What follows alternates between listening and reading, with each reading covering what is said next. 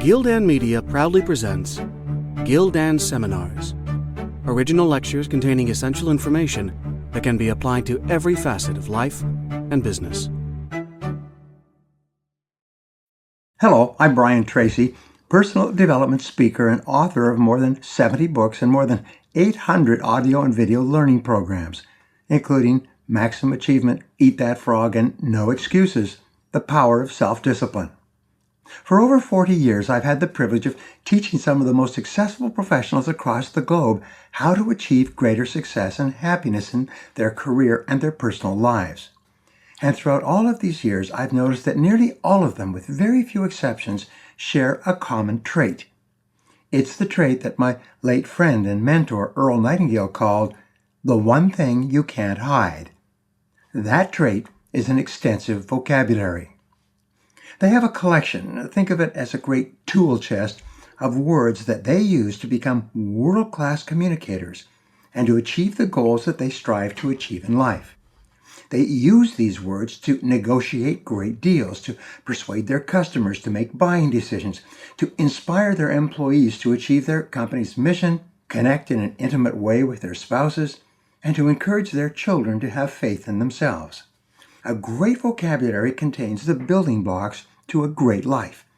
And that's why I'm so excited to introduce you to this all-new program from Gildan Media, 30 Days to a More Powerful Vocabulary, the 500 words you need to know to transform your vocabulary and your life. The author of this program is a man I've known for more than 20 years, and he's a veteran of the personal development industry, Mr. Dan Strutzel. As the Vice President of Publishing at the Nightingale Conant Corporation, the biggest audio publishers in the world for many, many years, Dan was responsible for publishing some of my most successful audio and video programs. And in addition to myself, Dan has worked up close and personal with several hundred personal development authors and speakers, some of the most gifted communicators in the world today. And Dan had a unique opportunity to study their communication habits.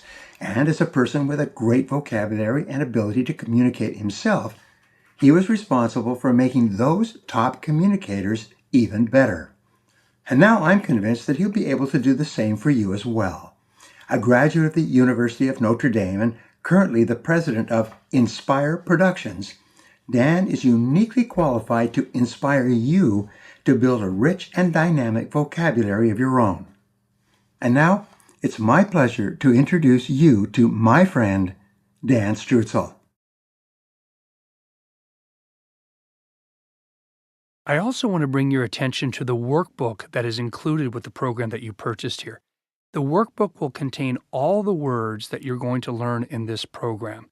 So it's a great place, in addition to the review sessions that you'll be listening to review everything that you learn over and over and over again. Keep it by your side. It also contains an outline of the 30-day program. Remember, this program is called 30 Days to a More Powerful Vocabulary. It will teach you the 30-day process you go through with each of these sessions in order to instill these words in your subconscious and make them a habit-knit part of your thinking, acting, and speaking throughout the day. So I encourage you to utilize the workbook that's been included with this program. Session 1. Why people with a dynamic vocabulary are smarter, wealthier, and happier. Words. They're the foundation of nearly everything of value in our world. They have the power to create and the power to destroy, the power to inspire and to terrify, the power to enlighten and also to obscure. In the beginning was the Word. This is the opening sentence of the Gospel of John in the New Testament. The Word was with God, the scripture continues, and then concludes, the Word was God. You can't go any farther than that in acknowledging the power of words. Abraham Lincoln's Gettysburg Address included only 272 words, yet it helped to unify a divided nation during the Civil War and heralded an end of the cruel practice of slavery. On the other side of the spectrum, the 35,000-word manifesto of the Unabomber provided a glimpse into the evil mind of a murderer and presented its readers with a fearful vision of a technology-driven future. The truth is, just about everything human beings have ever created began as an idea, whose fulfillment was then made possible by a precise selection of words. Words of description, words of inspiration, plans expressed in words, dreams expressed in words, and words of triumph or tragedy. A poor choice of words can have a practical effect in the building of a skyscraper or flying an airplane, just as words can make or break the most important relationships in our lives. Although you may not have given it much thought, your life has been deeply influenced by the words you've spoken or words you've heard or read. The goal of this program is to make you aware of the power of words and to help you put that power to use in the most important areas of your life. You'll be asked to give this some attention and concentration, but you'll see that the results are very worthwhile. That's because a better vocabulary, a larger and more useful inventory of words, will make you smarter and wealthier in the very near future, and happier starting right now. If that seems like an overstatement, consider this. Words are the raw material, the building blocks, of life's greatest fulfillment, which is our relationship with other people. Executive coach and personal development expert Jim Fannin makes this point brilliantly in his discussion of what he calls the 90-second rule. To illustrate the 90-second rule, Jim uses the example of someone coming home after a hard day at work. What's the first thing people say when they walk in the door and see their spouse or significant other? The temptation is to immediately narrate all the problems, frustrations, distractions, disappointments, and other challenges that took place during the day. Many people aren't even aware of the damage this can do. They just go ahead and unload. Or, if they're a bit more self-aware, they restrain themselves by shutting down. They say they want to unwind. They want to have some alone time. Instead of releasing all their troubles on anyone who's there to listen, they choose instead to shut everyone out. With this in mind, Jim Fannin makes a very simple but profound suggestion. For the first 90 seconds after you walk in the door, focus 100% on the other person. Make a conscious decision to hear their concerns first. And, most importantly, use the power of words to show how glad you are to see them, how much you love them, and how they impact your life for the better. It's a very insightful idea and a very helpful one. But what are the tools you will need to put the 90-second rule into action? Words are the tools. Words are the means for changing a tense and toxic situation into something very different. Carefully chosen words spoken in a caring way over just 90 seconds can bring profound, positive changes to an important relationship. Yes, words are vital to emotional fulfillment and also to success in business or a career, in dealing with professionals such as doctors and lawyers, and in virtually any other form of human contact. But most people pay almost no attention to the words they use or don't use. Outside of any English courses they took in school or any light reading they may do, most people have little interest and no real training in making their collection of words, their vocabulary, the very best it can be. Research shows that most people read less than one book per year, and that statistic is probably changing for the worse as online media becomes more prominent in our lives. That means the vast majority of the population simply doesn't continue their education past high school. And of those that do go to college, less than 50%, most people will not continue to develop their skills with any postgraduate education or training. Rather than looking at their commencement as what the word truly means, a beginning, they see commencement as an endpoint. It's the end of learning in the traditional sense of the word, and it's the end forever. I remember a story recounted by the legendary father of personal development, Earl Nightingale, some years ago. He talked about a young man who left his college graduation ceremony and yelled to his friends, "I'll never open another book for the rest of my life." Earl said those were the saddest words he'd ever heard. and considering what he'd accomplished in his own life, I'm sure that was true. Earl Nightingale personally wrote and recorded more than 7,000 radio programs during his career, and if you ever heard them, you know that Earl was truly a master of the English language. And what does being a master of the English language really mean? It's simple.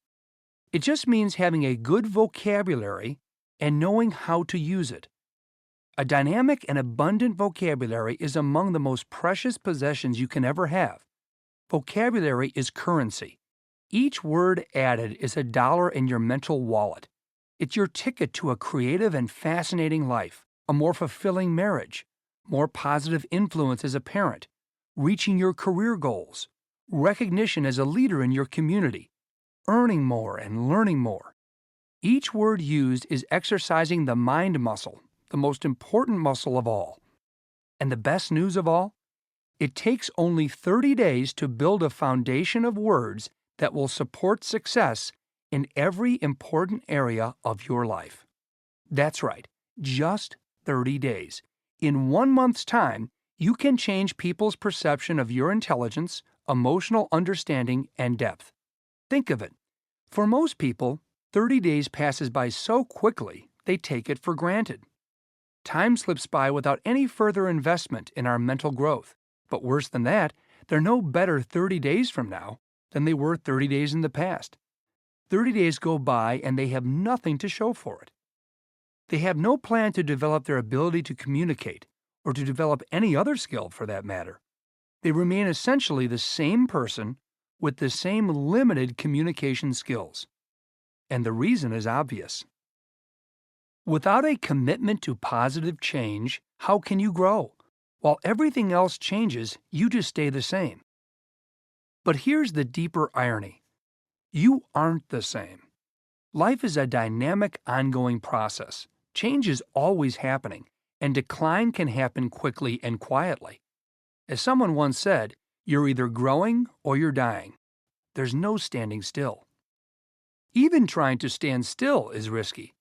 Other people in your life, your work, and in your world aren't standing still.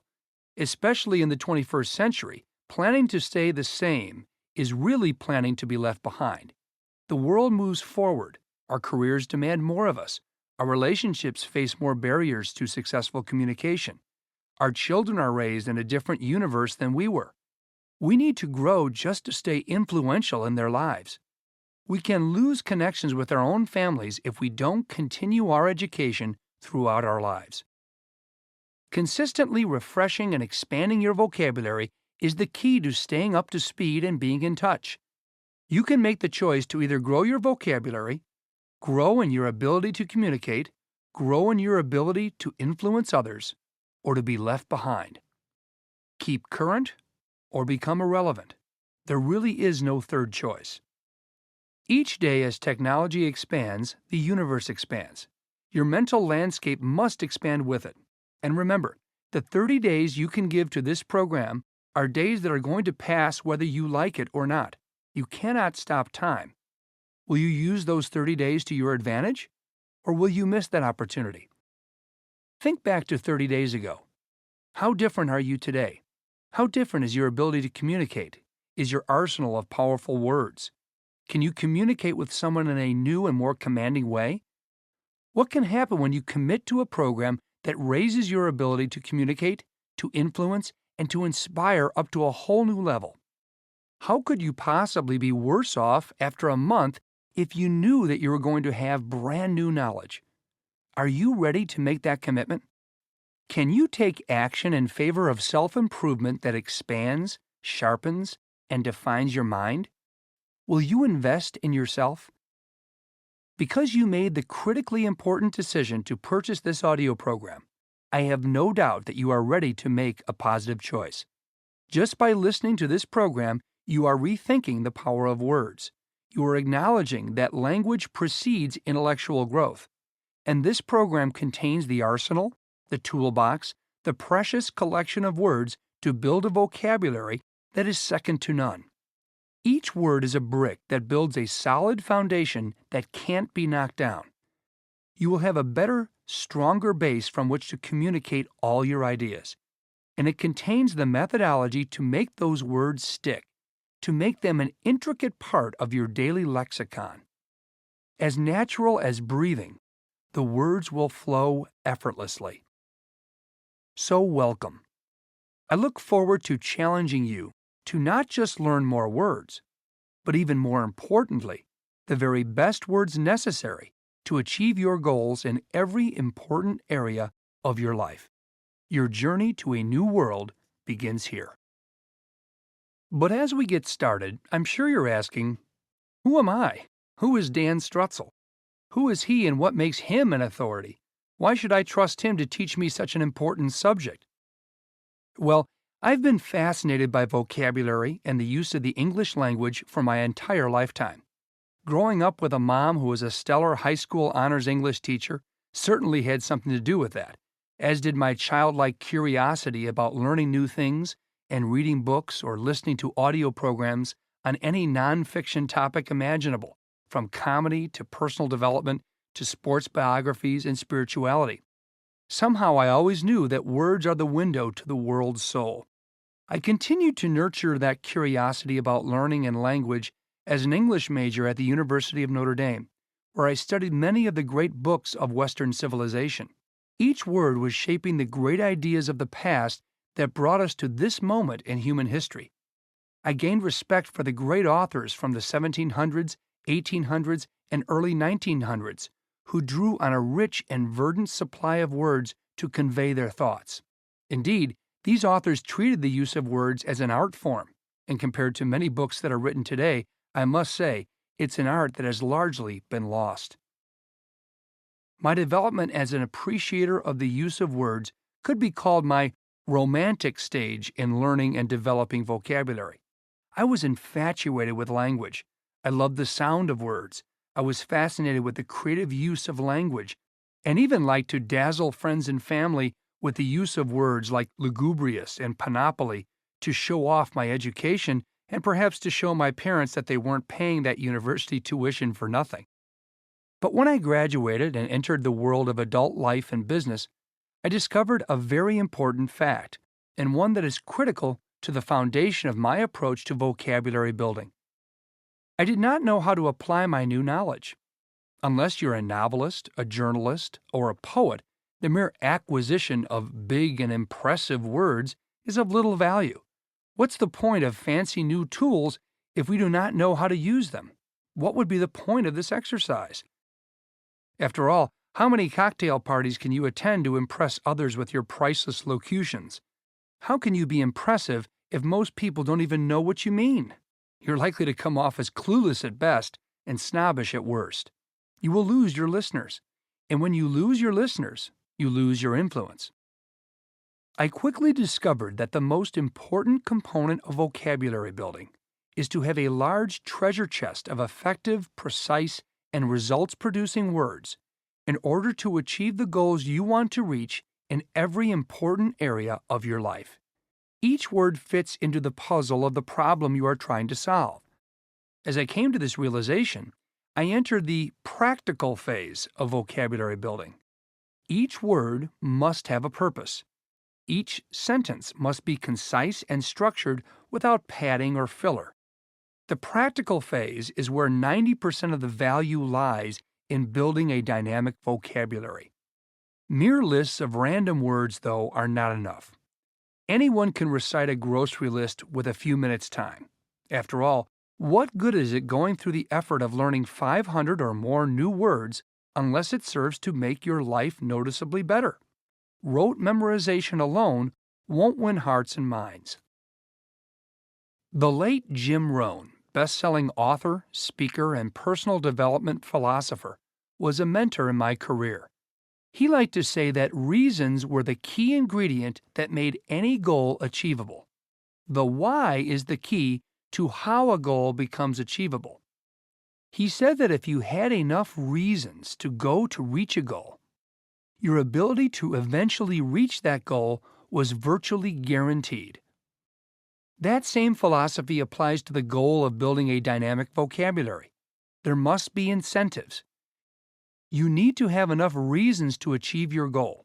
And not just reasons, but compelling reasons. Reasons that make you get out of bed in the morning and eagerly take on the daily challenge of building your vocabulary. You will crave adding new words to your lexicon.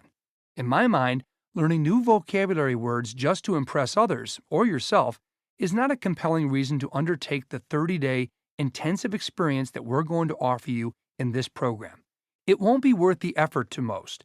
It will simply be too much work. But if I were able to offer you some practical reasons to undertake this journey, would that incentive produce measurable and noticeable changes in your life? Would that lead you to make an investment of time that would enhance your well-being in a wide variety of experiences?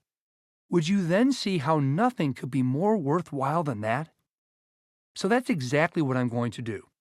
Let me provide a glimpse into what you have to gain. Research shows that men and women who have a larger vocabulary are smarter, wealthier, and happier than the average person in the United States. It's simple. A bigger vocabulary means a bigger life. Controlling for all other factors, just having a larger vocabulary correlates strongly with three benefits that everyone desires: greater intelligence, greater wealth, and greater happiness than average. You are creating a better world for yourself with every word acquired. In every area of your life, you are creating value for yourself and value for others. I've seen these benefits myself in my work in the publishing industry. For over 20 years, I was the vice president of publishing at the Nightingale Conant Corporation, one of the world's largest publishers of nonfiction, personal development, and skill-building audio programs. And currently, I am the president of Inspire Productions, a company that publishes authors whose desire is to make the world a better place, mentally, emotionally, financially, and spiritually. Day by day, expanding what is beautiful in the universe increases our knowledge. Our knowledge then creates more beauty. It's a reinforcing cycle of good. Working with the best-selling authors in this field, I've discovered a very impressive group of individuals who have a massive collection of words at their disposal to convey great inspirational ideas to the public. They are masters at drawing pictures with words. They have no trouble making themselves understood. Almost without fail, I have noticed over these many years that these individuals possess three very recognizable attributes. 1, they're gifted thinkers. 2, they're more financially secure than most people.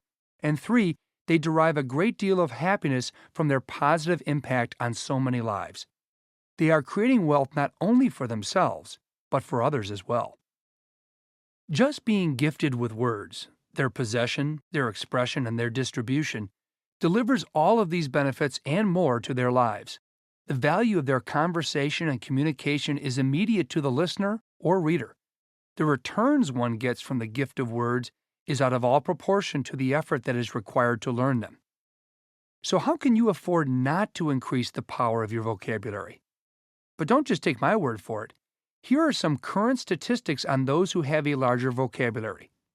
According to City Journal, Winter Issue 2013, there is a positive correlation between a student's vocabulary size in grade 12, the likelihood that she will graduate from college, and her future level of income. Now, why is that true? It's because vocabulary size is a proxy for a whole range of educational achievements and abilities. Not just skill in reading, writing, listening, and speaking, but also general knowledge of science, history, and the arts. It's the university library in your head. In addition, there's a solid correlation between vocabulary and practical, real-world attainments. For example, many studies have examined the Armed Forces Qualification Test, or the AFQT, which the military devised in 1950 as an entrance requirement and a job allocating device. The exam consists of 2 verbal sections, one on vocabulary size and one on paragraph comprehension, and 2 math sections.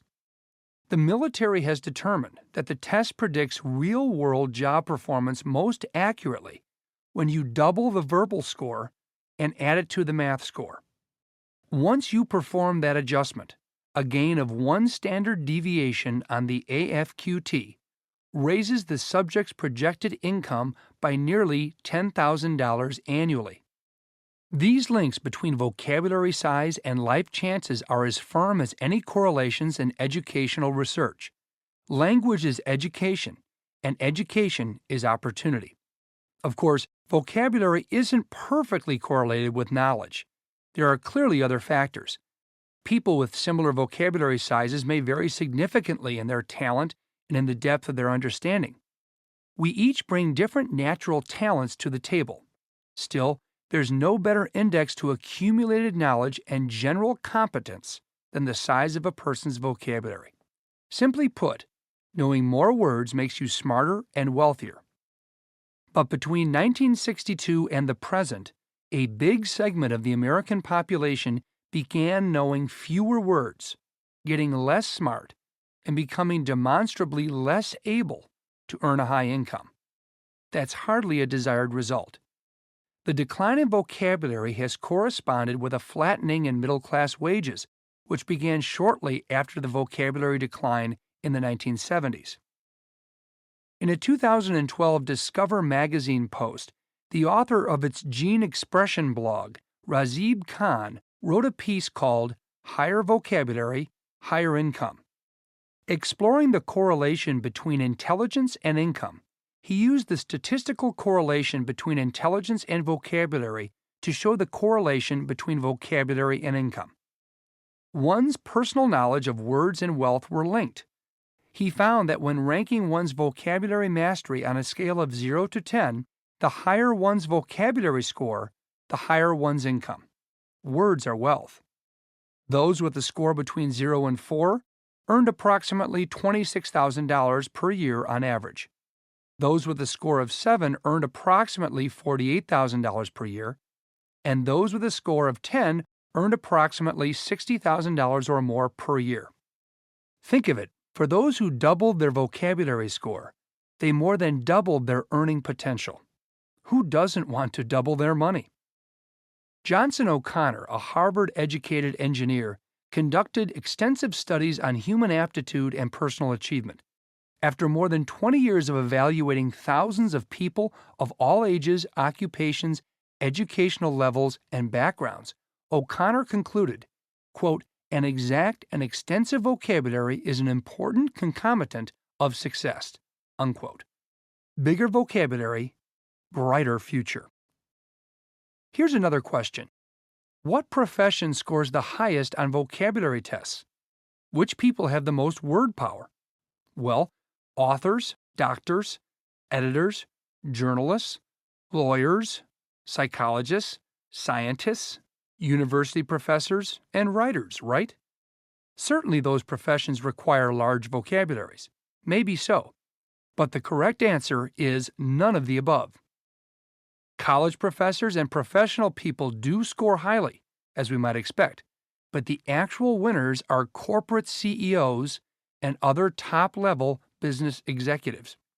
So if you want to climb the ladder of success in the company you work for or in the company you are building, mastering vocabulary is a key skill. You are limiting your career ambitions if you avoid such mastery. Why should vocabulary size be related to intelligence and real-world competence? Why should verbal language, the primary way humans communicate, be a measure of real-world success? Though the intricate details of cognitive abilities are under constant study and refinement, it's possible to give a rough answer. We are learning more about human intelligence even if we do not yet understand the finer point. The space where we solve our problems is called working memory. Working memory is the place where we give ourselves the time to untangle everything, from crosswords to life's difficult conundrums. For everyone, even geniuses, it's a small space that can hold only a few items in suspension for only a few seconds. Only a few bits of information can be held, and only for a short amount of time. If you don't make the right connections within that space, you have to start over again. The entire process must be repeated. One method for solving the problem is to reduce the number of items that have to be dealt with at any given moment. The smaller the size of the information, the easier it is to handle. The psychologist George A. Miller called that process chunking. the creation of manageably sized data. Telephone numbers and social security numbers are good examples of chunked information.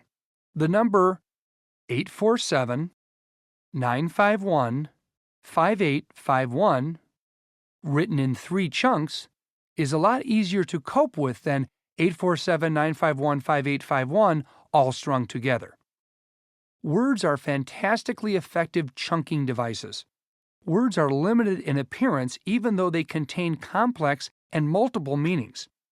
Suppose you put a single item into your working memory, say pasteur.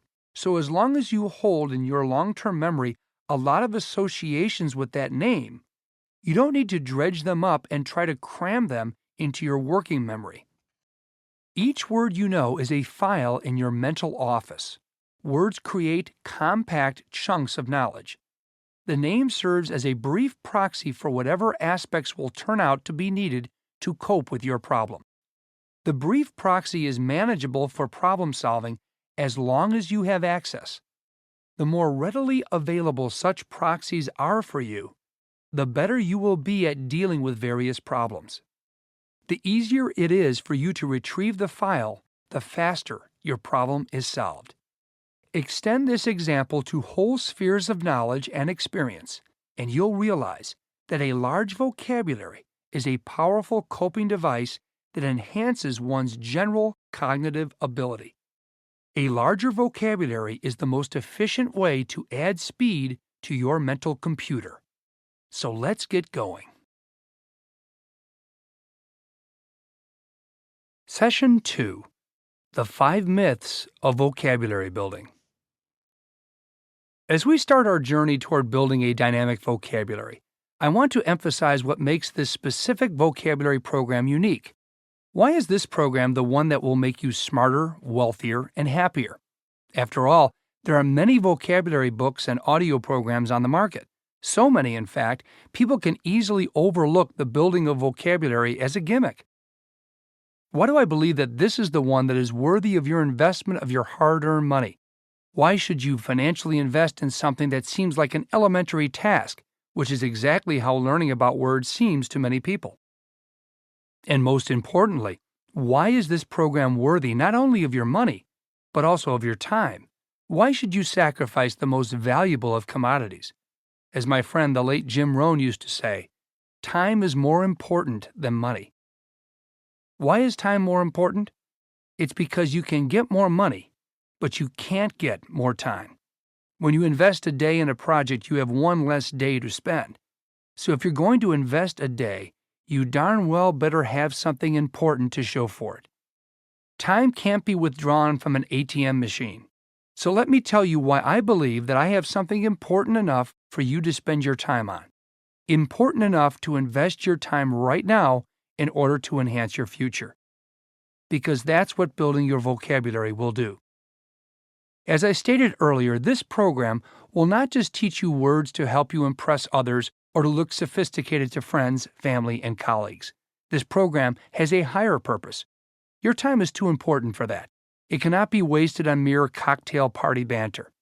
This program will teach you effective, practical words to help you achieve measurable results in 12 specific areas of your life: wealth and finance, persuading others, creating positive relationships, becoming an effective and loving parent, discussing politics and history, understanding the natural world, being a compelling conversationalist, exploring religion and spirituality, learning about diet, nutrition, and health, examining the vocabulary of cosmology and the universe, learning the rapidly changing vocabulary of high technology, and seeing how wisdom has been expressed in words through the ages.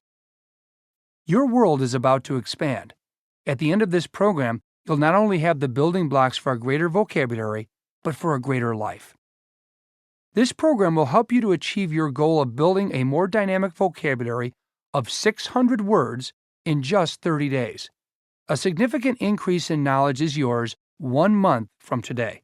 30 days from now, you can have a measurably better vocabulary, measured not only in the greater of number of words you know, but by mastery of those words in the program's 12 topic areas. Research has shown that it takes between 21 and 30 days of the rehearsal and development of any skill in order to make it a habit-knit part of your life. That's a relatively short amount of time for making a life-changing transformation. Suppose you're beginning a new workout routine after years of inactivity. You have grown accustomed to later wake-up calls and the comforts of your office chair. You decide to get up at 6 a.m. and arrive at the gym by 6:30 a.m. so you can get a 45-minute workout in and still be in the office by 8. The first day of your new routine will seem like drudgery. It will be difficult to get out of bed. You'll find every possible excuse to give yourself a break and start your program a different day. And even if you do make it to the gym, your body will feel uncomfortable, exhausted, and tight, perhaps even stiff and a bit weak. This is why so many people give up new exercise goals. Health clubs rake in profits on New Year's resolution members, since so few of those resolutions are ever followed through. Most people cannot complete even the first month of a new routine. But what most people do not know is that if they can power themselves through the initially uncomfortable period, their routine will seem as effortless and natural as brushing their teeth in the morning or driving into work. It becomes automatic. It becomes what's normal for you. What once felt unnatural will feel as if you'd always done it that way. This is the great secret that all successful people know. It's the key to permanent life change. This program has been designed to fit the 30-day model, a time frame on the far end of what's required to establish a new reflex, a habit that becomes part of you. All you have to do is follow this program exactly as we've laid it out. It's designed so that you can just dive in and begin. And after that point, we guarantee that you will have established a habit that will be easy for you to continue for the rest of your life. The program includes bonus review sessions that are especially important. These are designed for listening during the first 5 minutes after you wake up in the morning and in the last 5 minutes before you fall asleep. You will begin and end the day with new knowledge by just quietly listening. Since the subconscious mind is prone to acquire information at specific times, the first 5 minutes after you wake up and the first 5 minutes before sleeping, you can use these 2 bonus sessions throughout your 30-day journey. You'll be adding to your vocabulary by connecting with your subconscious mind. The review sessions are a great way to support the curriculum of words you are learning throughout the program. They reinforce your work naturally. Rather than having to do homework and rehearse all of the words over and over visually or in writing, you can listen to the bonus sessions that correspond to the most recent lesson you learned. The routine of listening will instill a habit of learning at the most advantageous times of the day. As a result, your subconscious mind will have the power to deliver words just when you need them, now and for years to come. Your knowledge of words will be yours to keep throughout your entire life. Ludwig Wittgenstein, one of the greatest philosophers of the 20th century, was a lifelong student of the importance of words. He compared words to the tools of a carpenter beginning to build a house. The number and power of the tools you have determine the kind of house you're going to be able to build. As Wittgenstein put it, the limits of my language are the limits of my world. Can you make your world bigger, brighter, and bolder with a list of words? Could it be that by just expanding your vocabulary, you can expand the entire experience of your life? Can a bigger vocabulary make each day a more colorful journey? Yes, absolutely. Imagine this. A person with a small vocabulary is like someone who lives in a confined space, say a 20 by 20 room, for their entire life. While the space may be furnished and comfortable, their potential for growth, for expanding their awareness, for increasing their freedom, is invincibly limited. There is no way to penetrate the walls. But a person with a large dynamic vocabulary is like a traveler who experiences a wide variety of cultures, languages, and lifestyles. That vocabulary is a passport to wherever you want to go. Every day is new. Every moment is enriched. An expanded vocabulary means expanding beyond boundaries, and once you embrace the joy of words, it becomes limitless. The novelist Jodi Picoult has said that, quote, "Words are like eggs dropped from great heights. You can no more call them back than ignore the mess they leave when they fall." End quote. Words can be like feathers, or they can be like hammers. We must be sensitive in the choice of our words, and how expanding one's vocabulary gives one a greater ability to choose their words with great precision, so as not to drop eggs that leave a mess when you didn't intend to. A deft touch is required when we select each word. How many people, especially when discussing politics, religion, or other deeply held beliefs, leave a mess of eggs everywhere they go? They invite offense without even realizing they have created unintentional conflict. This program will give you a supply of words so that you can deliver the right word with the precision of a fine surgeon. As Socrates said thousands of years ago, the beginning of wisdom is the definition of terms. How can we know what we are talking about if we don't know what we mean? There are scores of people out there who not only have small and ineffective vocabularies, but who frequently misuse the words they do know, or worse, misuse words they think they know, but actually don't know.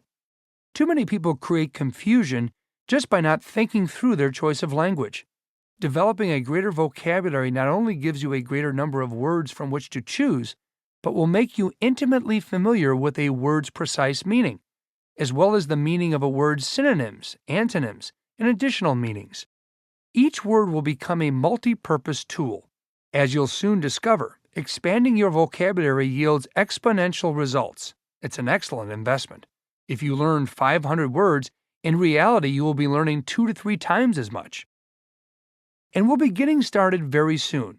But before we begin looking at the words themselves, before we can proceed with the vocabulary sessions, we need to dispel some of the myths about building and maintaining a dynamic vocabulary.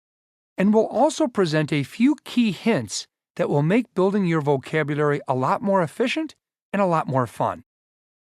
This is critically important because we're going to present a huge amount of information in the balance of this program. You'll need to stay motivated, and you'll need to avoid the most common misconceptions about building vocabulary. Actually, they're not just misconceptions, they're myths. Here are 5 of them. First, there's the myth that really learning a word requires a certain number of exposures in your everyday life.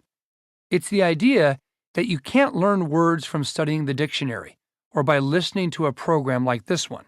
But if that were true, there really would be very few people in the world with highly developed vocabularies. That's because the words we encounter every day are only a tiny fraction of the words that are actually in the language for us to use. Here's a second myth, that the essence of a good vocabulary can be measured by the sheer number of words you know. The truth is, the number of words you know by their definitions has to be factored against the number of words you actually know how to use. Using them takes practice. Learning definitions is only the first step. Myth number 3. You can usually guess the meaning of a word from the context in which it is used. That's a very common but completely incorrect assumption. Suppose I say, "His wisdom is very esoteric," or if I say, "His wisdom is very eclectic." There's really no way to tell the difference between the meaning of those 2 sentences. But if you were in a conversation with someone who expected you to know the difference, not knowing could be embarrassing. Another myth. Learning vocabulary requires a detailed explanation of every new word. While it's certainly true that words can have subtle shades of meaning, it's really not practical to explore all those variations in a vocabulary program.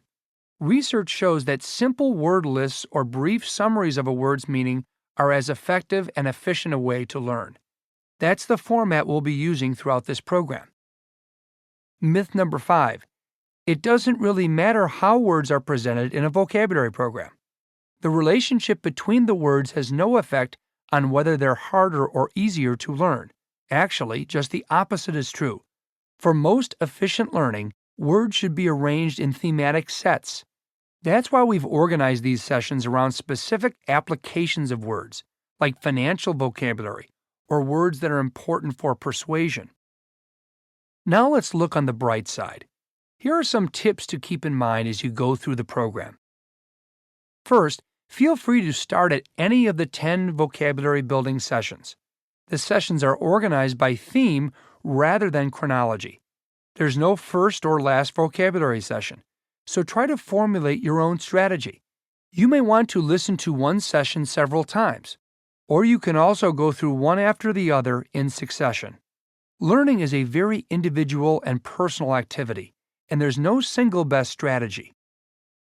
Research has shown that lists of words should be organized under thematic topics, so we've already done that for you. Beyond that, good learners use a wide variety of vocabulary learning strategies. You should develop your own individual strategy that works best for your needs and your learning style. Here's a second hint. Read as much as you can. Read anything and everything. What you read is much less important than the volume of material that gets read. It's true that some reading materials will teach you more than others, but the purpose of everything is to make reading a deeply ingrained habit. If you read enough, you'll see how important vocabulary words are used in context, and that's the best way to learn words for the long term. The more words you're exposed to, and the more ways you see them used, the better vocabulary you will have. Studies have shown that the majority of new words are learned from context. To improve your context skills, watch how words are actually used. While you read, pay close attention to any words we've discussed in this program. See how those words are actually put to work. Also give special attention to words you don't know or that you've never seen before.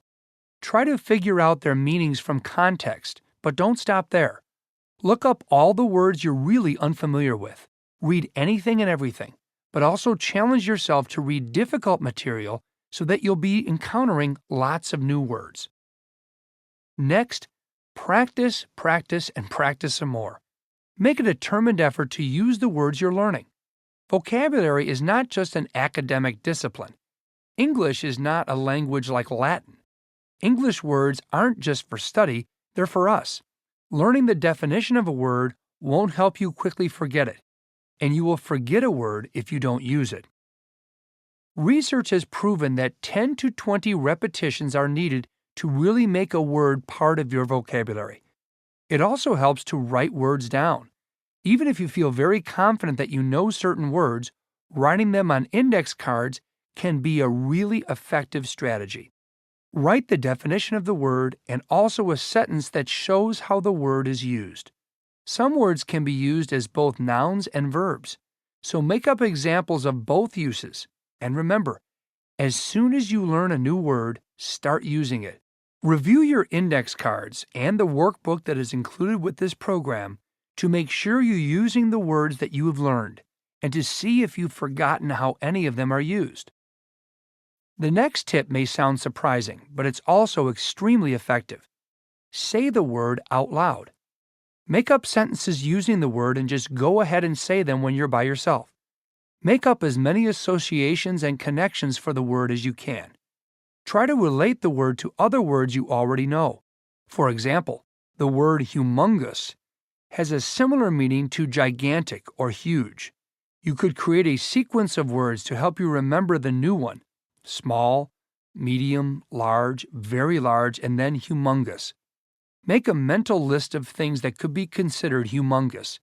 Create an image for the word that dramatizes its meaning, like, the hot dogs were truly humongous, but I ate 4 of them anyway.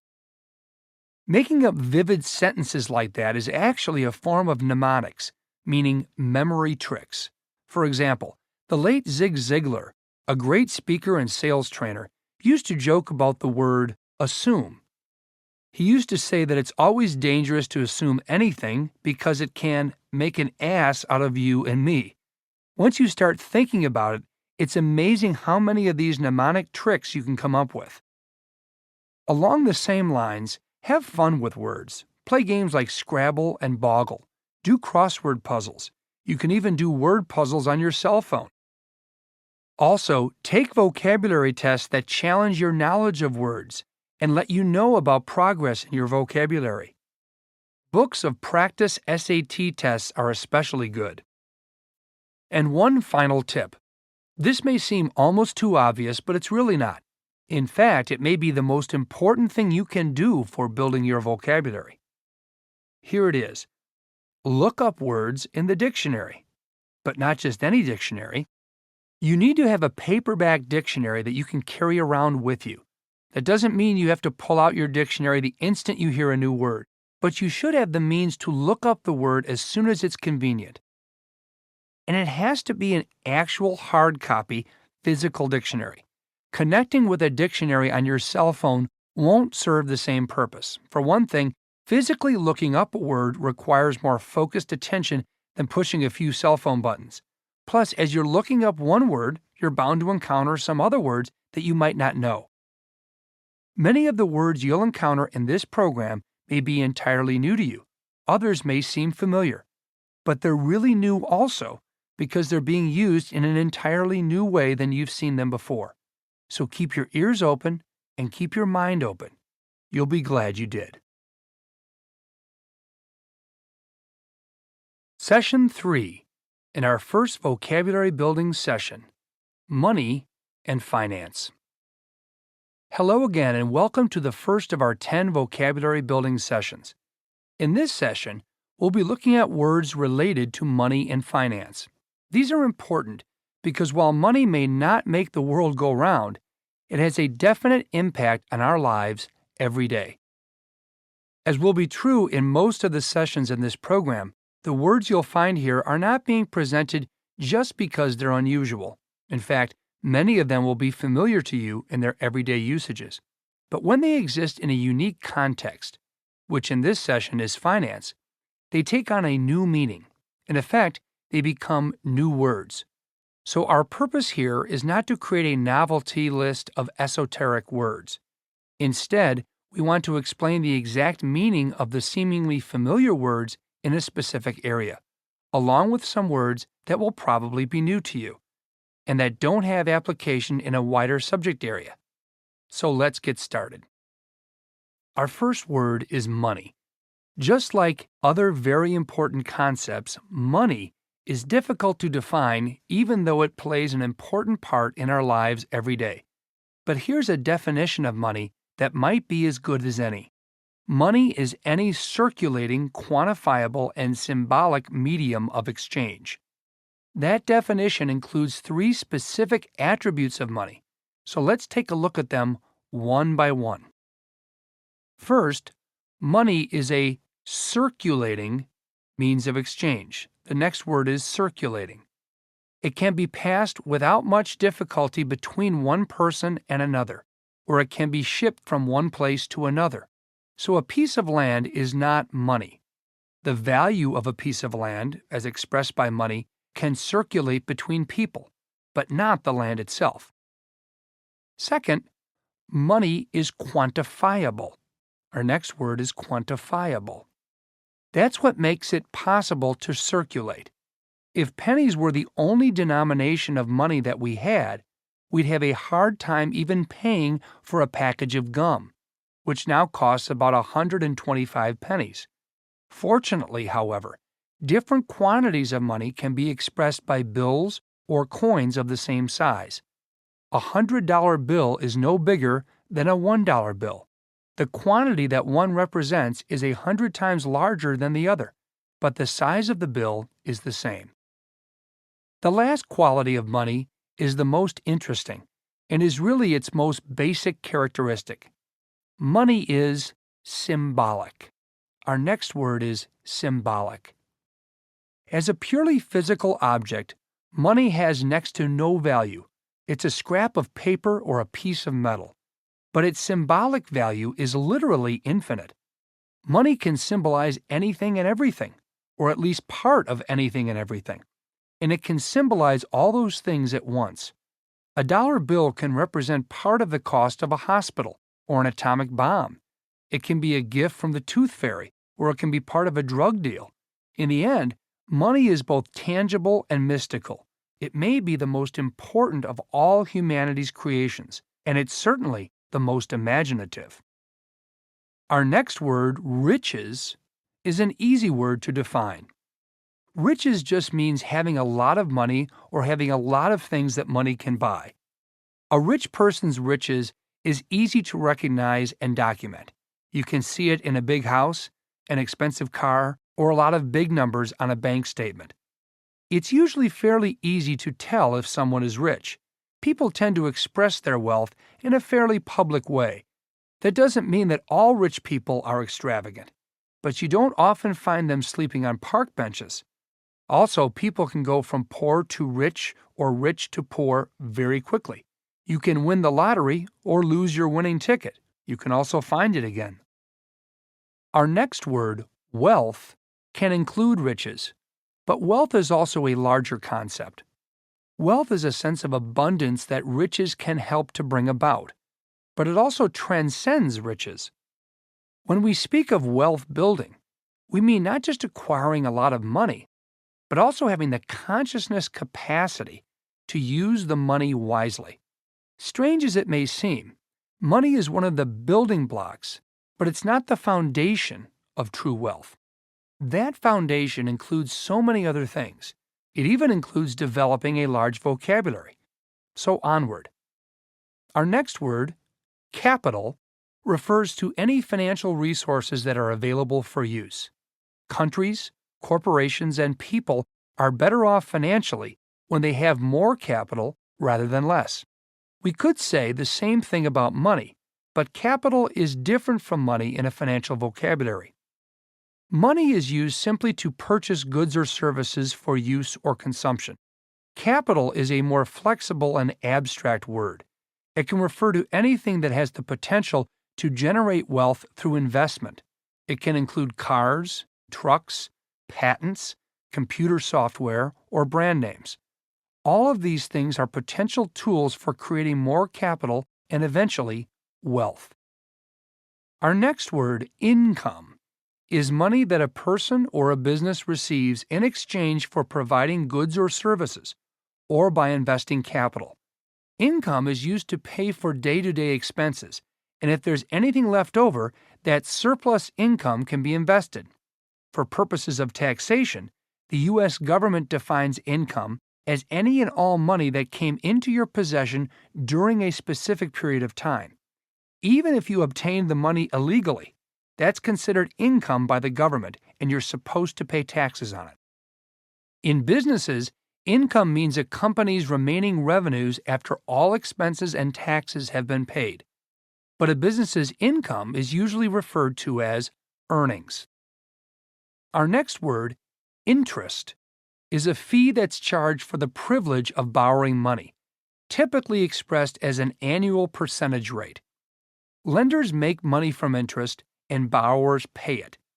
Today it's understood that anyone who borrows money in a formal loan will agree to pay a certain amount of interest, but that wasn't always true.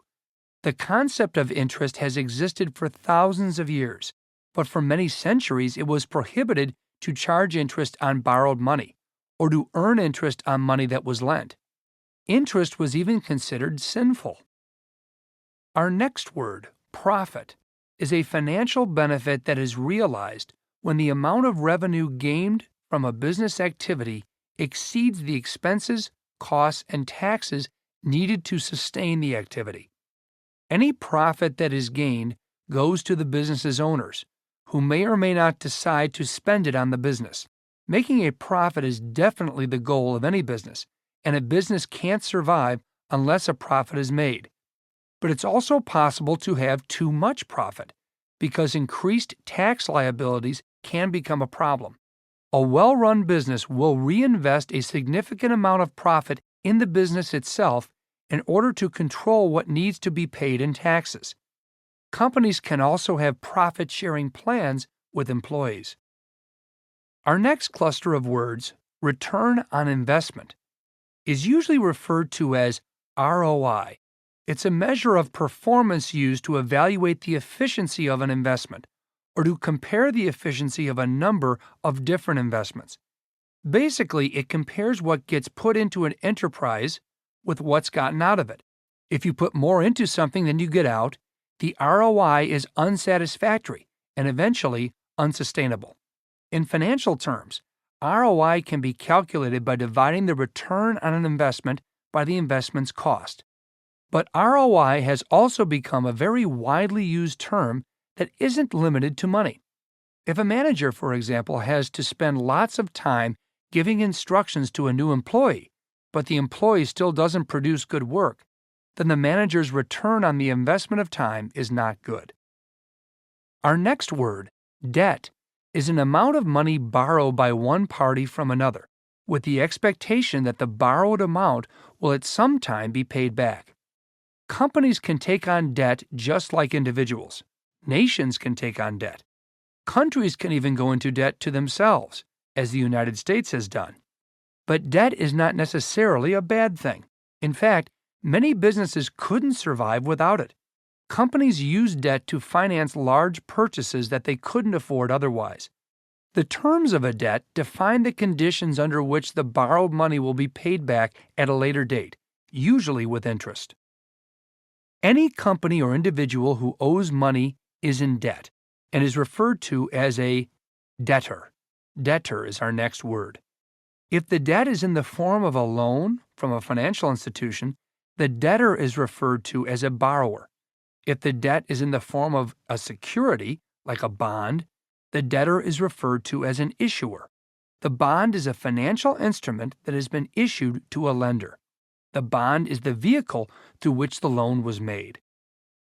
Historically, failure to pay a debt was considered a crime. There were prisons in which debtors had to remain until the debt was paid. There were many problems with this system. For one thing, if you were in prison, you couldn't earn any money to pay your debt. The abolition of debtors' prisons was a major accomplishment of the American Revolution. So in the United States, it's not a crime to fail to pay a debt, but it's still not a good idea if you can avoid it. For one thing, if you don't pay the debts you already have, it's not going to be possible to find anyone who will loan you money in the future. You won't be able to obtain credit. And that's our next word. Credit is the borrowing capacity of an individual or a company. It's a form of contract under which a borrower receives something of value now and agrees to repay the lender at some date in the future, generally with interest. A contract is created to define the terms under which one party becomes a debtor and the other becomes a lender, which is also called a creditor. Credit can also refer to the amount of money available to be borrowed by an individual or a company, which must be paid back to the creditor at some point in the future. If you make a purchase at the mall with your Visa card, this is a credit transaction. You're borrowing money to buy something now with the understanding that you'll need to repay that money later, plus interest, and the longer it takes for you to make that repayment, the more interest you will need to pay. Our next term, credit score, is a term that's become very important in recent years. It's become a part of people's identity in the modern world, like a driver's license or a social security number. Basically, your credit score is a statistically derived number that expresses the likelihood that you will repay your debts. It's a number between 300 and 850. The higher the number, the more creditworthy you're considered to be. That number is mostly based on your past credit history, but it's also influenced by what you're doing right now. Your credit score is always in flux, always going up or down. A credit score is a major factor in a lender's decision to extend credit and what the terms of that credit are going to be. For example, borrowers with a credit score under 600 won't be able to receive a prime mortgage and will need to go to a subprime lender for a subprime mortgage. That kind of mortgage will typically have a higher interest rate. As with debtor's prison, there's something contradictory about this. How can you pay your debt if you can't get out of prison to earn any money? Why should someone who hasn't been able to pay their debts in the past be charged even higher interest rates now? Money has its own kind of logic. Our next word, salary, is a fixed amount of money paid by an employer to an employee. Salaries are paid periodically, usually at regular intervals, in exchange for work or services. So a salary has three basic qualities. First, it's money. Second, it's connected to a specific time frame. A salary can be paid weekly, monthly, or even yearly, but the worker should know when it's coming and the employer should know when it needs to be paid. Third, the salary is understood by both parties to be in exchange for certain specific activities. Salaries are paid for what you do, not for who or what you are. Two people can be paid exactly the same salary provided they've been hired to do exactly the same job, even though they might be different in every other respect. Our next word, compensation, also refers to payment, but it can include other forms of payment besides money. Part of an executive's compensation might be the use of the fitness center in the corporate headquarters, or flights on the company plane, or stock options of the company's shares. The higher up in an organization you go, you move away from the time for money trade-off, as in a salary, and towards other kinds of compensation.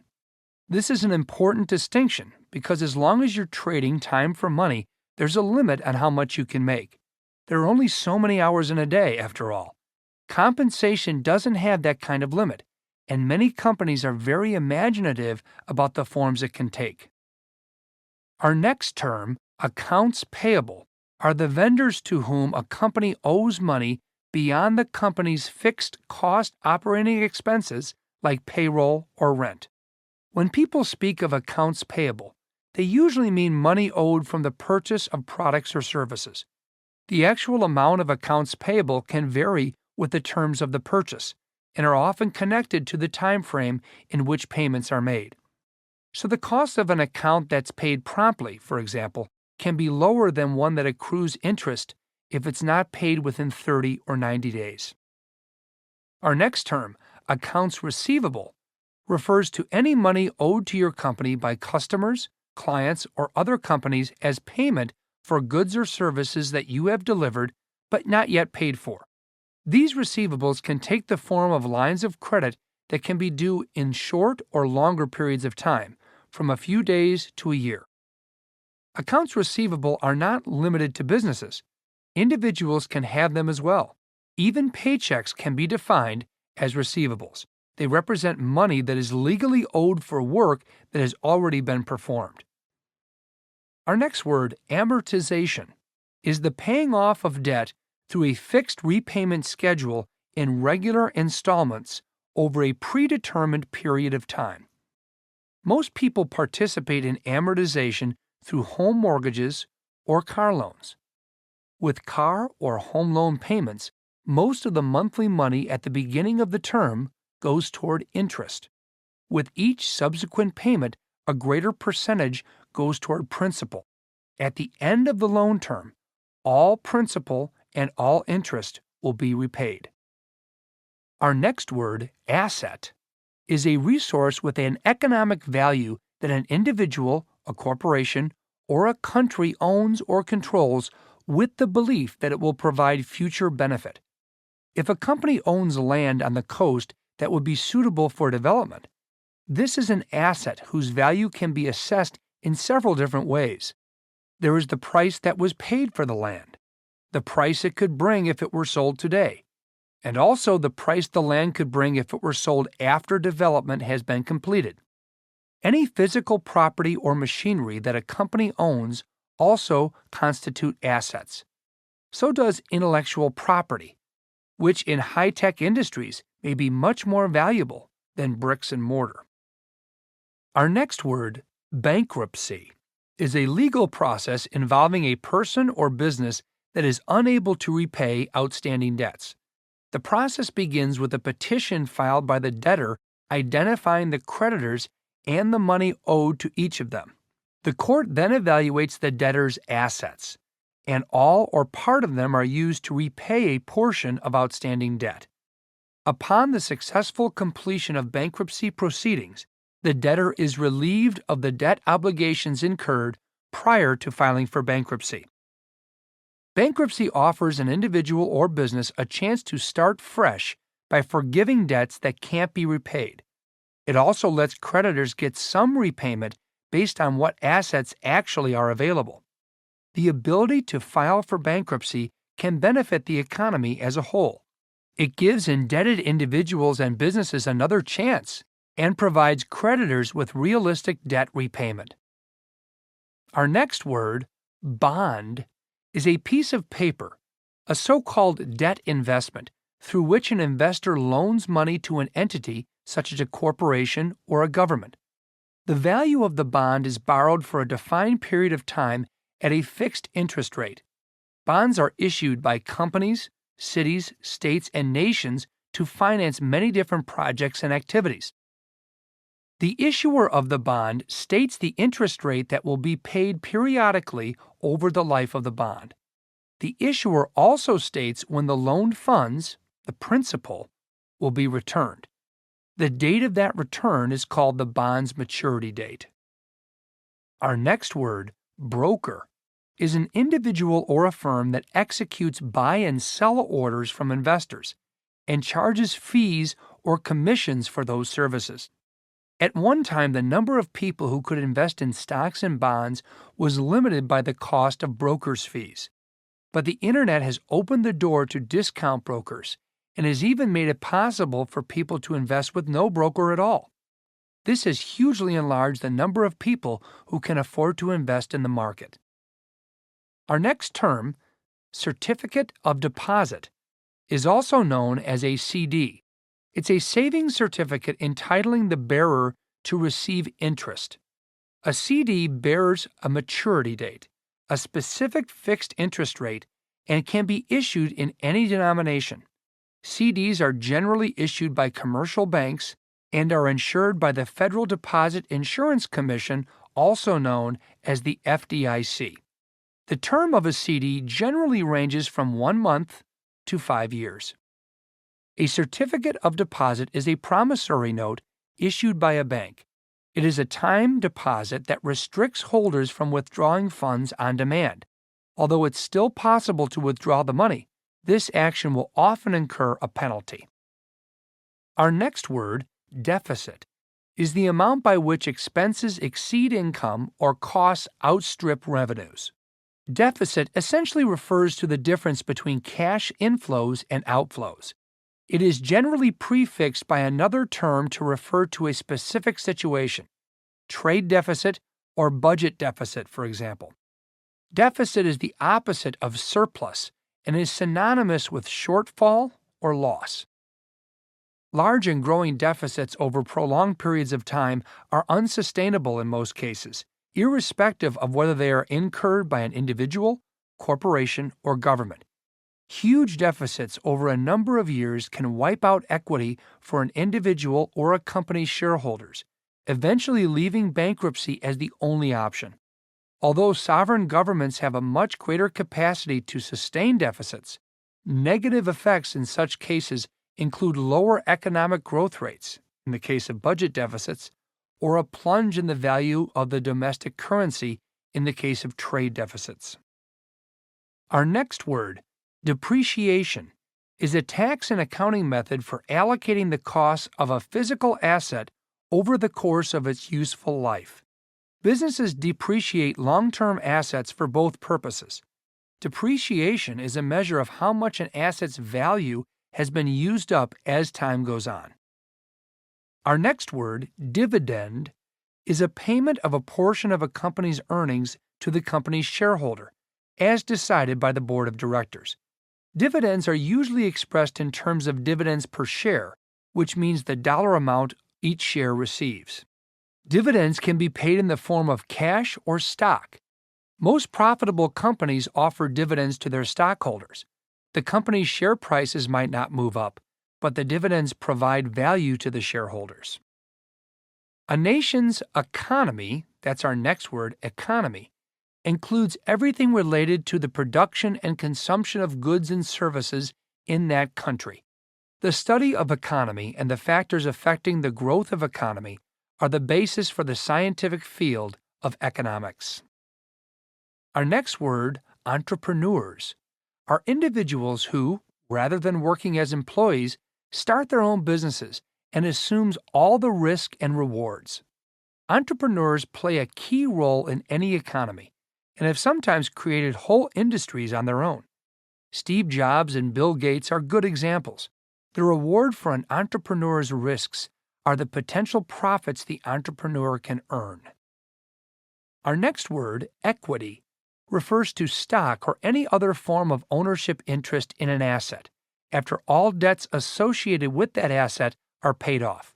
For example, if a house has no unpaid debt, the owner's equity interest is 100%.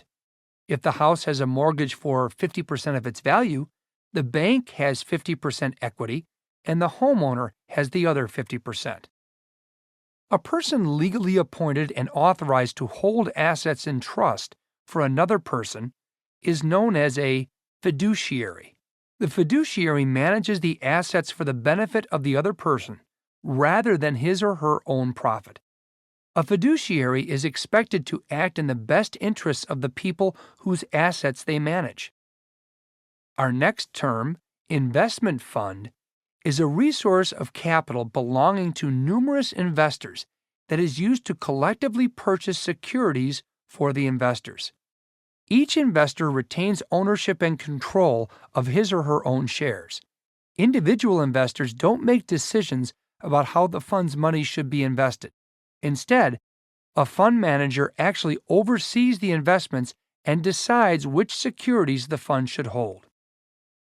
Our next term, gross domestic product, or GDP, is the total market value of goods and services produced by both workers and capital in a country during a given period, which is usually 1 year. The GDP is considered the most fundamental measure of a nation's economy. The rise or fall of the gross domestic product always has major implications, socially, economically, and politically. Our next term is growth stock. Growth stock refers to shares in a company whose earnings are expected to grow at an above-average rate compared to the market as a whole. Growth stocks usually don't pay dividends. Any profits are reinvested in the company. Our next term, hedge fund, is an aggressively managed portfolio of investments that uses advanced investment strategies with the goal of generating high returns. Hedge funds are usually set up as private partnerships open to a limited number of investors. They require a very large initial minimum investment and often require investors to keep their money in the fund for at least 1 year. Our next word, leverage, is use of various financial instruments or borrowed capital to increase the potential return of an investment. It's investing borrowed money as a way to enlarge potential gains, but at the risk of greater losses. If investors use leverage to make an investment and the market moves against the investors, their loss can be much greater than it would have been if the investment had not been leveraged. A company can use leverage to generate shareholder wealth, but if the strategy fails, shareholder value can be destroyed. Our next word, liabilities, are any money or service that is currently owed to another party. Property taxes, for example, are a liability owed to the city or state. Other liabilities include loans, accounts payable, mortgages, deferred revenues, and other expenses that have been made over time. In a margin account, our next term is margin account. A brokerage lends a client cash to finance the purchase of securities. The loan is collateralized by the securities themselves and by cash. If the value of the securities drops sufficiently, the account holder will be required to deposit more cash or sell a portion of the stock. With a margin account, you're leveraging your holdings with your broker's money. Doing that can magnify both gains and losses. Our next term, margin call, is a broker's demand for an investor to deposit additional money or securities so that the account is brought up to the minimum maintenance margin. You will receive a margin call if one or more of the securities you bought with the broker's money decreased past a certain point. Our next term, money market, is a market for short-term debt instruments. It's an area in which financial instruments with high liquidity and very short maturities are traded. Money markets are used for short-term borrowing and lending, from several days to just under a year. Money markets are usually seen as a safe place to put money due to the very short maturity dates of the investments. Our next word, mortgage, is a debt secured by the collateral of real estate property. The borrower is obligated to pay back the debt with a predetermined number of payments. Mortgages are used to make large real estate purchases without paying the entire value of the purchase up front. Over a period of many years, the borrower repays the loan plus interest, and the property is finally owned free and clear. If the borrower stops paying the mortgage, the lender can foreclose and take possession of the property. Our next term, mutual fund, is an investment made up of a pool of money collected from many investors for the purpose of buying securities. Mutual funds are operated by money managers and attempt to produce capital income for the fund's investors. Mutual funds give small investors access to professionally managed investments that wouldn't normally be available to people with only small amounts of financial assets, such as stocks, bonds, and cash equivalents, as well as their mutual exchange-traded and closed fund counterparts. Portfolios are held directly by investors and/or managed by financial professionals. Our next word, portfolio, is a list of the investments held by an individual or a bank or other financial institution. An investment portfolio can be divided into segments representing a variety of assets that create a good balance of risk versus return. Our next word, recession, occurs when there is significant decline in activity across the economy that lasts longer than a few months. The technical definition of a recession is 2 consecutive quarters of negative economic growth as expressed by the gross domestic product. Recessions generally last from 6 to 18 months. Interest rates usually fall as the government tries to stimulate the economy, making it easier to borrow money. Our next word, depression, is a severe and prolonged downturn in economic activity. In economics, a depression is defined as an extreme recession that lasts 2 or more years. It's characterized by economic factors such as increases in unemployment, a drop in available credit, bankruptcies, and debt defaults.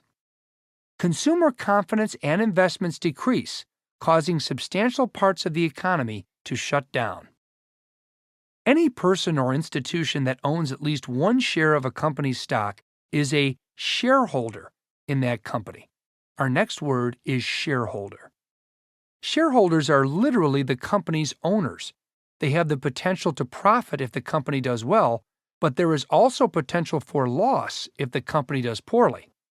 Shareholders can inspect the company's books and records, sue the company for poor management, and if the company liquidates, they have a right to a share of the proceeds.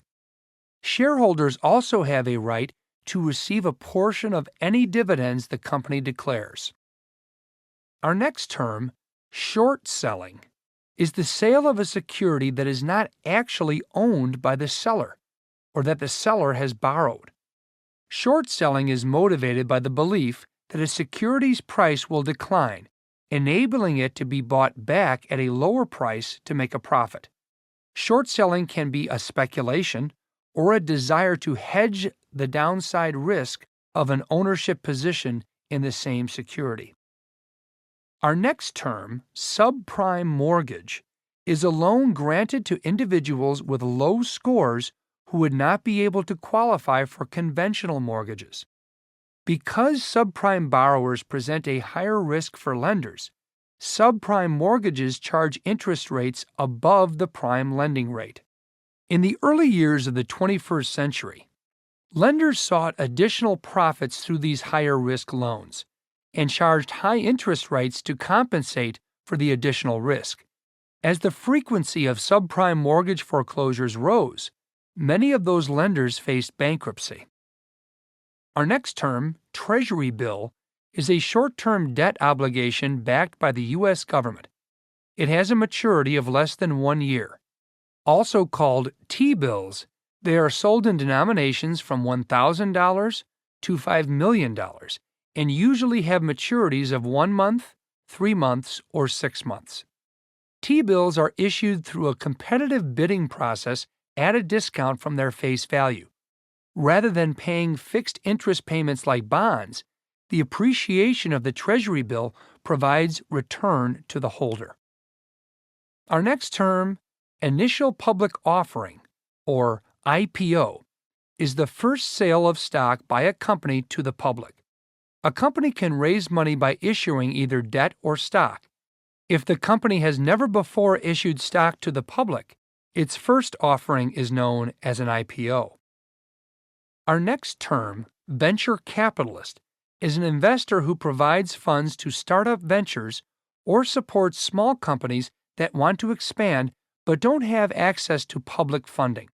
Venture capitalists make these investments based on the possibility of massive returns on their investments if the companies succeed. Venture capitalists also experience major losses if their picks fail. Our final word, productivity, is the measure of economic output compared to investment of labor and capital. Productivity gains are vital to an economy because they allow greater accomplishment for smaller input. Recent productivity gains have come mostly from technological advances such as computers and online commerce. We've reached the end of this session. Since this is the first session of the program that introduces words, you now have an opportunity to start using the bonus review sessions that link to each segment. The review sessions are designed to be heard just after you wake up in the morning and just before you go to sleep at night. As soon as possible, start using the bonus sessions as a tool for linking your knowledge with the power of your subconscious mind. Make it a habit. The payoff will be yours for years to come.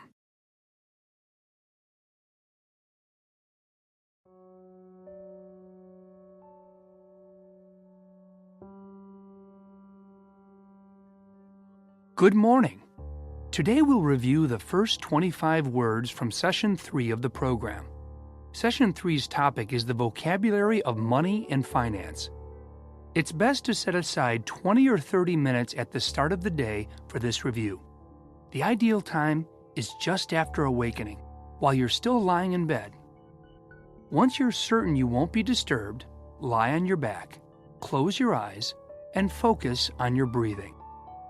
Relax and open your mind to the words you're going to hear. By doing so, you'll allow the words and their definitions to enter your mind at a subconscious level. As you complete this review a number of times, the words will literally become a part of you. They'll be available to you whenever you want them or need them, even years from now. Breathe slowly and deeply for a minute or so. To complete the relaxation process, I'm going to count down from 5 to 1, and then we'll be ready to start. I'll say each word and its definition once. Are you ready?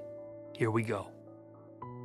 5, 4, 3, 2, 1. Now, we're ready to begin. Money is any circulating, quantifiable, and symbolic medium of financial exchange. Circulating means that money can be passed without difficulty between one person and another. Quantifiable means that money can be expressed by bills or coins and in different denominations. Symbolic means that as a purely physical object, money has no value. It's a scrap of paper or a piece of metal. Riches simply means having a lot of money or having the things that money can buy. Wealth can include riches, but also wealth includes a sense of emotional and spiritual abundance. Capital refers to any financial resources that are available for use. Income is money that a person or a business receives in exchange for providing goods or services or by investing capital. Interest is a fee that's charged for the privilege of borrowing money.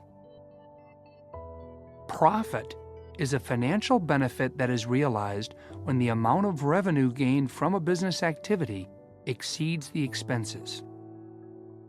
Return on investment is a measure for evaluating the efficiency of an investment, or to compare the efficiency of a number of different investments. Debt is an amount of money borrowed by one party from another, with the expectation that the borrowed amount will at some time be paid back. A debtor is a company or an individual who owes money. Credit is the borrowing capacity of an individual or a company. Credit score is a statistically derived number that expresses the likelihood that you will repay your debts based on your financial history. A salary is a fixed amount of money paid by an employer to an employee. Compensation also refers to payment, but can include other forms of payment besides money. Accounts payable are the vendors to whom a company owes money beyond the company's fixed cost operating expenses. Accounts receivable refers to any money owed to a company by its customers, clients, or other companies. Amortization is the paying off of debt through a fixed repayment schedule in regular installments over a predetermined period of time. An asset is a resource with economic value that an individual, a corporation, or a country owns or controls. Bankruptcy is a legal process to discharge the debts of a person or a business that is unable to repay them. A bond is a document through which the purchaser of the bond loans money to a corporation or a government. A broker is an individual or a firm that executes buy and sell orders from investors and charges fees or commissions for those services. And a certificate of deposit is a savings certificate entitling the bearer to receive interest. Now we've reached the end of this morning's review. Take a few more moments to relax. When you feel ready, it's time to start your day. This evening, just before you sleep, we'll review the remaining words from Session 3.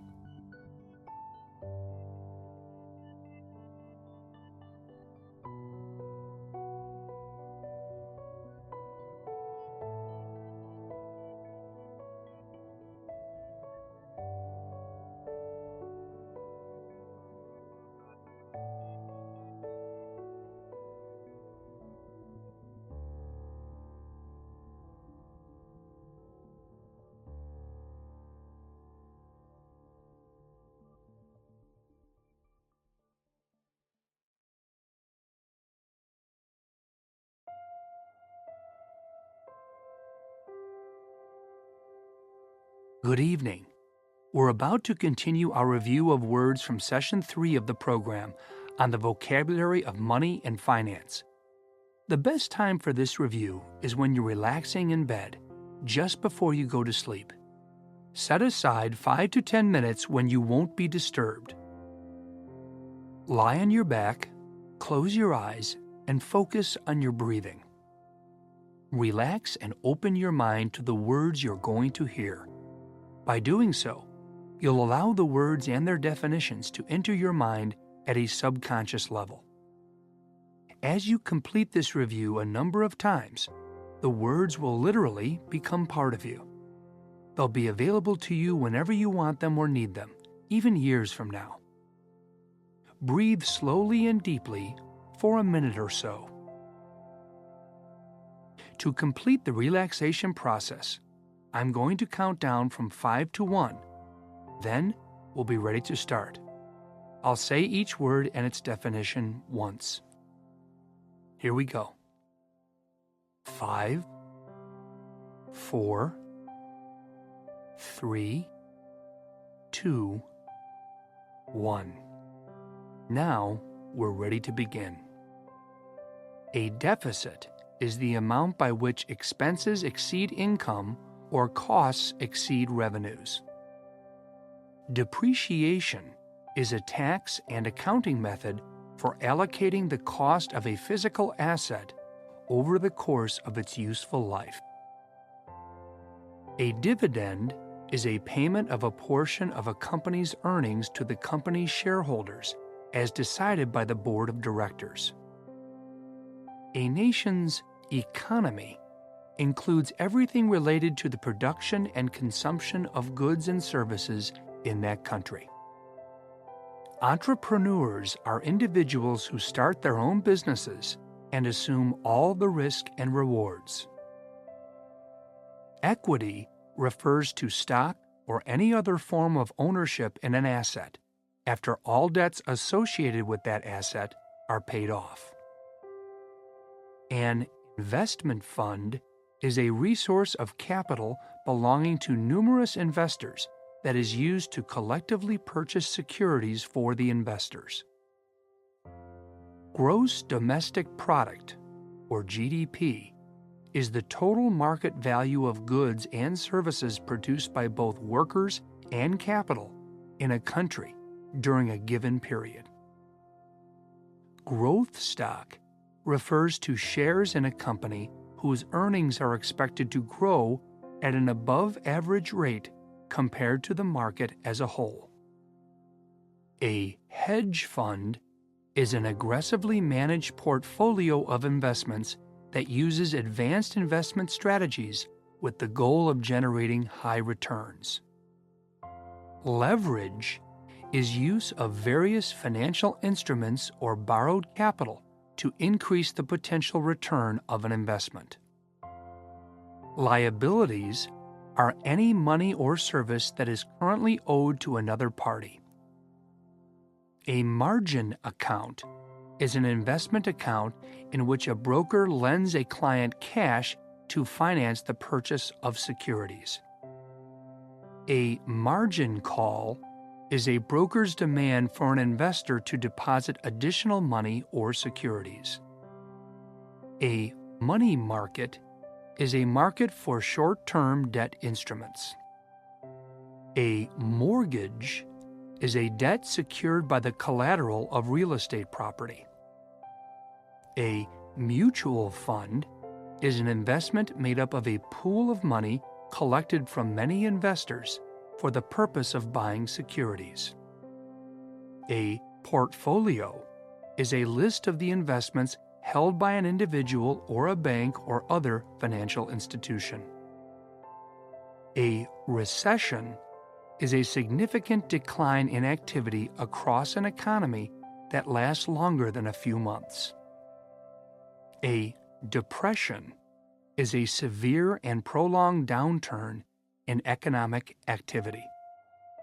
A shareholder is any person or institution that owns at least one share of a company's stock. Short selling is the sale of a security that is not actually owned by the seller or that the seller has borrowed. A subprime mortgage is a real estate loan granted to individuals who would not be able to qualify for conventional mortgages. A treasury bill is a short-term debt obligation backed by the U.S. government. An initial public offering, or IPO, is the first sale of stock by a company to the public. A venture capitalist is an investor who provides funds to startup ventures or supports small companies that want to expand but don't have access to public funding. And productivity is the measure of economic output compared to investment of labor and capital. We've now reached the end of our review of words from Session 3 on the vocabulary of money and finance. It's best to fall asleep as soon as possible after completing the review. That will allow the words to become established in your subconscious mind without distraction. Thank you for taking part in this program. You can be confident that you'll reap the benefits for years to come.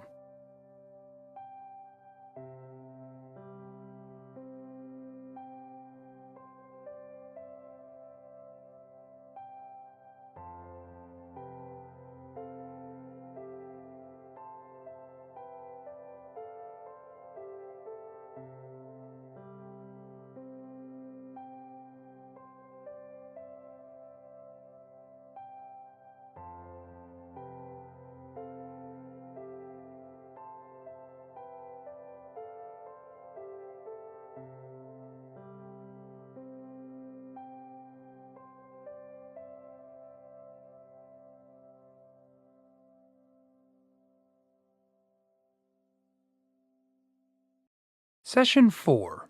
Persuading Others. Words are tools. Every word has a purpose, but you need to fulfill that purpose by putting the word to use. If a hammer is left lying in a drawer, the hammer is no different from any other object. It only becomes a hammer when it's used to drive in a nail. It's the same with words. They can all be useful, but they're useful for different things. Some are good for bringing people closer to you, and others tell people to leave you alone. Right now, we're going to look at a unique category of words and concepts. These are words for a very ambitious and challenging task. They're words of persuasion, which is just the art and science of getting people to do what we want them to do. We've all met people who are very good at this, very persuasive people, and the advantages of being a persuasive person are obvious. But can we learn to be persuasive? Can anybody develop that skill? Well, one thing is certain. You can definitely learn to become more persuasive. That's exactly what we're going to accomplish in this session. And of course, we're going to do it by using vocabulary. We're going to identify words that are the tools of persuasion. We're going to see what they mean, and we're going to learn how to use them persuasively. Our first word is confidence. But in terms of persuasion, confidence has a different meaning than you might expect. It's true, of course, that persuasive people need to believe in themselves. You can't expect someone else to believe what you're saying if you don't completely believe it. But that's not the meaning of confidence that I've got in mind here. It's not confidence in yourself. It's confidence in the other person. It's confidence in that person's willingness and ability to see the benefit you're communicating. And it's not a benefit for you. It's a benefit for them. You need to believe that the person you're talking with will see the opportunity you're presenting or the problem you're solving. You have confidence in them that once they see that, they'll respond accordingly. With regard to persuasion, that's the meaning of confidence. Our next word is acumen, a synonym of insight. And this too has a specific meaning concerning persuasion. We said a moment ago that you need confidence in people seeing benefits you offer them. Well, there's another side to that coin. You also need acumen about people who simply can't see or won't see. And people like that do exist, more of them than you might think. There are some people who think that the world is flat. There are people who believe in the Easter Bunny. And there are certain people who really can't see where their real self-interest lies. Be insightful about those people. Don't spend a lot of time and effort on them. Here's the next word, ambience. It means atmosphere or context. As the saying goes, there's a time and a place for everything. When the time and the place are right, when the ambience is right, that's when persuasion can take place. You may have been the most persuasive person in the world, but if you were trying to sell deck chairs when the Titanic hit the iceberg, you would not get anywhere. If you were selling flotation devices, you probably could have done very well, even if you weren't an especially good persuader. Context can work both for you and against you. A persuasive person knows how to tell the difference. Allure is word number 4. Allure refers to the level of intense interest you're able to generate in another person. Or, if you're not able to generate that energy, then it happens by some other means. We mentioned how being on the Titanic was a context that automatically generated interest. But most situations aren't as dramatic as that. Even if the context is positive, you still have to take advantage of that context. You have to generate interest within it. There are some very specific tools of doing that, and those are our next 3 words. Studies have shown that in a developed country like the United States, people's thoughts tend to focus on 3 very broad topics. In other parts of the world, where physical survival is an issue, people are thinking about core issues like finding food and escaping violence. But in America, we're fortunate not to be in that condition, so a large proportion of our thoughts concern the three topics of health, wealth, and love. But instead of health, let's use the word fettle. Instead of wealth, let's say plenitude. And instead of love, let's say concupiscence. Connecting to one or all of those topics is a key to generating interest in what you have to say. So let's look at them one by one. When we say someone is in fine fettle, that means they're in good health. But health is a quality whose meaning has hugely widened in recent years. At one time, it just meant not being sick. If you weren't sick, you were healthy. And during the years of major epidemics like polio and influenza, that narrow definition of health was good enough. But now health is more than just the absence of illness. Health connects to a lot of different lifestyle issues, like nutrition and exercise. The Apple wristwatch doesn't just tell time. It also shows your blood pressure and heart rate. Those features connect with people's intense interest in health, and they help persuade people to buy the watch. What about plenitude? That's the next interest-building word, and as with health, its meaning is broader than it once was. Plenitude is abundance, but it encompasses more than money. There may have been a historical period in which just having enough money was enough, but that's not the way things are now. Now we're the targets of very sophisticated, very intense marketing campaigns 24 hours a day. Money isn't just for paying the rent. Money is for buying the things we're conditioned to want. And since there are a lot of those things, we need a lot of money. We need a lot of money to attain plenitude, and in fact, most people think they're going to get it. 75% of Americans believe they're going to be rich at some point during their lives. So plenitude, money, wealth, abundance, and how to achieve it. Money is always a good topic, especially when you persuade people that you can help them get it. Concupiscence is the third word that always sparks interest. It refers to desire, but of an especially vigorous kind. It's not high-minded spiritual yearning. It's got an earthy, aggressive component. Concupiscence even has a sexual connotation. It's a certain kind of energy that is always in the back of people's minds, and sometimes not only in the back. If you can vibe that energy in the people you meet, you can definitely make yourself a persuasive person. You might even become a movie star. Any discussion of the practical vocabulary of persuasion should start by giving credit to Robert Cialdini. While a professor of psychology and marketing at Arizona State University, he authored a book titled Influence: The Psychology of Persuasion. The book has sold millions of copies, and it also opened the door to the scientific study of persuasion, a field that had never really existed before. Anyone who's interested in this topic should read Robert Cialdini's book. As we discuss the vocabulary of persuasion, it's important to give credit to that groundbreaking work. In his research, Professor Cialdini discovered that the first all-important tool of persuasion is reciprocity. So, reciprocity is our next vocabulary word. With regard to persuasion, that word describes a very simple psychological principle. If I do something for you, you will feel an obligation to do something for me. Suppose I own a bookstore and I offer free cups of tea or coffee to anyone who comes in the store. Those visitors will feel like they ought to buy something in my store. It's a very simple principle and a very persuasive one, too. Our next word is reiteration. It means repetition. It means saying something more than once. With regard to persuasion, reiteration means getting your message across clearly, concisely, and most important, repeatedly. Very few people are persuaded by anything that they hear only once. That doesn't mean you should nag anyone, but you do need to be creative about saying the same thing in several different ways. Be aware that a conversation that's very important to you might not be as important to the other party, at least at first. Maybe they're just not paying attention. It's nothing personal. That's just the way most conversations are. So use reiteration to get your message across. A compliment can be a powerful tool for persuasion, but let's not restrict ourselves to one compliment.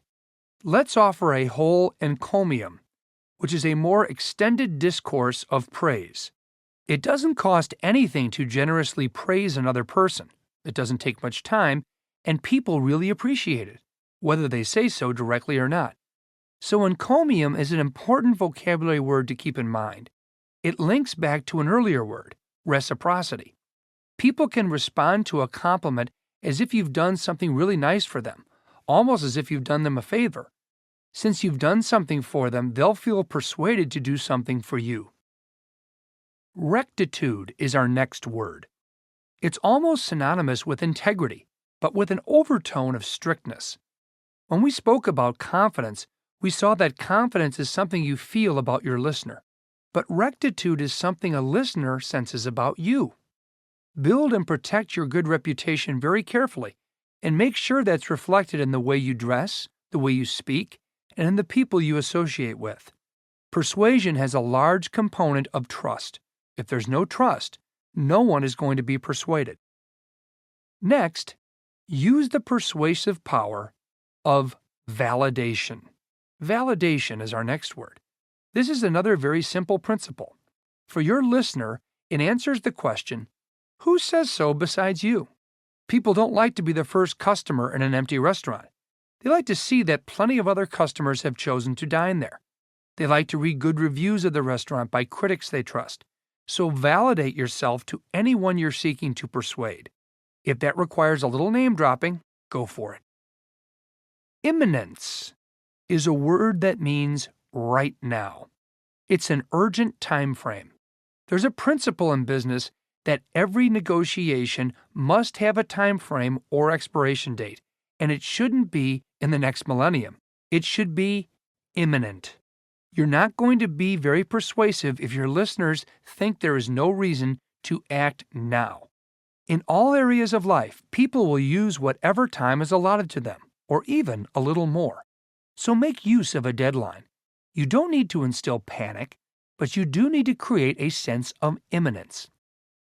Just as imminence implies there's limited time, paucity means there's limited physical resources. Paucity is our next word. When people are at the point of making a decision, hearing there's only one left can be very persuasive. Our next word is portrayal. Portrayal is an essential aspect of effective persuasion. It means the way things are made to appear. Two people can make exactly the same offer, but the one that's portrayed tastefully and impressively will be the most persuasive. That's why we get wrapping paper for gifts at Christmas or birthdays. Tie a red ribbon around your presentation, even if it's only an imaginary one. Perfect the impression you make. Master the art of portrayal. Learn to paint a picture for your listeners of the great benefit you're going to provide. Our next word is affinity. Affinity can also be very persuasive. We connect with people who are like us. What are your listeners interested in? How can you show that you share the same interest? Creating affinity doesn't mean you have to agree about everything. It just means you're sharing some of the same experiences. It's a way of forging a bond that can be very persuasive. Our next word is suppleness. Mental suppleness means a flexibility of mind. You can adjust to different situations without losing your essential message.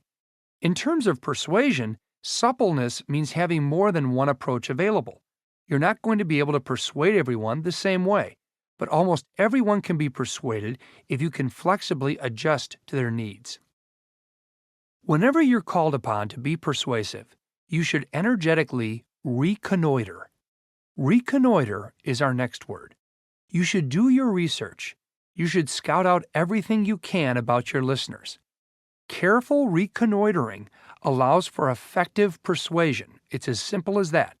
In a business setting, you can find out everything you need to know about someone just by visiting LinkedIn or the company website. And you'll almost always find something you and your listener will have in common. Use that information correctly, and you'll seem like an old friend instead of like a stranger. Energy is our next word, is definitely important in persuasion, and it can be understood in two different ways. Some people radiate energy, and some people drain it away. Persuasive people know how to create and transfer their positive energy, even when there's not much energy coming from their listeners. This doesn't need to be complicated. It can mean eye contact, a sense of humor, or even just attentive listening. So ardor is very important. Ardor is our next word. Ardor means very determined energy, but being arduous isn't the same as being agitated.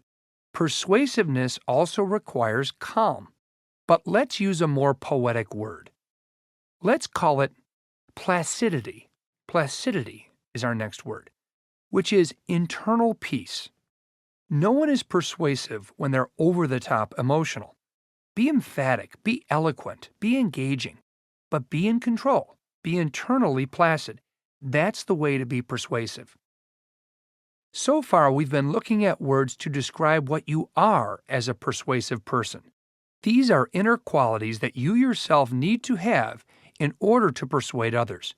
We've introduced quite a few words, so let me quickly review them now. The words are confidence, acumen, ambience, allure, fettle, plenitude, concupiscence, reciprocity, reiteration, encomium, rectitude, validation, imminence, paucity, portrayal, affinity, suppleness, reconnoiter, ardor, and placidity. Now, for the balance of this session, we're going to shift our emphasis. We're going to move from what you have to be to what you actually have to say. You're going to be a persuasive person, and here are 20 words you can use to activate your persuasiveness. The list begins with precipitously. It means sudden, startling, like falling off a cliff. It can have negative connotations, but it's also easy to use in a positive context, as in suddenly, precipitously, it all became clear. Forthwith is the next word. It's an old-fashioned word, but with a rather charmingly Shakespearean impact. Not later, not tomorrow, but now, forthwith. Expeditiously is a word in the same category. So is celerity. These are all words that mean quickness. Our next word is heralding. Heralding means introducing, but with a theatrical and persuasive sense of grandeur. It's a word that says, look at this. Heralding literally means that trumpets are blowing. It's a word that's useful for magnifying a product, a service, or an idea. It's the opposite of low-energy words like mentioning or remarking. You don't just tell someone about an upcoming event. You herald its arrival. Improve is a word everyone can connect with. It's a persuasively optimistic word. We all want to improve, and almost everyone believes improvement is possible. But why say improve when a beautiful word like ameliorate is available? Ameliorate is our next word. Ameliorate is from a French root meaning to make better. If you were thinking about using the word improve, you can ameliorate that possibility by saying ameliorate instead. In the same way, imagine that you want to very persuasively declare that something is very large. Would you say huge? Would you say gigantic? Those aren't very attention-getting words. A much better choice is brobdingnagian, a word from the 18th century novel Gulliver's Travels. It refers to an imaginary race of giants.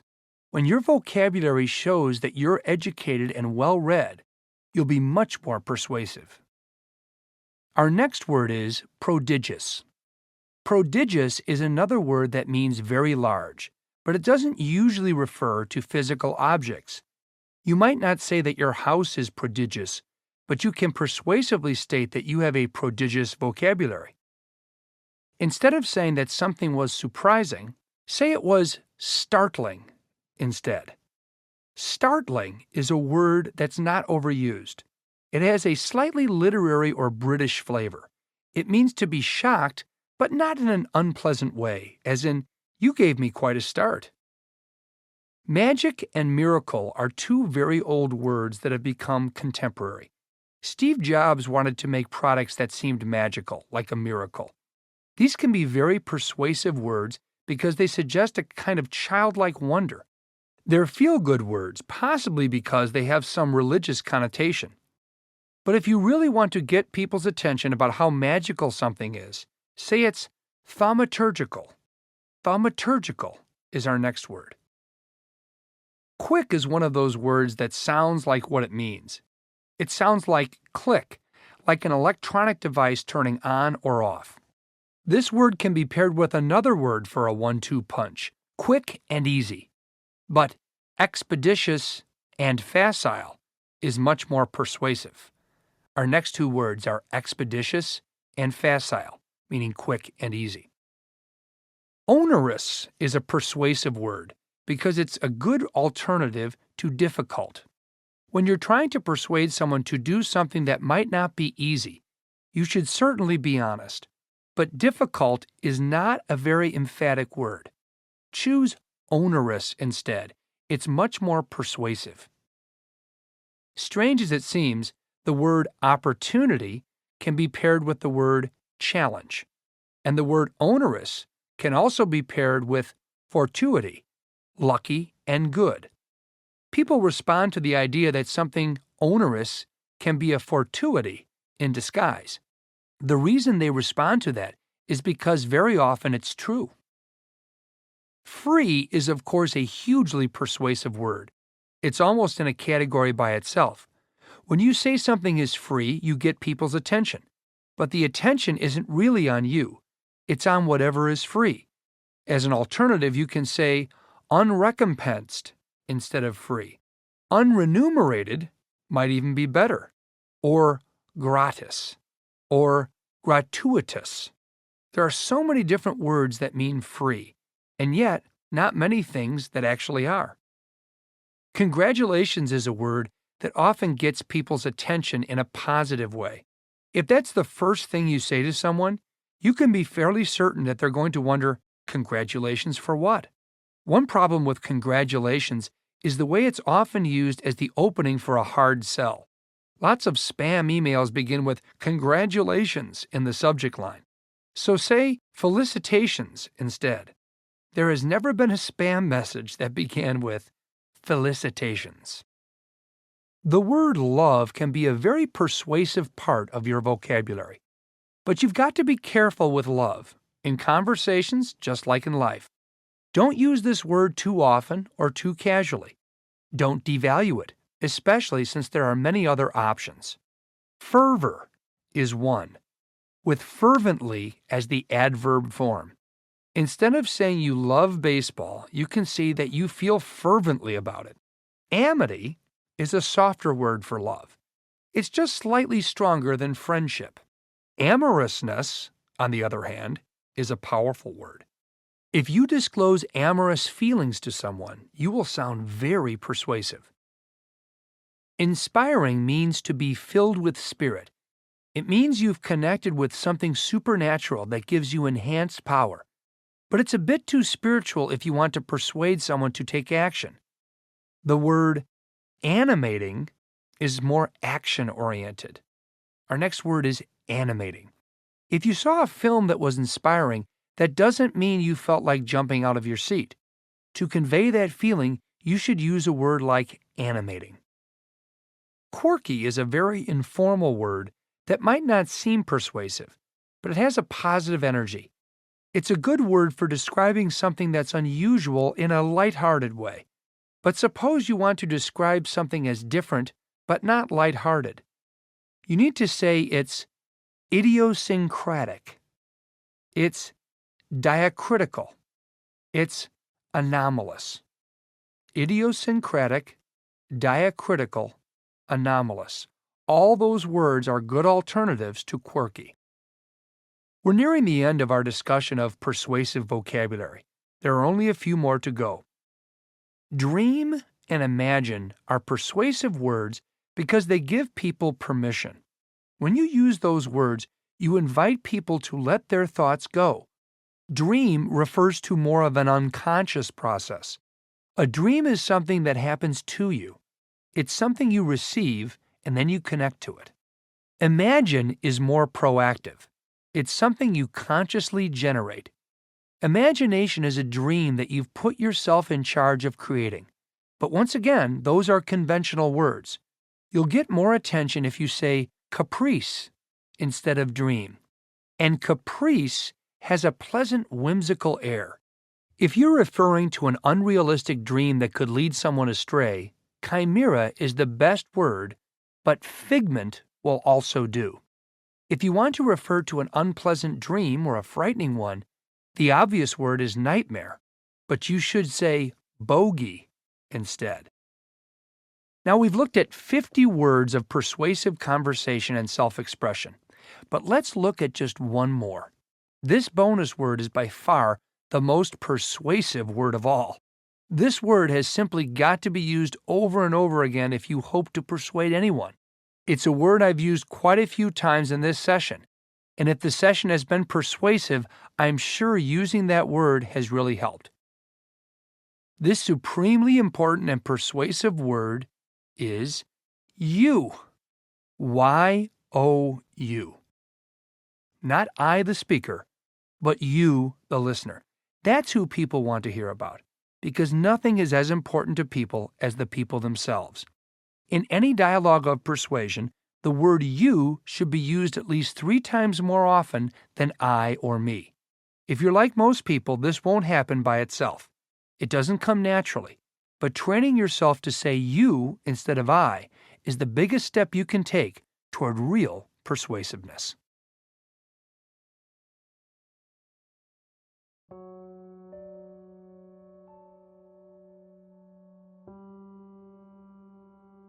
Good morning. Today we'll review the first 25 words from Session 4 of the program. Session 4's topic is the vocabulary of persuasion. It's best to set aside 5 to 10 minutes at the start of the day for this review. The ideal time is just after awakening, while you're still lying in bed. Once you're certain that you won't be disturbed, lie on your back, close your eyes, and focus on your breathing. Relax and open your mind to the words you're going to hear. By doing so, you'll allow the words and their definitions to enter your mind at a subconscious level. As you complete this review a number of times, the words will literally become part of you. They'll be available to you whenever you want them or need them, even years from now. Breathe slowly and deeply for a minute or so. To complete from 5 to 1, and then we'll be ready to start. I'll say each word and its definition one time. Here we go. 5, 4, 3, 2, 1. Now we're ready to begin. Confidence is the ability of persuasive individuals to trust themselves and other people. Acumen is an intuitive understanding of people and their unique characteristics. Ambience is the atmosphere or mood of a particular location. Allure is a level of intense interest that one person is able to generate in another. Fatal is a synonym for good health.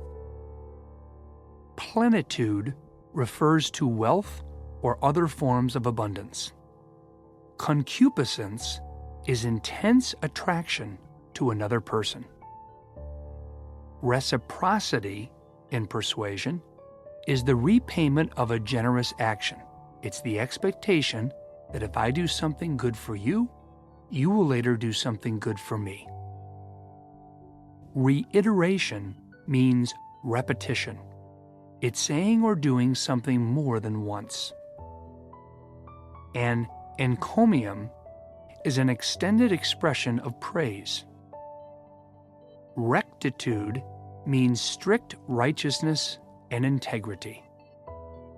Validation is proof of a positive attribute or ability. Imminence means immediately and urgently.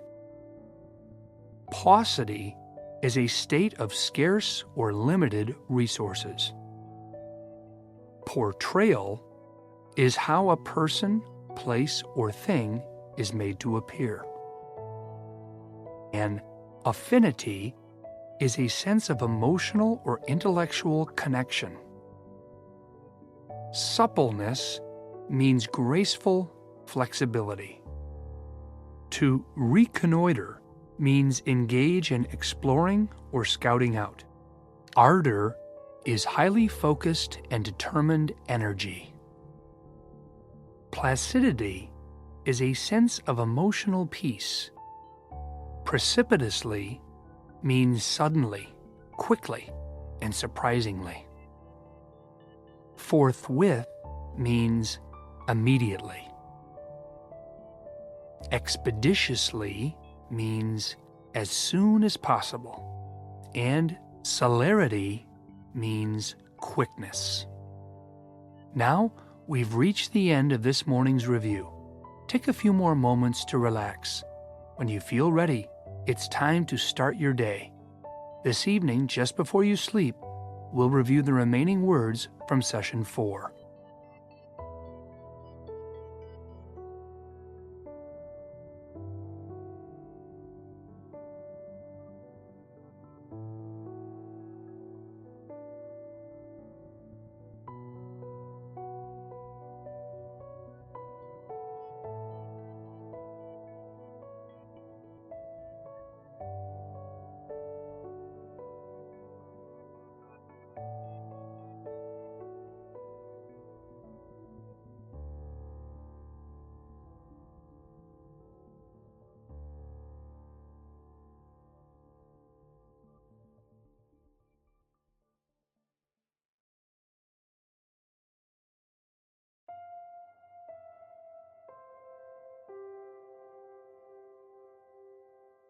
Good evening.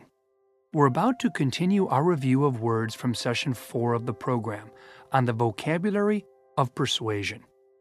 The best time for this review is when you're relaxing in bed, just before you go to sleep. Set aside 20 to 30 minutes when you won't be disturbed. Lie on your back, close your eyes, and focus on your breathing. Relax and open your mind to the words you're going to hear. By doing so, you'll allow the words and their definitions to enter your mind at a subconscious level. As you complete this review a number of times, the words will literally become part of you. They'll be available to you whenever you want them or need them, even years from now. Breathe slowly and deeply for a minute or so. To complete from 5 to 1, and then we'll be ready to start. I'll say each word and its definition one time. Here we go. 5, 4, 3, 2, 1. Now we're ready to begin. Heralding means introducing with a theatrical sense of grandeur. To ameliorate means to improve or restore. Brobdingnagian is a word from Jonathan Swift's 18th century novel Gulliver's Travels. It means gigantic. Prodigious also means large, but not in a physical sense. It could, for example, refer to someone's intellect or their musical talent. Startling means surprised, and usually mildly or pleasantly surprised. Thaumaturgical means magical. Expeditious means without delay. Facile means easy. Onerous means difficult in a negative way, as in a punishment. Fortuity means luck or good fortune. Unrecompensed means not reciprocated. Unremunerated means a financial debt that hasn't been paid. Gratis means without cost.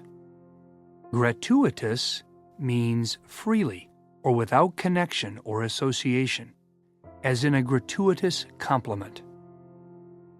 Felicitations means happy greetings. Fervor means intense emotion or affection. Amity means friendship. Amorous means with love. Animating means inspiring to action.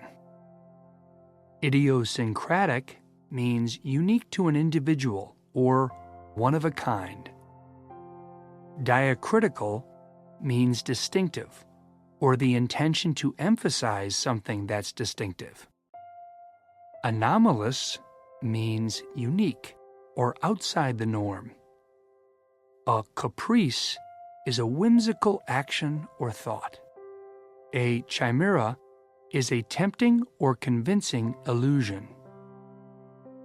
A figment is an illusion from a dream or fantasy. A boogie is an imaginary monster or threatening being. We've now reached the end of our review of words from Session 4 on the vocabulary of persuasion. It's best to fall asleep as soon as possible after completing the review. That will allow the words to become established in your subconscious mind without distraction. Thank you for taking part in this program.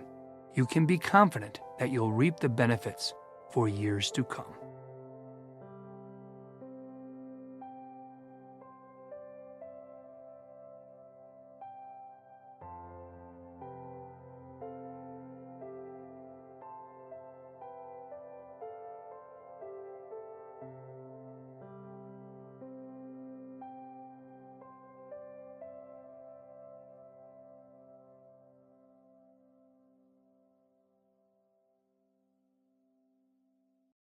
Session 5.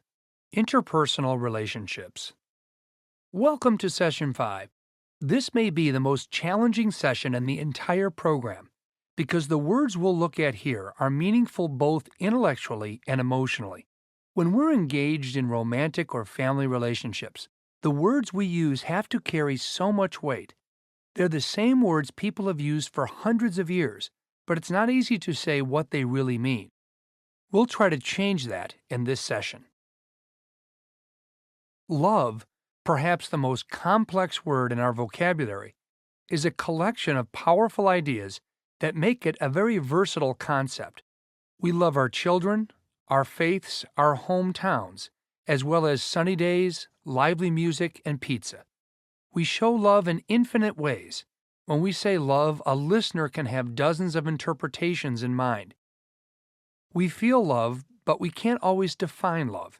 It can be a matter of changing brain waves or a revelation of the depths of our souls.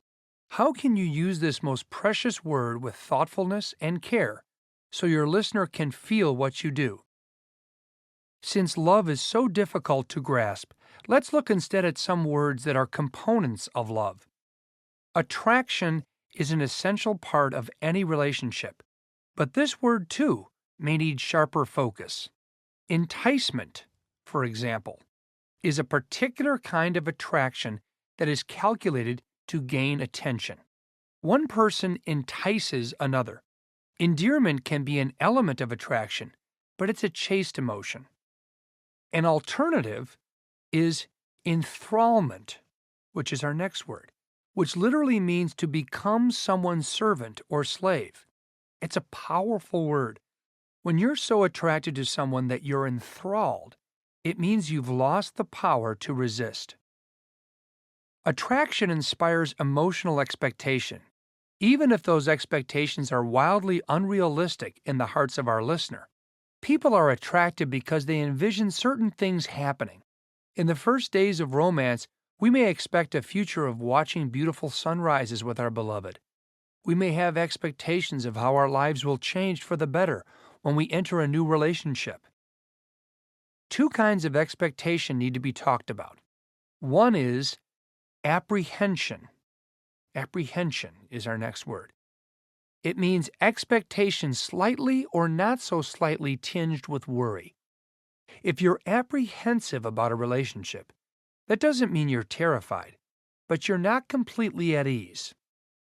The reverse of apprehension is presumption. Presumption is our next word. You're very confident, perhaps overconfident. When people are attracted to each other, they may see only what they want to see. It's a great feeling for a while. Surprise is the flip side of expectation. Surprises in relationships can be horrible or amazing, but the fact that there are surprises shouldn't be surprising. When people first meet and are attracted to each other, there can be a sense of incredulity. Incredulity is our next word. It seems incredible that you have lived without this person for as long as you did. Sometimes later there's incredulity that you lived with this person for as long as you did. Weren't there signs, portents, auguries? In modern parlance, all those poetic words like portents and auguries are now subsumed into a less obscure terminology. Weren't there any red flags? Affection is the expression of attraction with kindness and without expectation of reciprocity. It's an expression of solicitude. That's our next word, solicitude. That means giving solace, which is comfort. Affection can be very hard to find, much harder than sexual attraction. It comes from our most sincere and open-hearted and unguarded feelings, but doesn't demand necessarily anything from the recipient. Can we show honest affection which draws our listener into our emotional space to create a bond, giving us a chance to fully impart our feelings? You can commit to another person, but do so with understanding that the other person will at times get on your nerves, so your real commitment should be to sustain the relationship with the other person, unless and until that becomes impossible. You can commit to a vocation, a way of life, an idea. How are you committing to your listeners? How are you committing in all your relationships? How do you sustain yourself when the relationship hits bumps in the road? An interesting variation on the word commitment is devoir, derived from the French root meaning to pay a debt. When you make an emotional commitment, you take on an obligation that needs to be repaid. Often people take on an obligation for everything they have in their spiritual bank account, and it can be a great feeling to do that. And sometimes people take on obligations for more than they have. Power plays an important role in both love and commitment. In the early stages of attraction, you can feel besotted. Besotted is our next word. That means drunk. You can feel only the initial rush. There is no keeping score. However, that infatuation cannot be maintained indefinitely. Power dynamics are an inherent part of any interaction between two people. As they grow, every aspect of them, whether financial, emotional, or even daily routines, eventually gets negotiated, mediated, and finally adjudicated. Adjudicated is our next word, which means judged. How much are you willing to put on the table in those negotiations? To what extent can you expect to change someone's long-established habits, and how much can you change your own? You may be relatively relaxed about clutter, but your partner may prefer a streamlined living space and take time each day to tidy up. Will this imbue a feeling of reciprocity on your part to help clean up or do something your mate prefers not to do, like pick up the groceries? Some habits, like forgetting to put away sandwich fixings or squeezing the toothpaste tube from the middle, are hardly commitment-shattering. Any relationship depends not only on compromise, but on conciliation. Conciliation is our next word. That's a word that means putting distrust aside. It means removing emotional obstacles so you can really be together. Compromise and conciliation, in turn, depend on insight and wisdom, two extremely valuable traits and two very important words. Insight requires discernment. Discernment is our next word. The ability to see what people are really like rather than what you hope or fear. Wisdom is a larger form of insight. It's understanding the world in general. A synonym for wisdom is sapience, as in Homo sapiens, the scientific term for human being. In Latin, it means wise man. Honesty is a quality that virtually everyone looks for in a close relationship. But how closely do we really want to look? Do I look fat in this dress? Is a frequently asked question, both in stand-up comedy routines and in real life. Is an honest answer the right answer? Or is it human nature to keep some truths secret? Is veracity the right answer? Veracity being our next word, meaning absolute, verifiable truth? Or should prudence be our guide? Prudence is our next word, which means taking care to avoid injury. It can be prudent to keep some things secret. Secrets may be a necessary evil, or maybe they're just necessary, and we can leave the evil tag out. Most of us make grave mistakes at one point in our lives.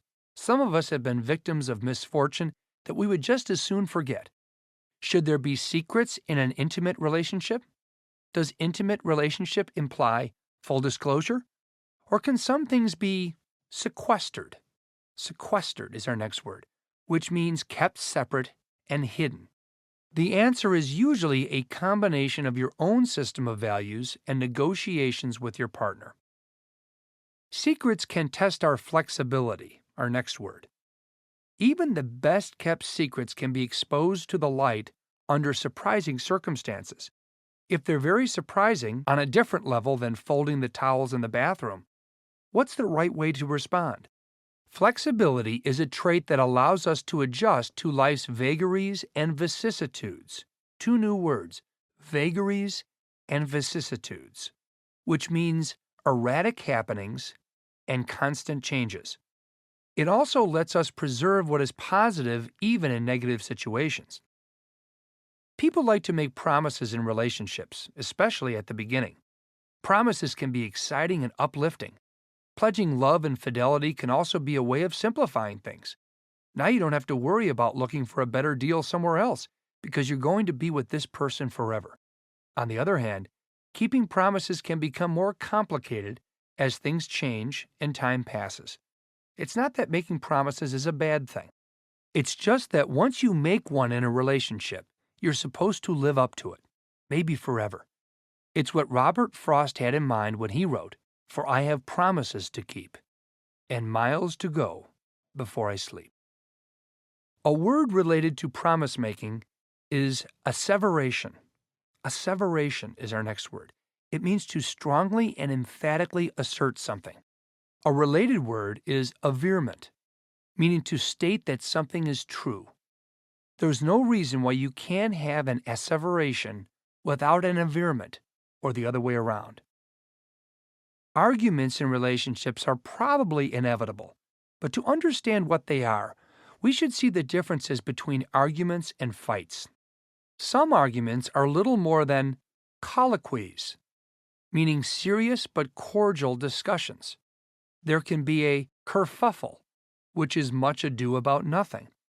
Or there might be a full-fledged Brannigan, which is a verbal free-for-all. Colloquies, kerfuffle, and Brannigan. Most arguments are heated and sometimes emotional dialogues in which the purpose is getting the other person to agree with you, or maybe to do something whether they agree with you or not. But in a fight, the focus shifts away whatever issue is at hand. The focus becomes hurting the other person, lacerating them. Lacerating is our next word, which means to cut. It's the difference between tennis and mixed martial arts.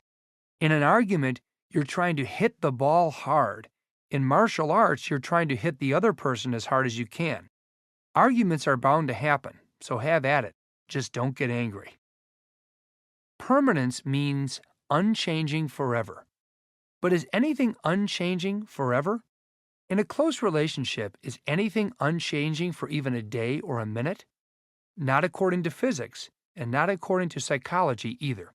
So how can we commit to a permanent relationship when relationships are infinitely mutable? Mutable is our next word, meaning they're always in flux. Here's one idea. Instead of saying, I commit to this permanent relationship, try saying, I permanently commit to this relationship, which I know is going to evolve. The permanence is in your commitment, because that's all you can control. Values is a useful word that can clarify what we can accept and what we can't. Scruple is a related word. If you have a scruple about something, it means you just can't accept it. The point has often been made, for example, that in a relationship people can disagree on specifics as long as they agree on deeper values. I may want a Volvo, and you may want an Audi, but we both agree that we want a safe, family-oriented car. That's our value. But if you want an Audi and I want a motorcycle, then we have different values. We have a bigger concern than who's going to install the car seat. Fidelity means being faithful in a relationship. Constancy is another word for this. It means something in you always stays the same, even if everything outside you doesn't. For a long time, it was clear what constancy meant in marriage, for example. Religion can be a unifying or a divisive influence in a relationship. Participating in the ceremonies of an organized religion can be a very positive shared experience for a couple or a family. Other people may want to express religious or spiritual beliefs individually, or maybe not at all. Some people are sacerdotal. Sacerdotal is our next word, which means they act like priests, and others are heretical, so they act like sinners. In any case, religion is a major presence in American society. It impacts all sorts of social issues, even the most personal ones in a marriage or partnership. Like it or not, we all have to decide what part religion will play in our lives. Acting on that decision will take some effort, because we live in an environment where there are lots of fundamentalist religious people and lots of fundamentalist atheists, too. When we speak about relationships today, the correct words to use aren't always obvious. What is obvious is that spouse is no longer the default term for someone in a couple or a dyad. Dyad is our next word, which is what anthropologists call pair of human beings who have made some commitment to each other. Spouse implies marriage. Many couples aren't married, and that number is growing. Partner is an alternative, bland but safe. And how do couples designate themselves? Spouses, partners, or even soulmates, as Plato described thousands of years ago. The bottom line is, we're talking about two people. Maybe that's all we need to know. Family is another word we can no longer be sure about. It used to mean mom, dad, and children, biological children, of course. Those relationships were consanguineous. Consanguineous is our next word, based on common ancestry and descent. Now there, the word family can refer to lots of different configurations. Sometimes people speak of alternative families, while others feel that sounds too much like an apology. So a family today means a group of one or more people who call themselves a family, nothing more and nothing less. Can we make a distinction between family and friends? People will say he or she is part of the family, meaning the closeness of that relationship transcends biological kinship. On a more day-to-day level, integrating friends from two sides of one couple can be delicate, but usually turns out for the best. If two people are really close, it's unlikely their cohort, next word is cohort, or their peer group of friends, would be completely incompatible. Or if they are, maybe the two people aren't really as close as they thought they were. Here's another pair of words that need to be differentiated: happiness and cheerfulness. Happiness, like fidelity, is a state of being that we strive for. The pursuit of happiness is authorized by the Declaration of Independence, but it's easy to confuse happiness with pleasure. Philosophically, according to the ancient philosopher Aristotle, the pursuit of true happiness is the essence of virtue. The pursuit of pleasure is hedonism. Hedonism is our next word. The Declaration of Independence did not say life, liberty, and the pursuit of pleasure. And I think you can see how different that sounds. We're not born with an inalienable right to fishing trips or manicures. Pleasure has its place in relationships and in life, but its place can't be everywhere. Cheerfulness, like loyalty, is a way we act. Another word for cheerfulness is risibility, which means readiness to laugh. We might expect that we'll act cheerful when we feel happy, but for the good of a relationship, maybe when we don't feel happy is the time to be cheerful. Confucius said that the most important thing in life is the expression on your face. It's the indicator of where you are right now in your life's journey. Not only where you are, but where you choose to be. Humor, which is the essential element in both happiness and cheerfulness, is a quality that everyone desires in a relationship. Nobody wants to be with a person who hasn't got a good sense of humor. A sourpuss, a dour personality. Dour is our next word. But here's something funny.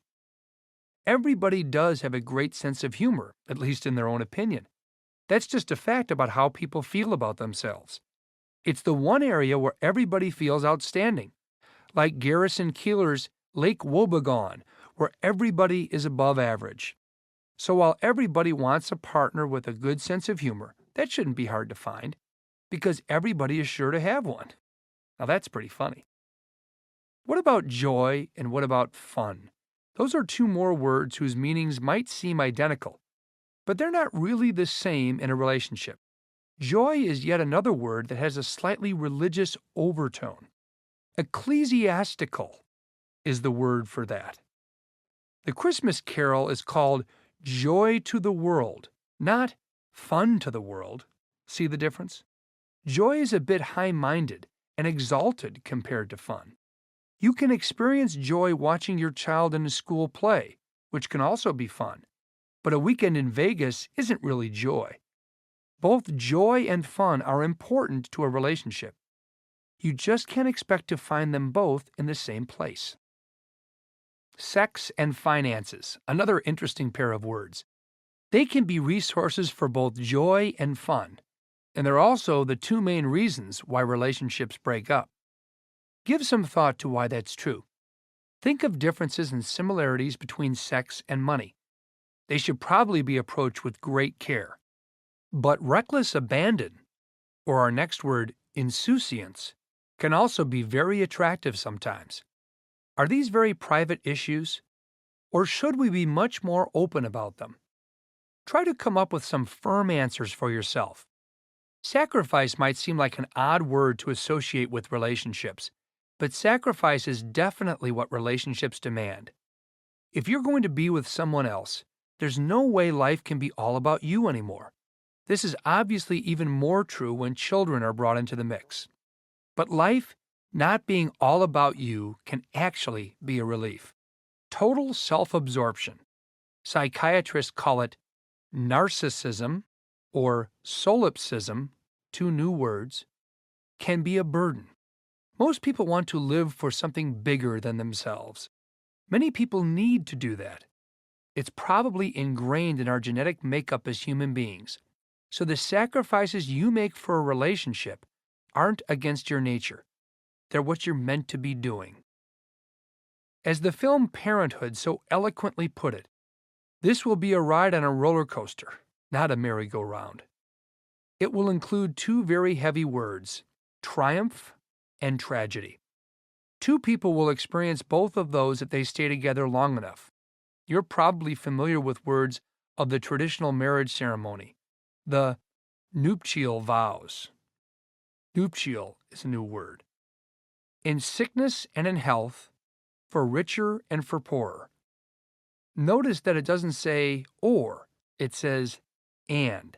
in sickness and in health, for richer and for poorer. Because once again, it's not a merry-go-round, it's a roller coaster. Triumph and tragedy. If you buy the ticket, you take the ride. When you take that ride, you'll learn about 3 new words: pliancy, plasticity, and pliability. They all mean more or less the same thing: resilience. In its Latin root, the literal meaning of resilience is to bounce back. Research has shown that this is one of the most widely shared traits among successful individuals.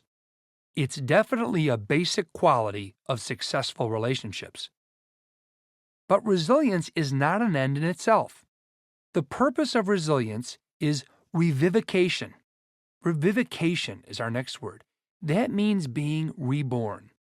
In Buddhist spirituality, there's a principle called the beginner's mind. It's the ability to look at things as if you're seeing them for the first time, no matter what has come before. For most people, this doesn't happen by itself. It's not natural, because first you have to erase the past in order to see the present with fresh eyes. Unlearning has to precede learning. Respect is something else you'll learn. When you're looking at something from the outside, it can seem a lot easier than it is. Olympic figure skaters have to keep smiling the whole time they're on the ice. They have to look like they're out there just having a good time, which is the most difficult part of the performance. Actually, they are having a good time, but that doesn't mean it's easy, and the accomplishment deserves respect. Septuagenarians, and octogenarians, those are people in their 70s and 80s who have been married for 50 years and raised a family. They deserve respect too, because that's a lot harder than figure skating. People who are just starting on that path also deserve respect. Figure skating in the Olympics is very challenging, but maybe not as much as when you step out on the ice for the first time. Appreciation may be even more important than respect. Respect is something you feel, but appreciation is something you show. If a relationship ends and the people look back on what caused the breakup, one of the most frequently heard comments is this: "I should have shown more appreciation." That's an example of regret, an experience no one likes to have, and that is probably also impossible to avoid. Everything in life is a choice. We can't go left and right at the same time. We may have to choose one relationship over another, and there may naturally be moments when we'll feel regret. That's our existential predicament. Existential is our next word. It's built into who we are and what we are.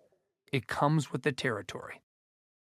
But among all the many reasons people can feel regretful, the number one source of regret is for getting angry. Anger can be so compelling and seductive. Sometimes it can seem irresistible. It's like a really beautiful piece of chocolate cake. You just can't resist taking a bite out of it. And once you take a bite, you just won't be able to stop. A choleric individual is someone who's angry all the time, and there are a lot of them around. Choleric is our next word. But remember, you will regret your anger later on. Forgiveness is the better choice, but it's not easy. If anger is like chocolate cake, forgiveness is like something that's really good for you, but it doesn't give the same instant sugar high. The good news is, as time goes on, making the correct choice gets easier. You don't have to feel like you're right all the time. You may still feel vituperative. Vituperative is our next word, which means angry. But you don't need to feel vindicated, or even if you do, you're able to keep it to yourself. Now we have only 3 words left in this session on the vocabulary of relationships. As we've seen several times in this session, 2 words can mean almost the same thing. The difference between them is a matter of degree. That's how it is with hope and faith, both of which are important in enduring relationships. Every emotional relationship, and certainly every marriage, begins with hope, which we can define as a feeling of optimism with some basis in fact. A couple may want to buy a beautiful home, for example. They can feel hopeful, sanguine about that if they have a source of income that will allow them to pay for the home. Our next word, sanguine, again means hopeful. If they don't have a source of income, they can still look forward to living in the home. But then it's a matter of faith rather than hope. Faith doesn't need any material basis. In fact, if there is a material basis, then it's not on faith, it's hope. But both hope and faith are important words and essential elements in a sustainable relationship. So what should we have faith in? What can we realistically hope for in our relationships? Given all the millions of people who are trying to build lives together, the answers will have to be vague. Not everyone wants the same results, and many people want opposite results. Some people get what they want, others don't.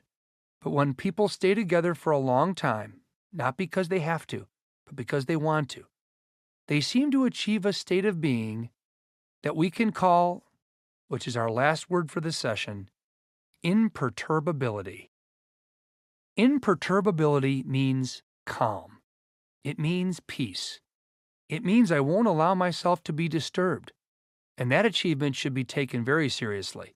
It's actually mentioned in the preamble to the United States Constitution, using a slightly different terminology. Domestic tranquility is identified as one of the basic goals of the nation.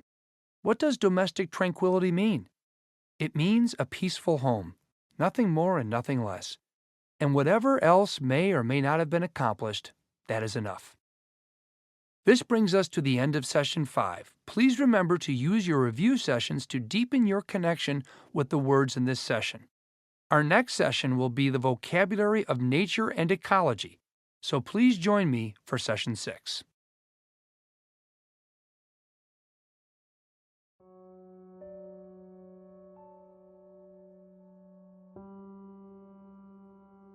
Good morning. Today we'll review the first 25 words from Session 5 of the program. Session 5's topic is the vocabulary of marriage and relationships. It's best to set aside 20 or 30 minutes at the start of the day for this review.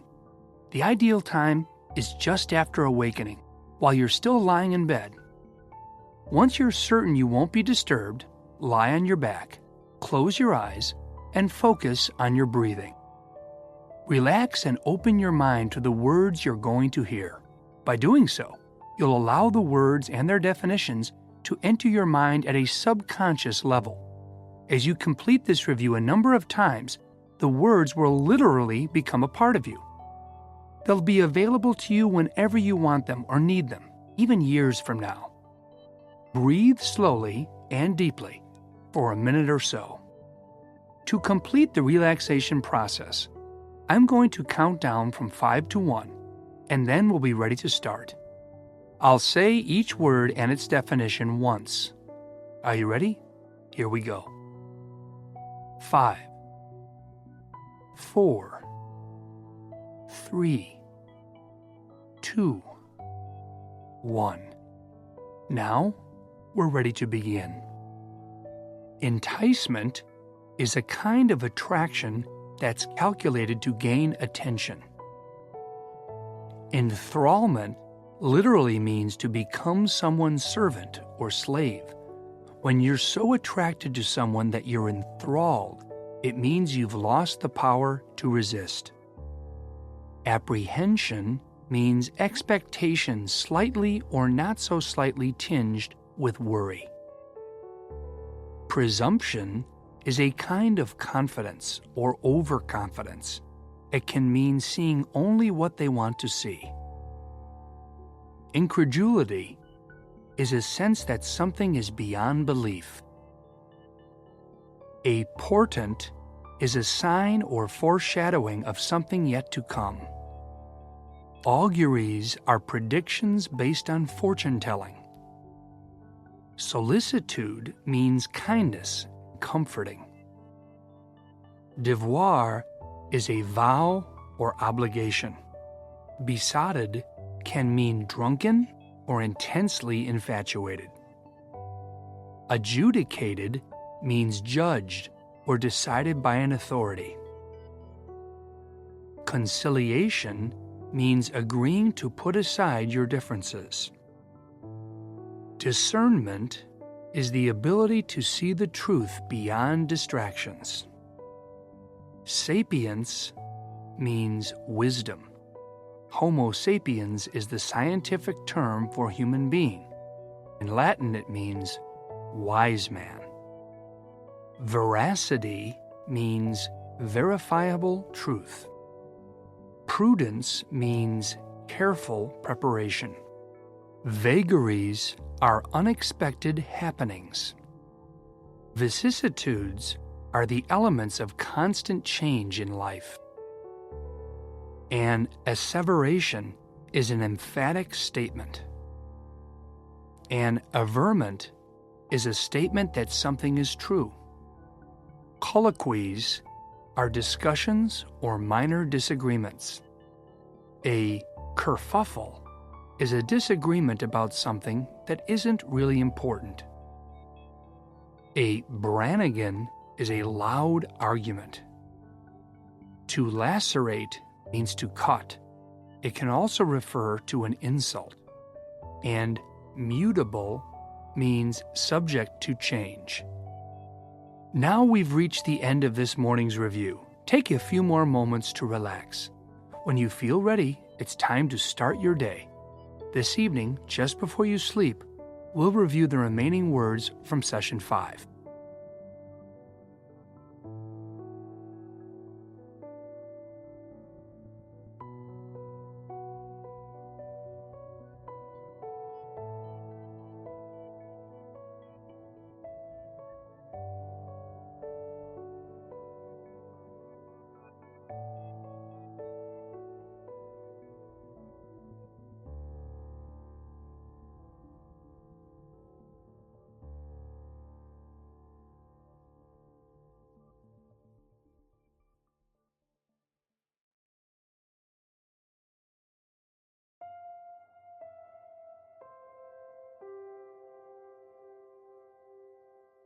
Good evening. We're about to continue our review of the words from Session 5 of the program on the vocabulary of marriage and relationships.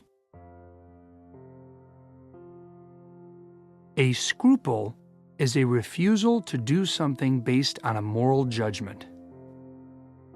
Constancy means adhering to certain principles, especially in an emotional relationship. Sacerdotal means pertaining to a priest. A dyad is a couple, married or unmarried.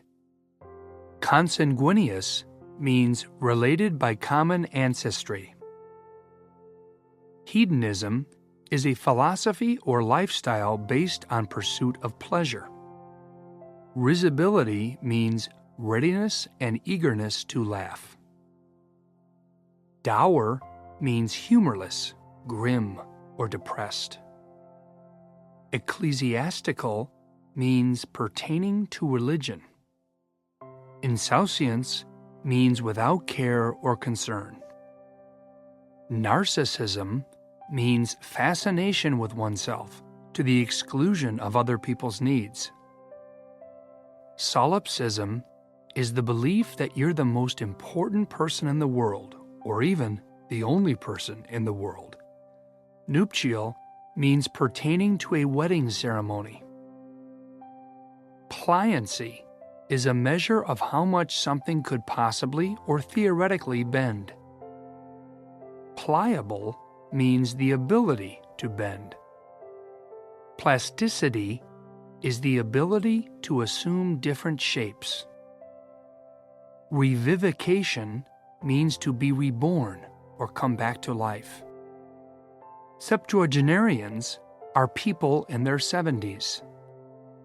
Octogenarians are people in their 80s. Existential means pertaining to the most basic aspects of the human condition. Choleric means having an angry disposition. Vituperative means angry or expressing anger. Vindication means to be proven right in a dispute. Sanguine means to feel optimistic or hopeful.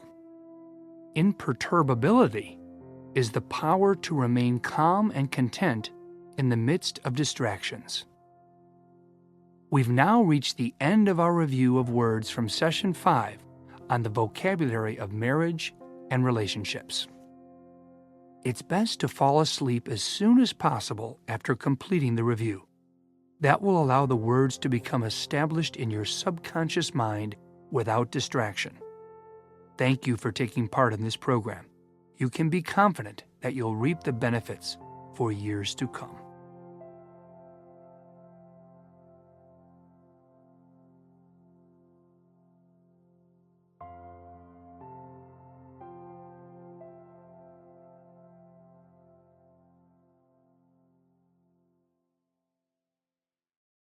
Session 6, Nature and Ecology.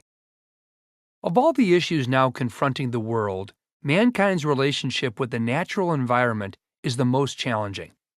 Like other areas of great concern, this topic has its own dynamic vocabulary that's changing every day. In this session, we'll discuss some foundational words related to ecology and nature. Some of these words have been part of the scientific dialogue for decades. Others are new terms that connect with the most recent developments. As recently as the late 1970s, national publications were carrying articles about the coming of a new ice age. It was a novel idea, but in a time of gas rationing in the U.S. and hostage-taking in Iran, no one was urgently worried about new herds of woolly mammoths. Now, 40 years later, we still have energy problems and hostage-takings, and we now have real concerns about the future of the planet. Although there's controversy about what exactly is happening, something is definitely going on. And worldwide, last year was the warmest in human history. The words in this session reflect the urgency of the moment. Taken together, they may not provide a coherent explanation of climate change and related concerns, but you will get a glimpse of how some of the major problems are being put into words. There's a lot to think about and a lot to learn, so here we go. The word ecology can add sophistication to a conversation, but you must be careful of the context, or you can confuse or alienate the listener. Generally, ecology refers to the study of interactions of living organisms with one another. Another use of ecology is the examination of the physical environment or the branch of biology that deals with the relations of organisms to one another and to their physical surroundings. However, ecology can also be used to describe the political movement that seeks to conserve the environment from pollution. Make certain you and your listener have the same starting point in the conversation, unless you want the discussion to be unnecessarily contentious. A habitat is our next word, is a place where a particular population of a species lives. A habitat can be natural, such as the woods, or artificial, like a zoo. The habitat is also a structure that affords a controlled environment for living in extremely inhospitable locations, such as an underwater research laboratory. As with ecology, habitat can also be used to describe aspects of human life, such as describing where a person can normally be found. Our next word, anthropogenic, means originating with or caused by humans. Species do not live in isolation and must often share their habitat with other species in colony or territory. This is called community. With the word community, one must distinguish the usage as related to nature and biology as opposed to more modern uses such as feelings of fellowship or sharing common attitudes or associations. Always keep multiple uses of words in mind so the word not only suits the conversation, but speaks directly to the listener. Our next word is aquifer, which is an underground layer of rock and sand that naturally stores water and transmits it to wells and springs. The water, called groundwater, can be used for drinking or other purposes. Our next word is hydrosphere. Hydrosphere is the area in which water exists. For the purpose of our ecology, This includes all liquid water on Earth, such as rivers, lakes, and oceans, all frozen waters, such as glaciers, icebergs, and polar ice caps, and all water vapor. Our next word, cryosphere, is the sum total of Earth's fresh water supply that is locked up in frozen forms, including polar ice, mountain glaciers, permafrost, and snow.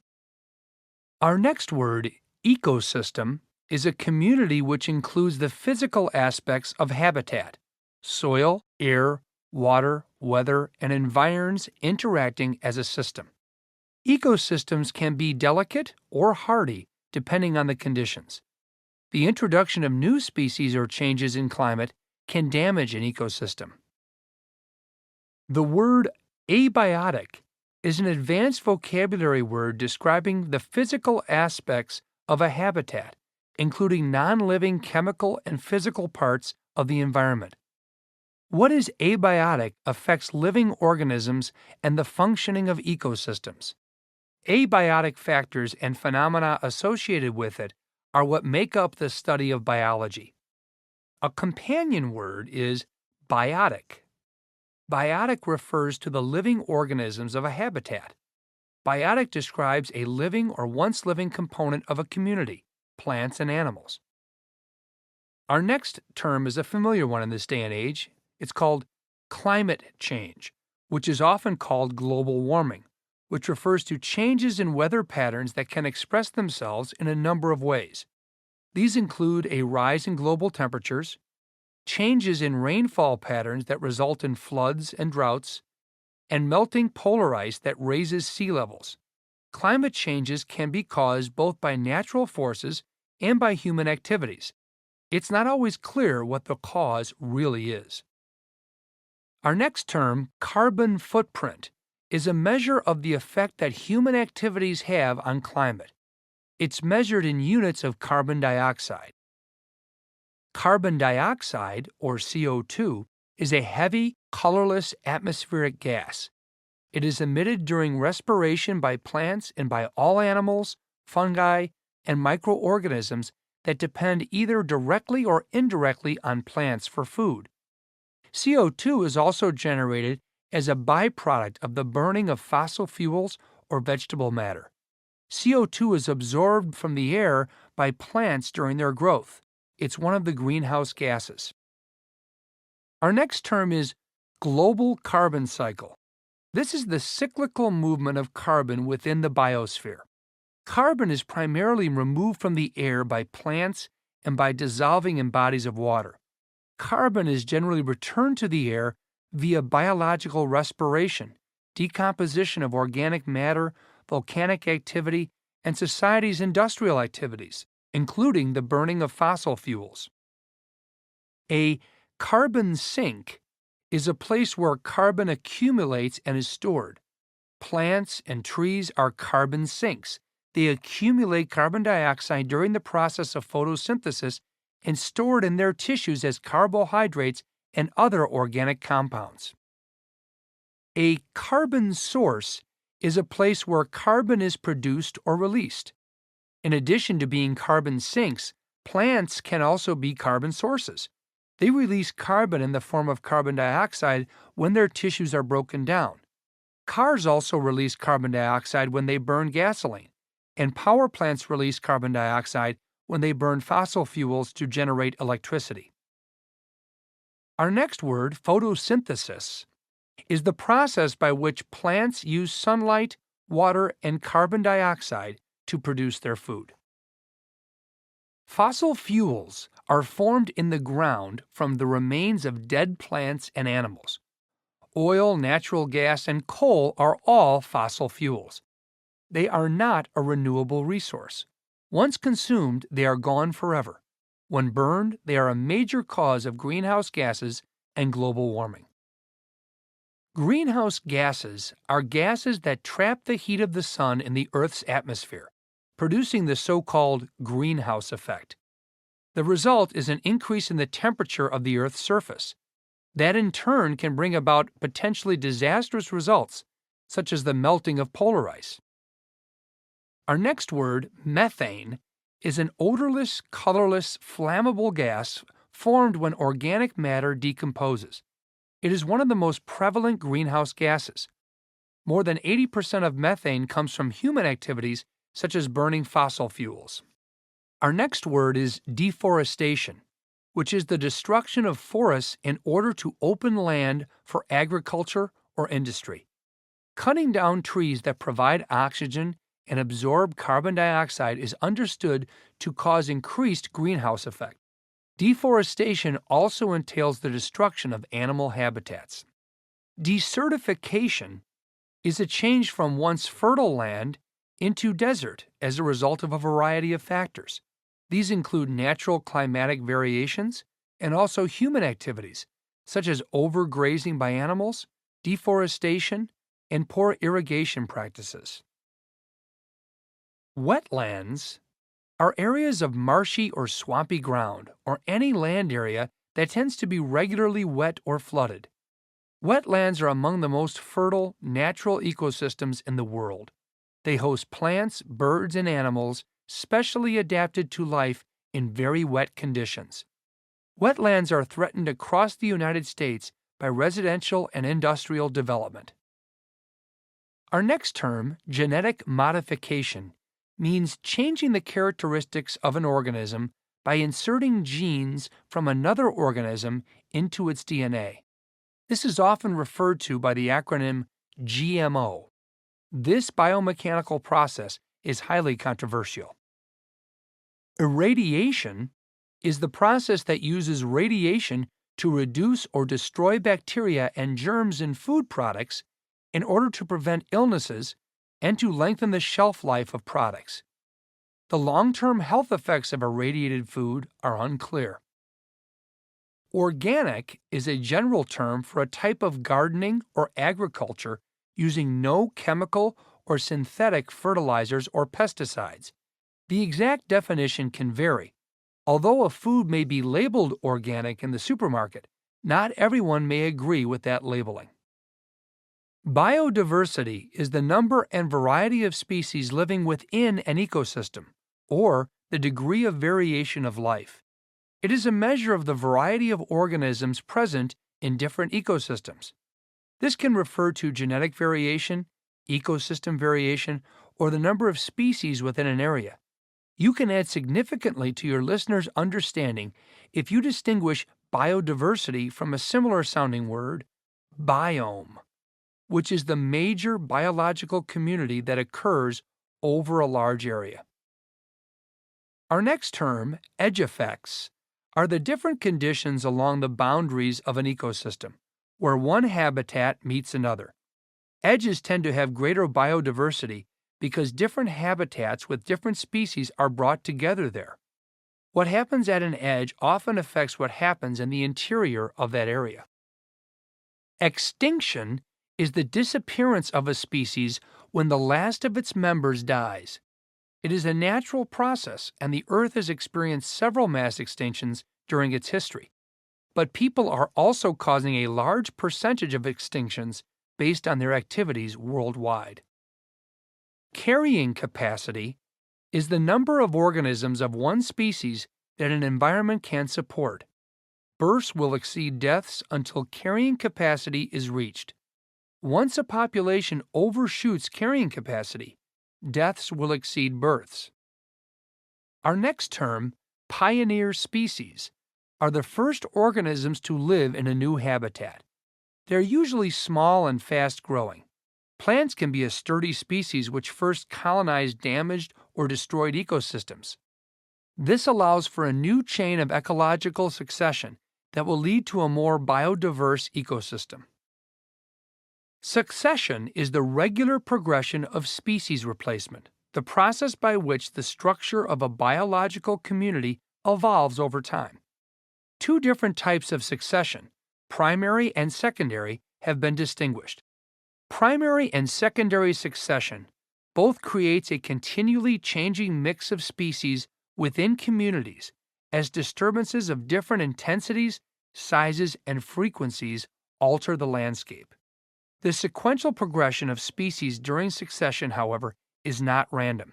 There are two kinds of succession, primary succession, which occurs where plants have not grown before, and secondary succession, which occurs in areas where there has been previous growth. With your listener, be clear to use concrete examples, such as lava flows to describe primary succession and forest fires to describe secondary succession. When explaining to your listener the rates at which organic material is produced, use the expression primary productivity.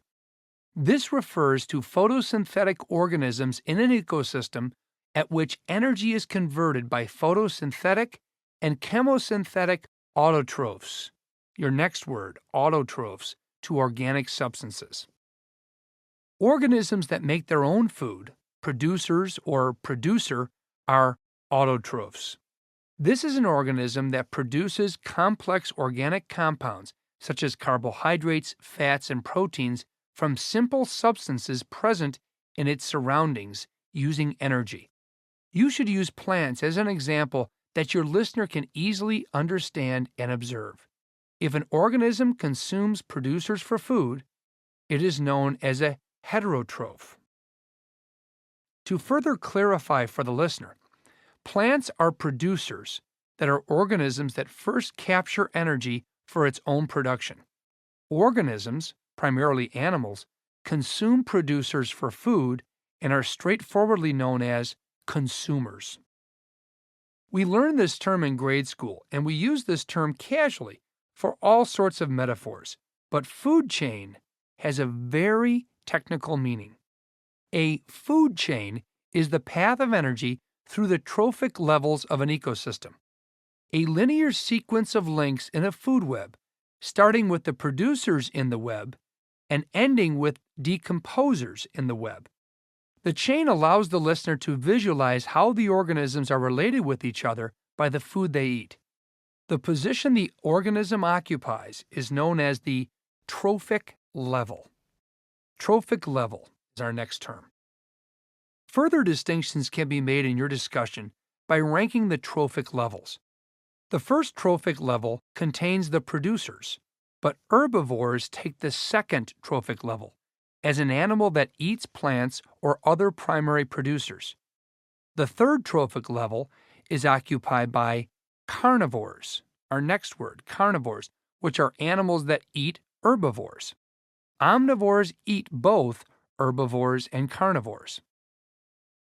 Even decomposers have a special name, detritivores, which pull energy from fecal waste and dead bodies to release nutrients back into the environment.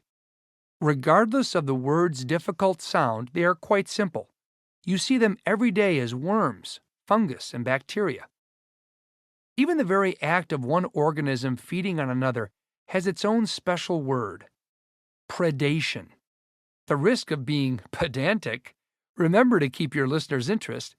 There are many more technical terms to describe the relationships among and between species. If two more species are associated through the life cycle, usually to the benefit of both, it is known as symbiosis. You observe them when you see ants and fungi or coral and algae, which are excellent examples to make the concept real to your listener. When the relationship is clearly beneficial to both species, it is known as mutualism. Mutualism. However, as in nature, life, and love, relationships are not always reciprocal. Parasitism is when an organism feeds on or lives off of another species but does not necessarily destroy the host. As hikers and campers can attest, ticks are common exemplars of parasitism. If the relationship is a draw, it is described as commensalism. Commensalism is our next word. Niche, a word that many find difficult to pronounce, is how and where an organism lives and the job it performs in the ecosystem. Diet, activity, or how it affects energy flow in the systems is all included. Please note when speaking that your listener understands that this is not the same as habitat, which we described earlier as a place where a particular population of a species lives. The entire range of conditions an organism is potentially able to occupy is known as a fundamental niche. If you wish to impress your listener while keeping him or her in the flow of the conversation, note that a realized niche is the part of the fundamental niche a species currently occupies as a result of limiting factors present in its habitat. We often think of sunny California and palm trees hand in hand, yet they are an introduced species. That's our next term. Introduced species. This is an organism that is not native to an area, but is brought to an area intentionally or unintentionally by humans. Even tumbleweeds, an iconic image of the American West, are an introduced species from Russia. Well, we've come to the end of Session 6.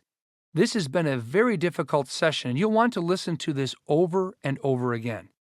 Be sure to listen to your review session for this lesson this evening before bed or first thing in the morning. Thanks for your attention, and please join me for Session 7.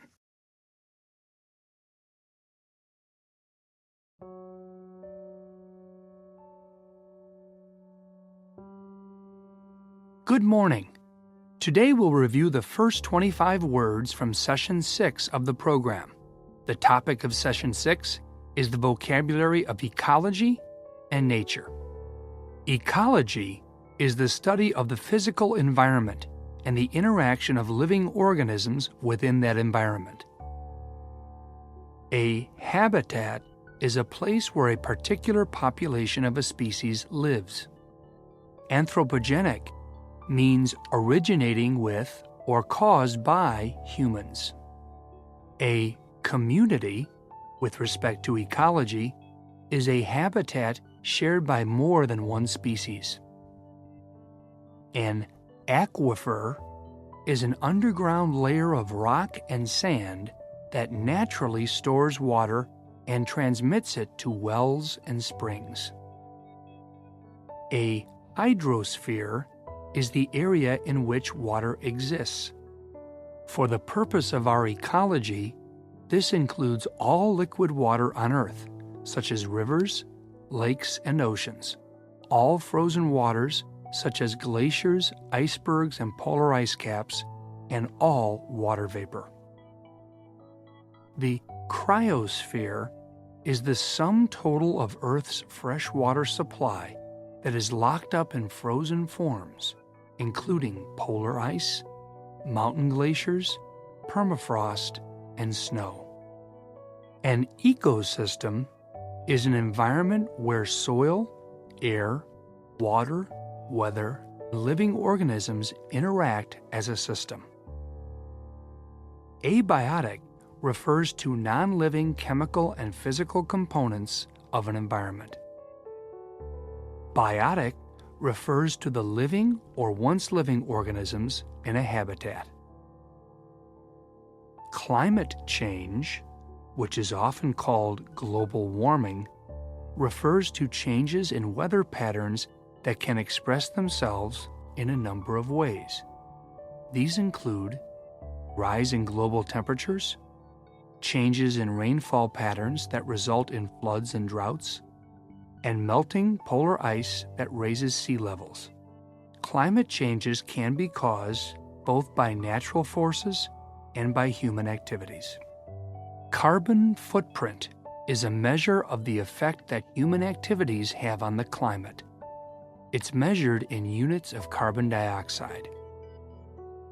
Carbon dioxide, or CO2, is a heavy, colorless, atmospheric gas emitted during respiration by plants and animals. The global carbon cycle is the cyclical movement of carbon within the biosphere. A carbon sink is a location in nature where carbon accumulates and is stored. Plants and trees are carbon sinks. A carbon source is a place where carbon is produced or released. In addition to being carbon sinks, plants can also carbon sources. Photosynthesis is the process by which plants use sunlight water, and carbon dioxide to produce their food.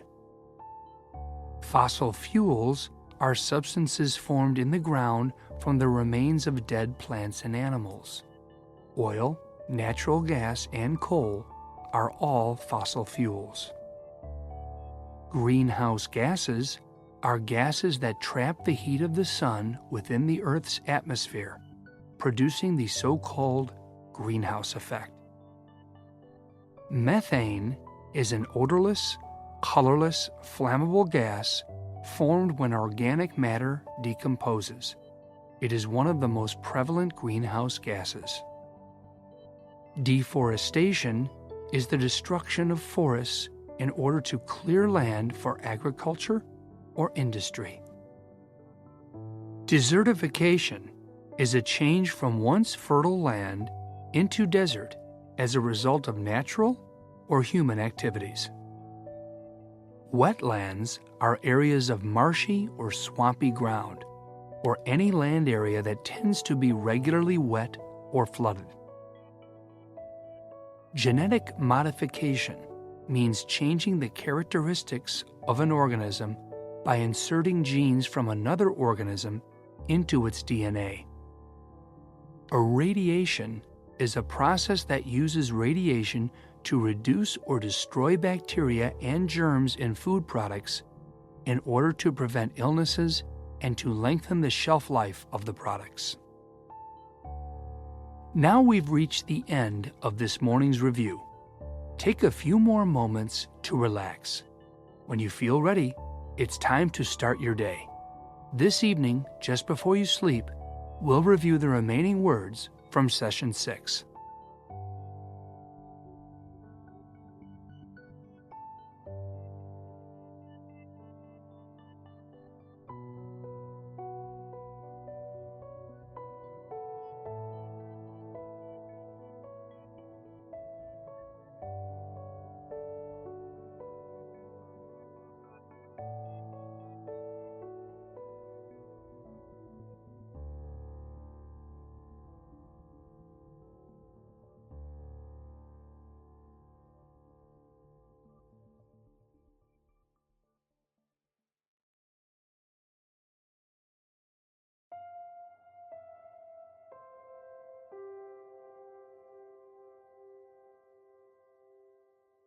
Good evening.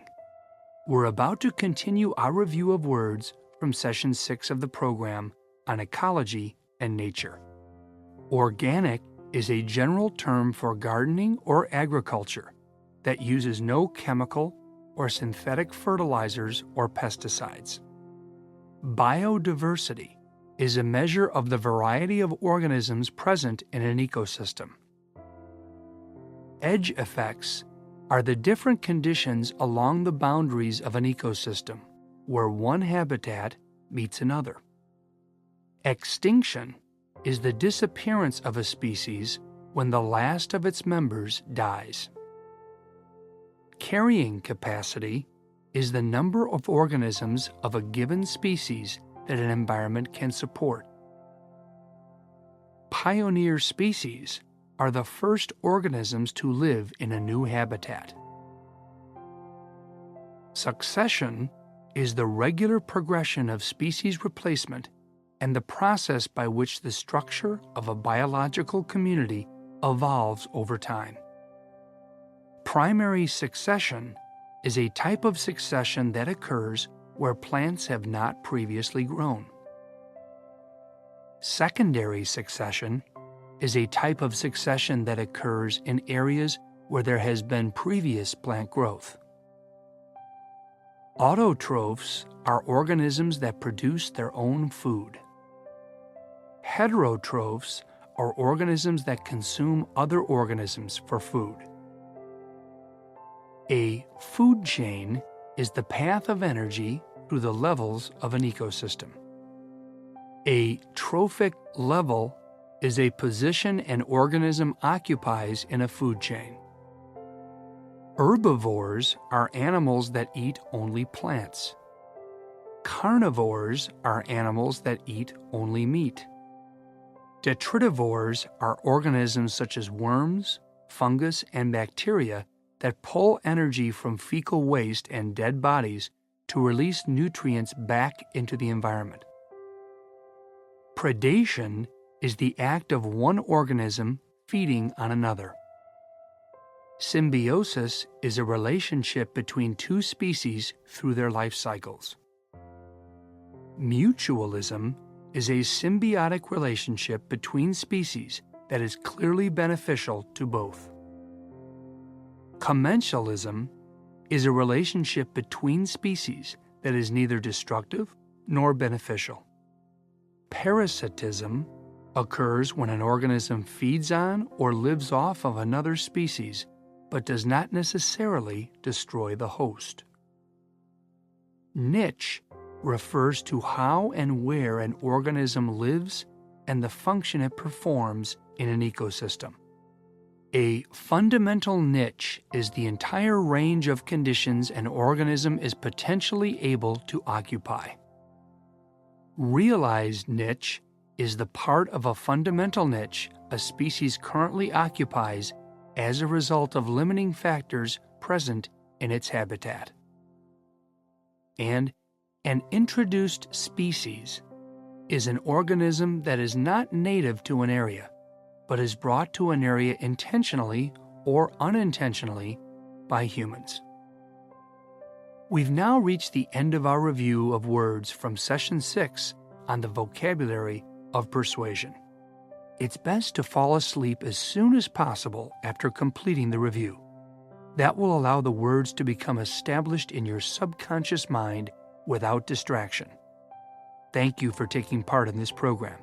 You can be confident that you'll reap the benefits for years to come.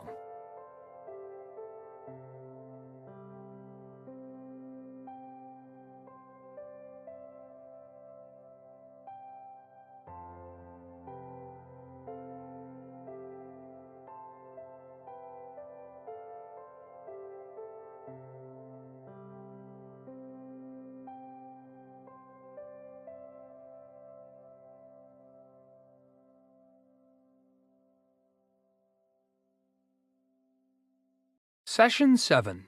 The Art of Conversation. What's the best way to begin a conversation? What's the right kind of introduction?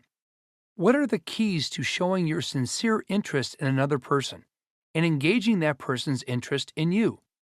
Those are some of the topics we'll look at through our vocabulary in Session 7. How you should approach a new acquaintance really depends on the setting. If you're interested in starting a conversation with someone who isn't presently occupied, that is, who isn't talking to anyone else, then the best strategy is just to say hello and say your name. It seems so obvious, but it's surprising how many people don't say what their name is. They think that since the other person doesn't know them, their name won't make any difference. But it really makes a huge difference in starting a conversation. So make that the first thing you say. If you want to speak with someone who's engaged in another conversation, eavesdropping, our first word, can be a useful tactic. Eavesdrop is an interesting word, although many people mispronounce it as eavesdrop. It's eavesdrop, not eavesdrop. To eavesdrop means to listen in on a private conversation, but it literally means to hang from the edge of a roof, maybe as a way of overhearing what's being said below. Anyway, see if you can eavesdrop on what's being said, and then make a graceful introduction for yourself. Something like, "Excuse me, I couldn't help hearing that you're from Philadelphia." Then offer your name. Conversation should be a mutual activity. There's give and take. We take turns. You talk, and then I talk. But what should we talk about? Very often you'll find yourself in a setting where conversation won't happen by itself. You have to make it happen in order to avoid an awkward situation. In other words, you have to make small talk. And a good vocabulary word for small talk is persiflage. It comes from a Latin root meaning to whistle. When you engage in persiflage, you're not in deep communication. You're just blowing air. Badinage is also a kind of small talk, but with a specific humorous tone. Another word for it is ribbing. Badinage comes from a French root meaning silly jokes. Whatever you say or don't say, whether it's lighthearted persiflage or witty badinage, do it with a smile. Make a smile the one constant in all your conversational endeavors. Whoever grins wins is a good phrase to keep in mind. But whoever glowers is our next word, loses.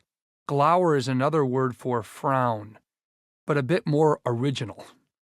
It may take practice to become a great conversationalist. It takes vocabulary, insight, and timing. But one of the most powerful conversational tools is extremely easy and accessible. It's your eyes. People are extremely sensitive to eye movements on the part of someone they're talking with. So don't let your eyes wander.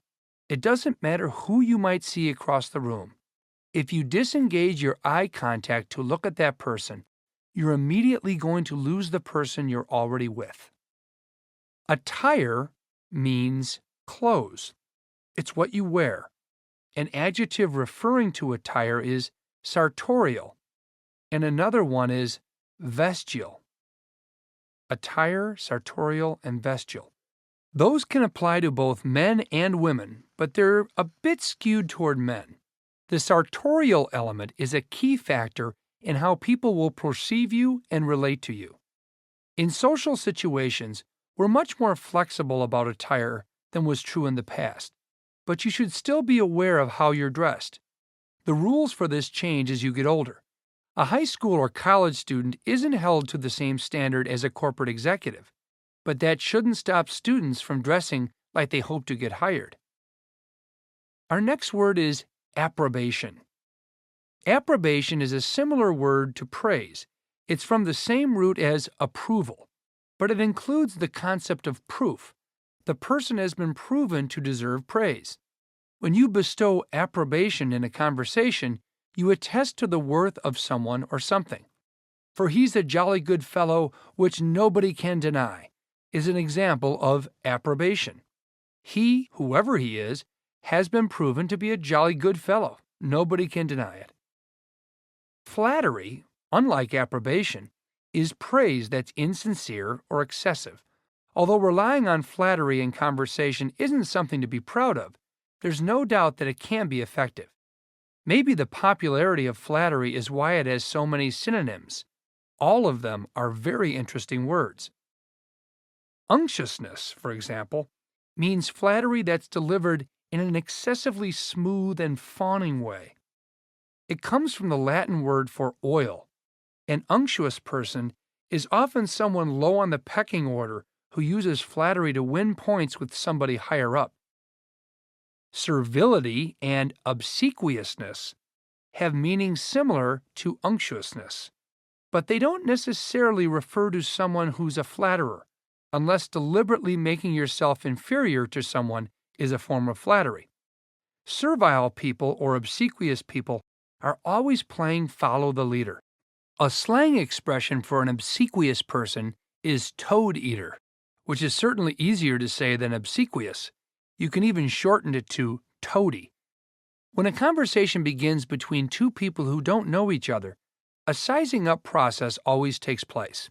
Research has shown that people evaluate each other based on 3 criteria: money, intelligence, and relationship potential. So if someone wants to make a good impression on you at your first meeting, braggadocio, our next word, might be something they'd try. It means showing off, and of course that might refer to wealth. Talking about a new sports car, for example, could be a form of braggadocio.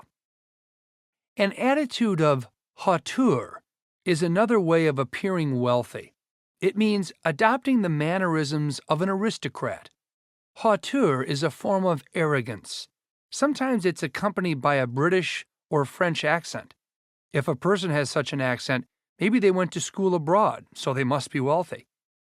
With regard to intelligence, displaying a large vocabulary is of course a basic technique. And not only a large vocabulary, but a vocabulary made up of long and unusual words. Long words are sesquipedalian words. That's our next word, sesquipedalian. The longer they are, the more sesquipedalian they are. The word itself is from a Latin root meaning a foot and a half. But a word doesn't have to be long in order to be impressive in terms of intelligence or learning. Arcane words, that is, words whose meaning is known only to a few, can also be really good. In fact, arcane itself is an arcane word. If you don't like arcane, you can say recondite. It has virtually the same meaning. Both arcane and recondite come from a Latin root meaning to keep hidden or secret. Besides wealth and intelligence, the third element people seem to look for in a first conversation is a possibility for mutual advantage. Will I be able to work with this person? Will I be able to sell something or buy something? Could this person become a friend or even a romantic partner? These would be synergistic relationships, from the word synergy. Synergy means the process by which the whole becomes more than the sum of its parts. It's coming together for mutual benefit, like average baseball players who somehow turn into a great team. Another word, symbiosis, might be confused with synergy, but it's really quite different. Synergy is positive and intentional. Synergy is two or more people working together toward a shared purpose. Symbiosis is what used to be called a marriage of convenience. It's a relationship in which there's a shared interest but no compatibility beyond that. In biology, even a parasite and a host have a symbiotic connection. An intestinal parasite might aid a larger organism's digestive process, and the larger organism provides the parasite with something to digest. In a conversation with a new person, it's great to recognize someone with whom you might have synergy, and even symbiosis might be better than nothing. We've identified some elements that people look for in a conversation with a new acquaintance. Now let's see how to get that conversation going. In terms of vocabulary, there is another instance where it's not so much about introducing a new word, but about seeing an everyday word in a new context. Sports is a good example of that. For two people who don't know each other and who might not have much in common, sports can open the door. In that sense, sport is a lingua franca, which is actually two words, and not even English, but we'll call it a new word anyway. Here's a dictionary definition of lingua franca. According to the online etymological dictionary, lingua franca literally means Frankish tongue. It was originally a form of dialect communication used in the Middle East that included words from Spanish, French, Greek, Arabic, and Turkish. That's the dictionary definition. Lingua franca was a hybrid language that could connect people across cultural and linguistic boundaries, which is exactly what talking about sports can do in a new conversation. Talking about children can be another useful connecting point. The word pedagogy, which is the art and science of teaching, is a topic most people have opinions on, whether it pertains to their own education or that of their kids. When you speak about people's children, however, you should be aware that this can lead into very personal subjects and strong feelings. If you can do it gracefully, you might want to prepare the way with a proteorthotic statement. That is, a sort of warning that this might be a controversial topic. A more recent word for proteorthosis, and definitely an easier one to say, is triggering. That's our next word, triggering. Some people argue that giving a triggering warning is a requirement of good manners or even of ethics whenever even a slightly sensitive subject might be coming up. If you do decide to talk about education, it might lead you to a discussion of heuristics. Heuristics is our next word, which are points of information or ideas that encourage further learning. Certain memes may be useful heuristics, but others are just time wasters or distractions. Meme is a very new word, invented in 1976 by the British biologist Richard Dawkins.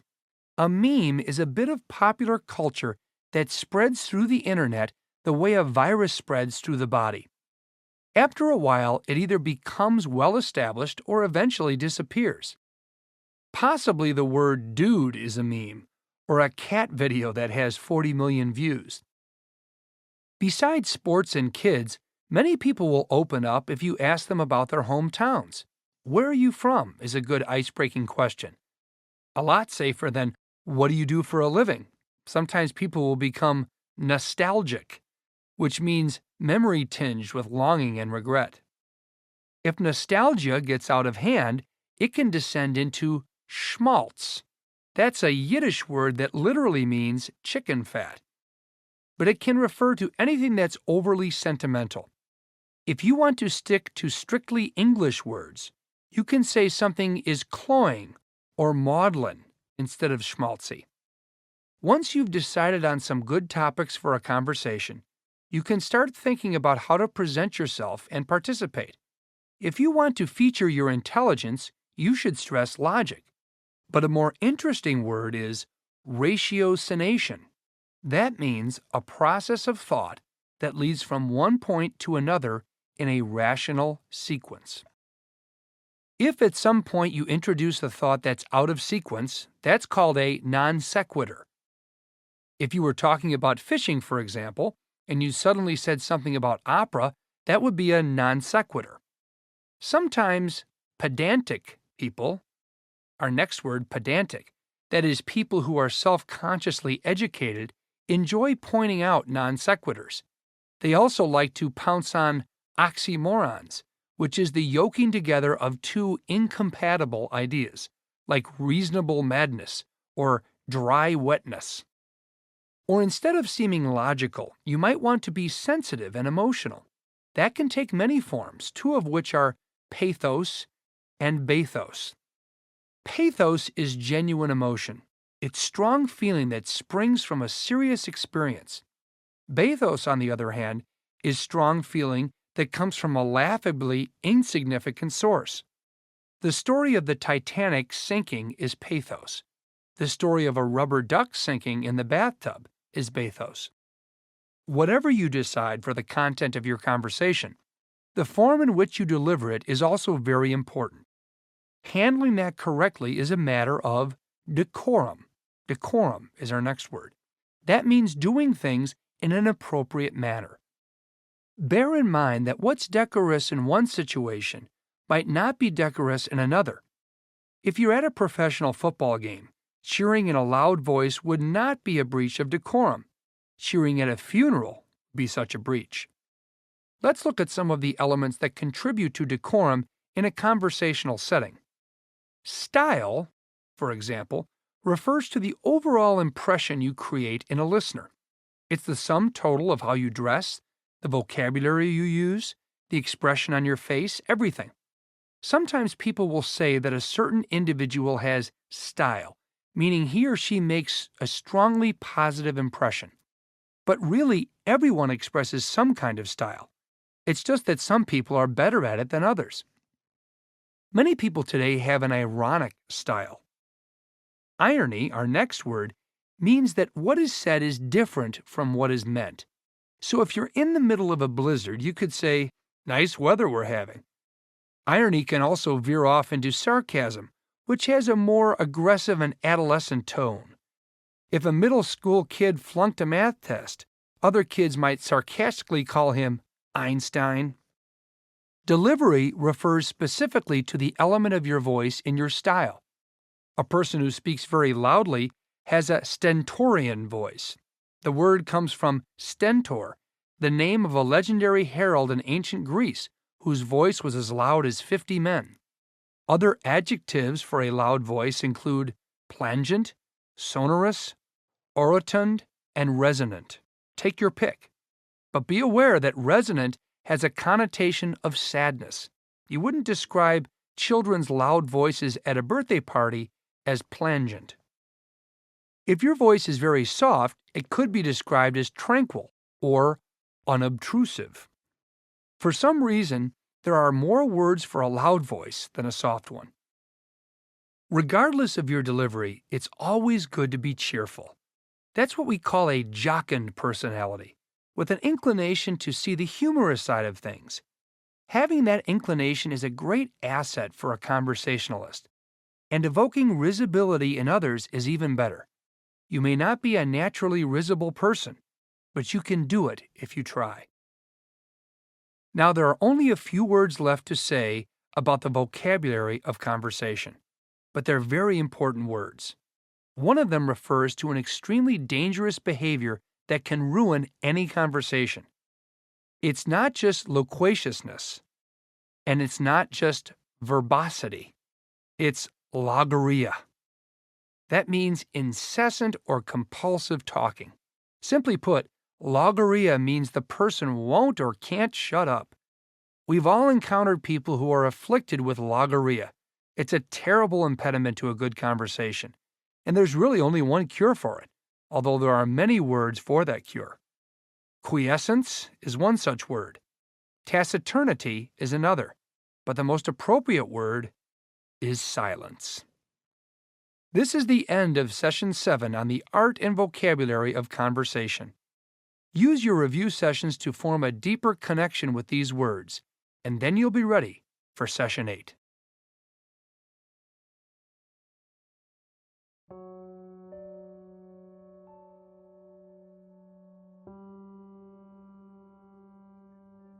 Good morning.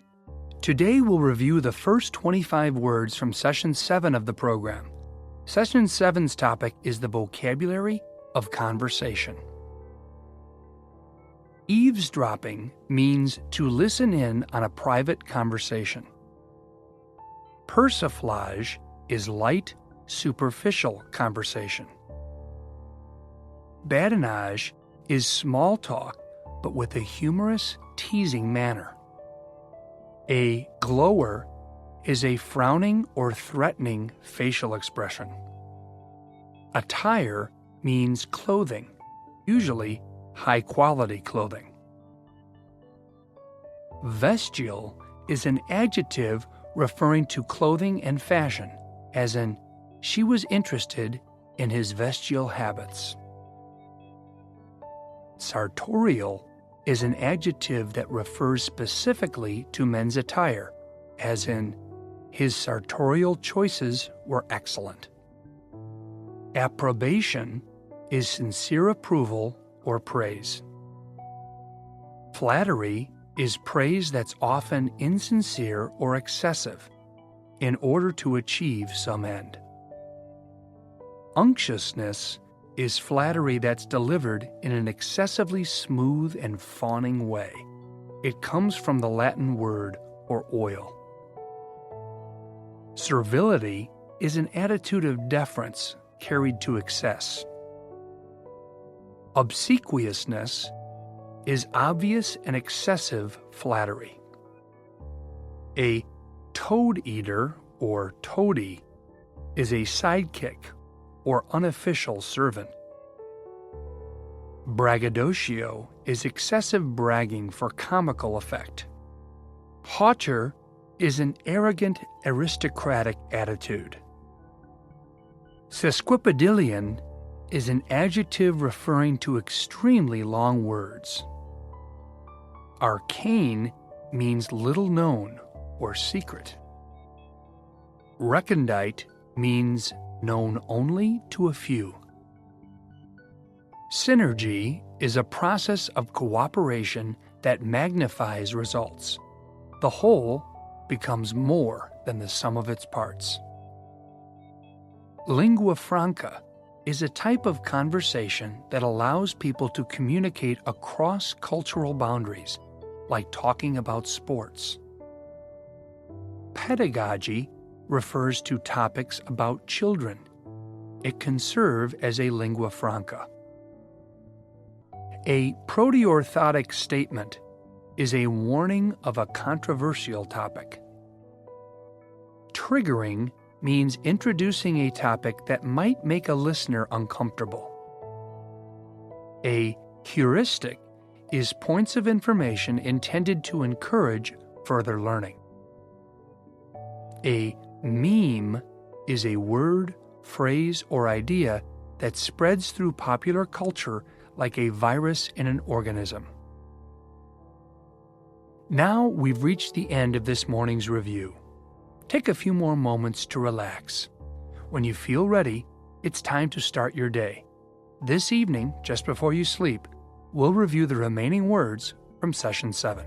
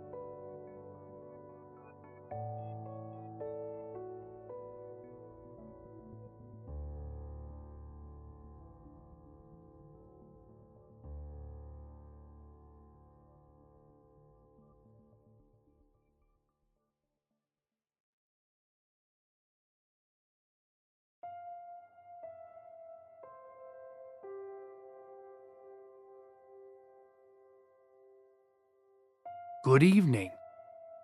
We're about to continue our review of words from Session 7 of the program on the vocabulary of conversation. Nostalgia is memory often tinged with longing and regret. Schmaltz is excessive sentiment or theatrical emotion. Cloying means an excessively sweet mannerism. Maudlin means a predictable style, like a cliché. Ratiocination is a sequence of logical thought that leads from one point to another. A non sequitur is a remark in a conversation that's illogically out of sequence with the topic at hand. Pedantic means related to education in a fussy way.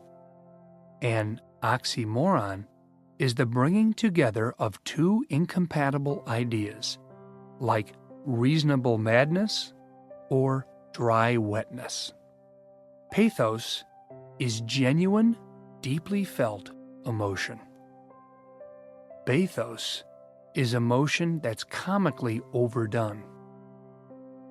Decorum means tastefully organized social behavior. Style refers to the presentation a person creates in order to make an impression on other people. Irony means that what is said is different from what is actually meant. Stentorian is an adjective referring to a loud voice. Plangent means a voice that's loud and pleading. Sonorous is a voice that's deep and vibrating. Orotund is a strong but pompous voice. Resonant is a voice that seems to echo or amplify. Unobtrusive is a soft, polite, unthreatening voice. Jocund is a humorous, good-natured personality. Loquaciousness is a tendency to talk well, but too much. Verbosity is a tendency to talk too much without talking well. Logorrhea means compulsive, non-stop talking. Quiescence means inactivity or without motion. And taciturny is a very restrained style of speech. We've now reached the end of our review of words from Session 7 on the vocabulary of conversation.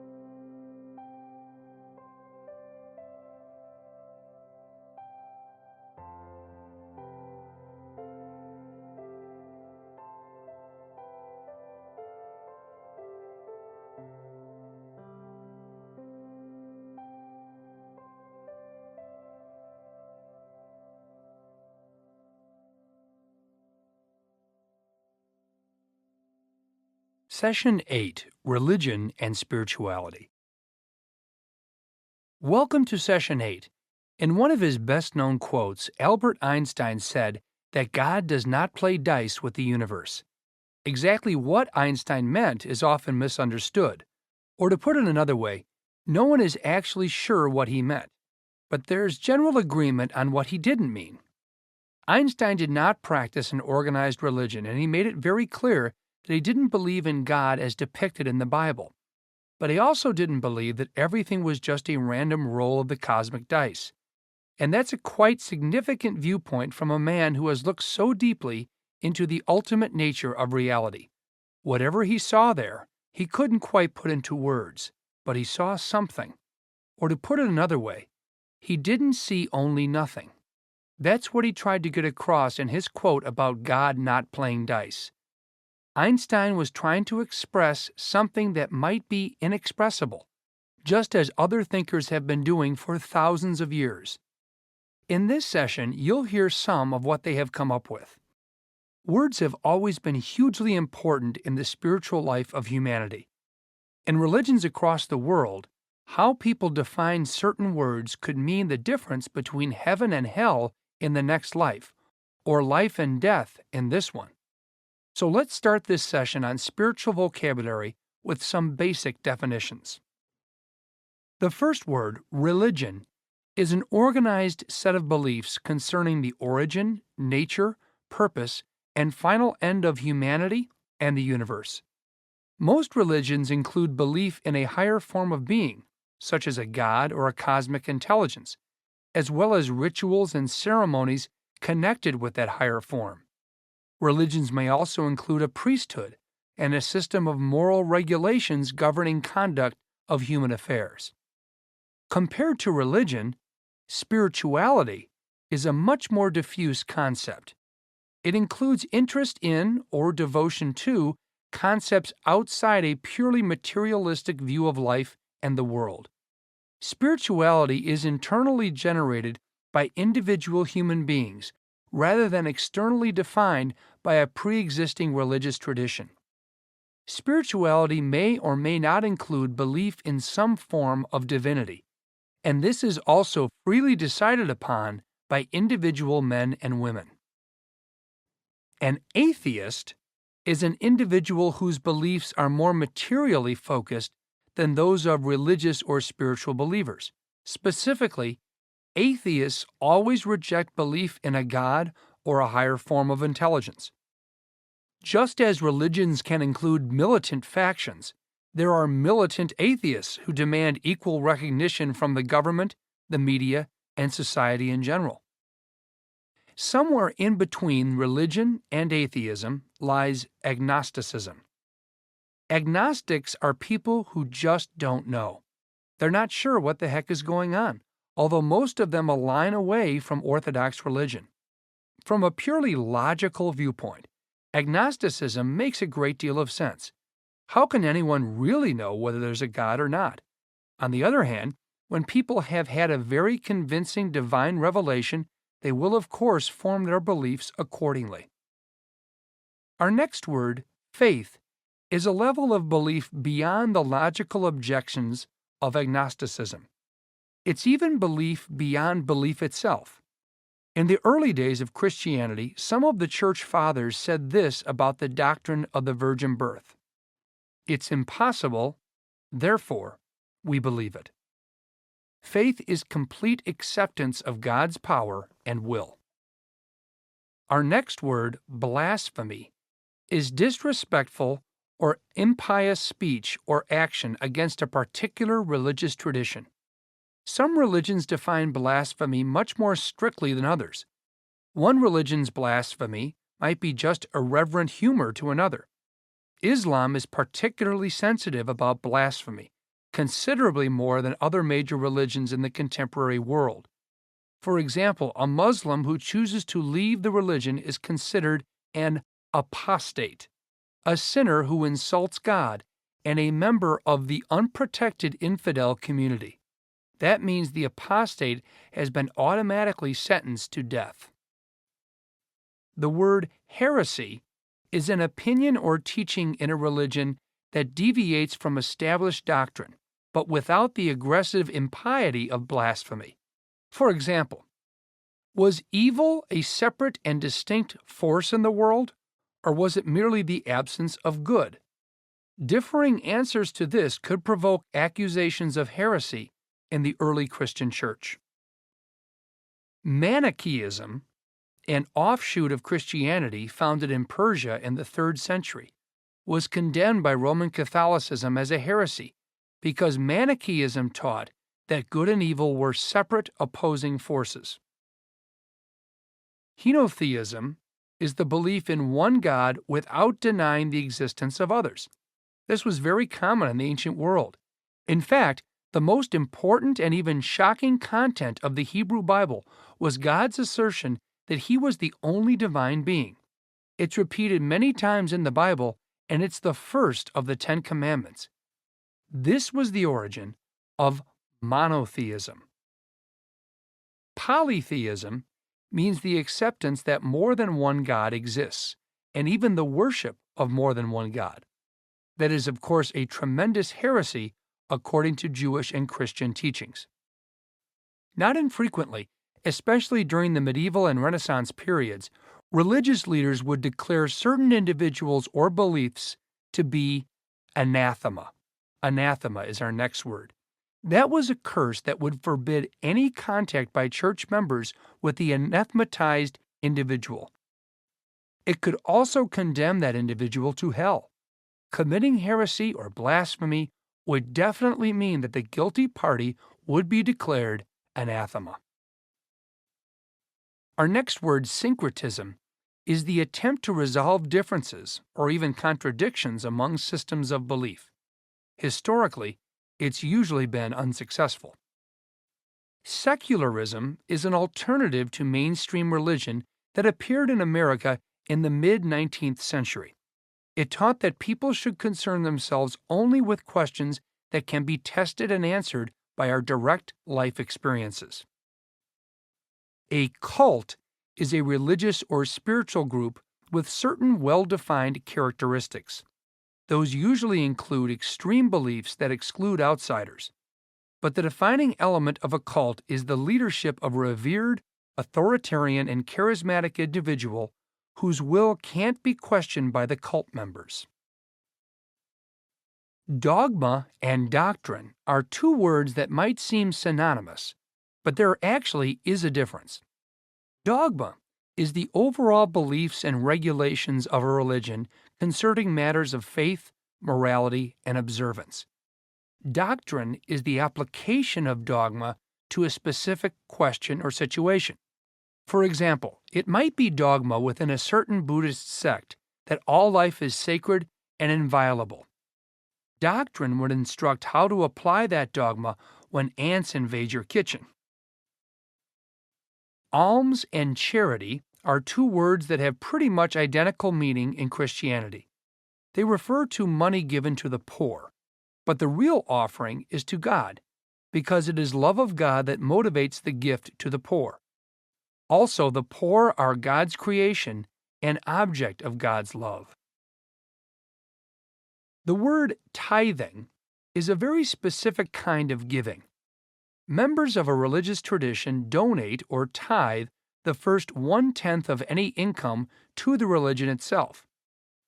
Tithing differs from charity in that tithing is a believer's ongoing, continuous commitment that never varies. It's always the first 1/10 of income, and it's given on a regular schedule without fail. In contrast, both the amount and the schedule of alms or charity can change from time to time. Doctrines concerning charity and other virtues are set down in the sacred texts of various religions. This includes not just the principal books, like the Bible and the Quran, but also the commentaries on books. In Judaism, the principal commentary is called the Talmud, but that's only the beginning. There are also the Mishnah and the Gemara. Those are commentaries on the commentaries. And then there's the Kabbalah, which is an oral tradition of esoteric teachings. A person could spend a lifetime studying about when and how to say a certain prayer, and people did devote their lives to doing just that. In the New Testament, Jesus often speaks in parables. That's our next word, parables, which are brief stories containing a spiritual lesson. The parables appear to be simple, but that's deceptive. They're the subject of detailed interpretation throughout Christian literature. Judaism, Christianity, and Islam include a reward and punishment framework for righteous and sinful behavior. This begins in the Old Testament when God establishes a covenant between himself and the patriarch Abraham. Covenant is a word meaning sacred agreement. In the biblical book of Genesis, God tells Abraham that if Abraham does what God wants, God will make him the founder of a great nation. Abraham agrees, and God does follow through on his promise. Abraham is just a little surprised by how long it takes. The word celibacy means the renunciation of sex and marriage. It is a vow taken by the priesthoods in Roman Catholicism, Buddhism, and several other spiritual traditions. Chastity, on the other hand, is regulation but not renunciation of sex. Simply put, chastity is the principle that there's a time and place for everything. This is a basic teaching in many religions. Angels are spiritual beings who appear as divine messengers in the Old Testament. They are also important in the New Testament and other Christian and Jewish literature. Some angels are mentioned by name, but others are anonymous. It's never clear exactly what angels are, but there are a lot of them. In the book of Jewish mysticism titled the Zohar, there are references to an infinite number of angels who flit in and out of existence like subatomic particles. Seraphim, that's our next word, are high-ranking angels referenced in the Old Testament, who convey important messages directly from God. Cherubim are lower-ranking angels mentioned frequently in the Old Testament. They often appear in Renaissance paintings as babies or small children with wings. Beelzebub is an evil angel mentioned in the Book of Kings in the Old Testament. Later, his identity expanded into that of the devil. Since the exact number and function of angels remains vague in the Bible, some writers have invented names and personalities for angels on their own. John Milton did this in his epic poem, Paradise Lost. The English poet William Blake imagined many angels, including Orc and Nobodaddy. Islam has also ordained certain actions that every believer is expected to perform. Daily prayer is one of them. Another is the Hajj, a word that refers to a pilgrimage to the city of Mecca in Saudi Arabia. Every Muslim man is expected to make that journey at least once in his lifetime. Islam also emphasizes the importance of conversion, which means non-believers adopting the faith of Islam. Not accepting the faith is viewed as an act of aggression toward Allah or God. Those who perform that act are known as infidels, meaning unfaithful. Anyone who was born into the faith or converted to it but then left it is called an apostate. Apostate is our next word, from a Greek word meaning rebellion. Islamic teachings advocate and even encourage jihad, meaning a sacred war against infidels and apostates, although the meaning of jihad can be interpreted in more than one way. It may mean a physical war, or it may mean an internal spiritual struggle against negative tendencies in yourself. A battle in a jihad is called a ghazwa, based on an actual battle in which the Prophet Muhammad took part. Someone who takes part in such a battle is called a ghazi. But again, it's unclear whether these should be understood metaphorically or literally. Another long-standing dispute between literal and metaphorical interpretation involves the doctrine of transubstantiation. Roman Catholicism teaches bread and wine are literally transformed into the body and blood of Christ during the communion service. but many Protestant denominations reject a literal interpretation. In Buddhism, there is no God who rewards and punishes, but there are basic principles that accomplish a similar purpose. Karma, for example, is the principle of you will reap what you sow. It's really that simple. Dharma is a related principle that's slightly more complicated. Based on the karma you've accumulated over many lifetimes, there is a certain way of living that is correct for you right now. That way of living is your dharma. If you accomplish it correctly, you will advance to higher spiritual form in your next reincarnation. In Buddhism, it's also possible to attain such high spiritual development that one no longer has any karma to work out through reincarnations. This ultimate transcendent state of being is called nirvana. Reincarnation literally means repetition of the process of assuming bodily form.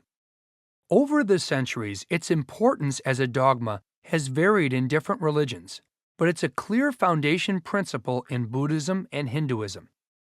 The branch of theology and philosophy that deals with questions of the afterlife is called eschatology, from a Greek word meaning last, furthest, or most remote. The Roman Catholic doctrine of canonization is our next word, has some similarities to both karma and reincarnation. After their deaths, certain righteous individuals can be designated as saints by the Pope and other administrators of the Church. The process of doing this is canonization. Unlike Buddhist karma, being a saint doesn't mean that a soul will be reincarnated in a higher spiritual form, but the status of the righteous person's soul does change. As a saint, for example, he or she is able to receive prayers. A miracle can be defined as simply a wonderful thing. That's the original Latin meaning of the word. But the word has acquired a connection with wonders performed by God, which usually also have a special meaning attached.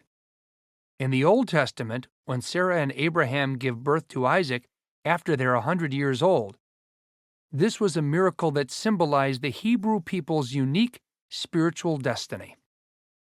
Judaism has had no official priesthood since the Romans' destruction of the Temple in Jerusalem in 70 A.D.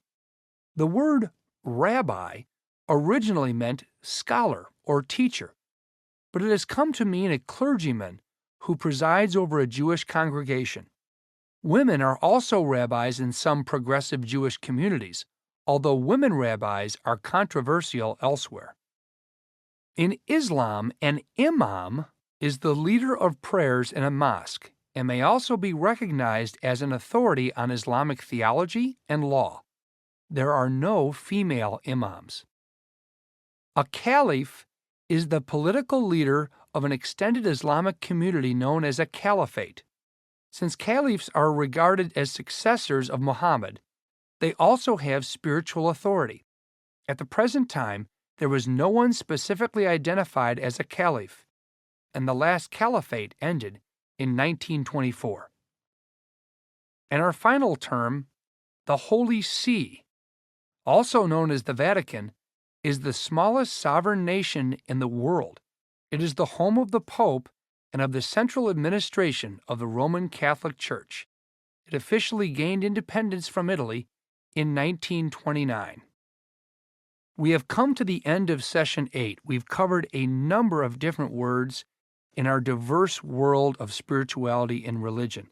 And in these times of highly charged religious leaders and evangelists worldwide, we hope this has given you a better, broader understanding of some of the terminology that is used within these various faiths. I look forward to joining you in Session 9.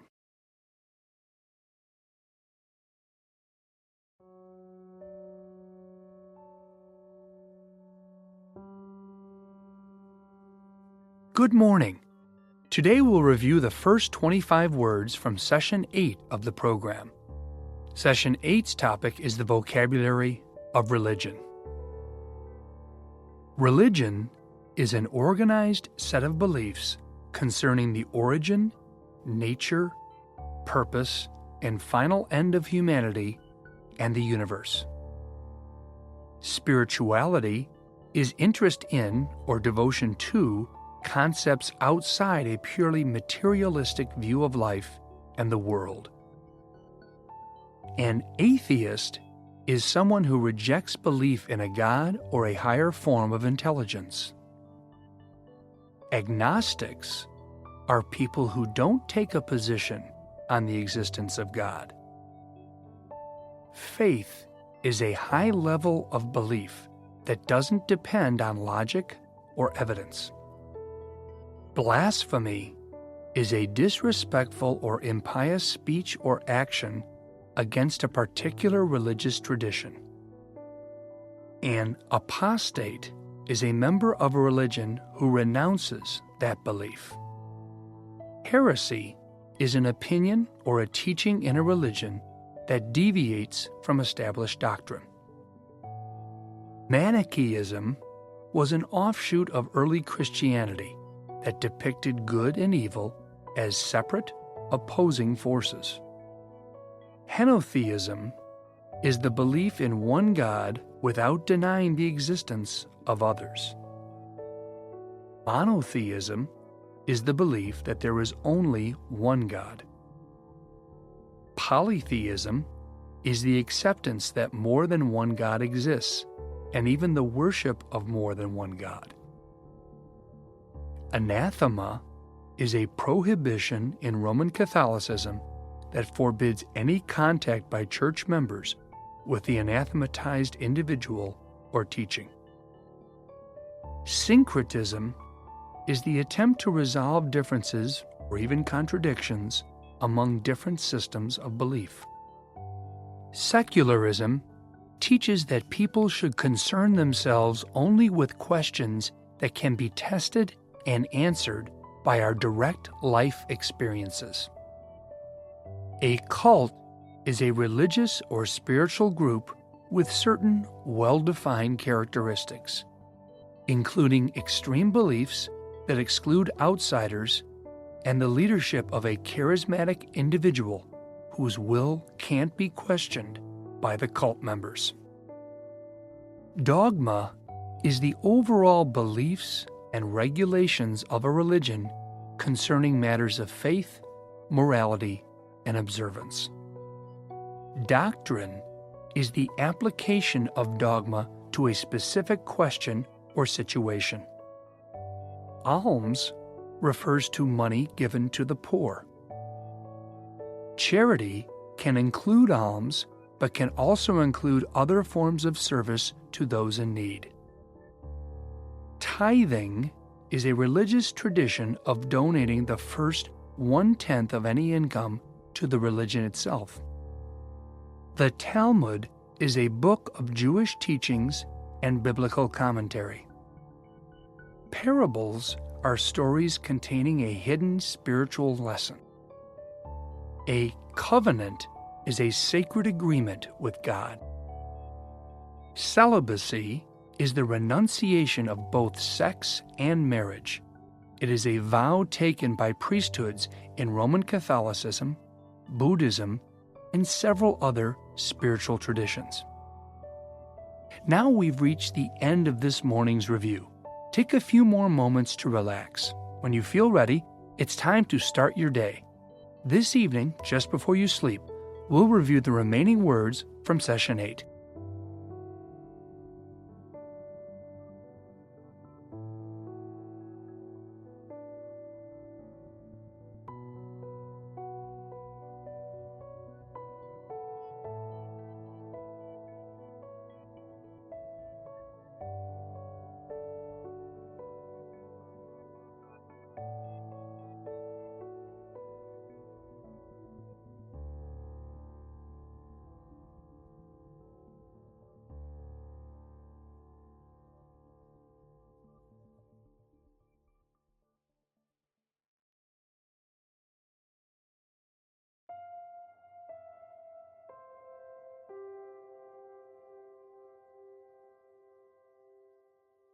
Good evening.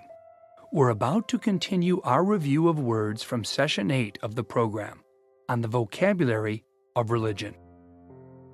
Chastity is regulation, but not renunciation, of sex. Angels are spiritual beings who appear as divine messengers in the Old Testament, the New Testament, and other Christian and Jewish literature. Seraphim are high-ranking angels referenced in the Old Testament who convey important messages directly from God.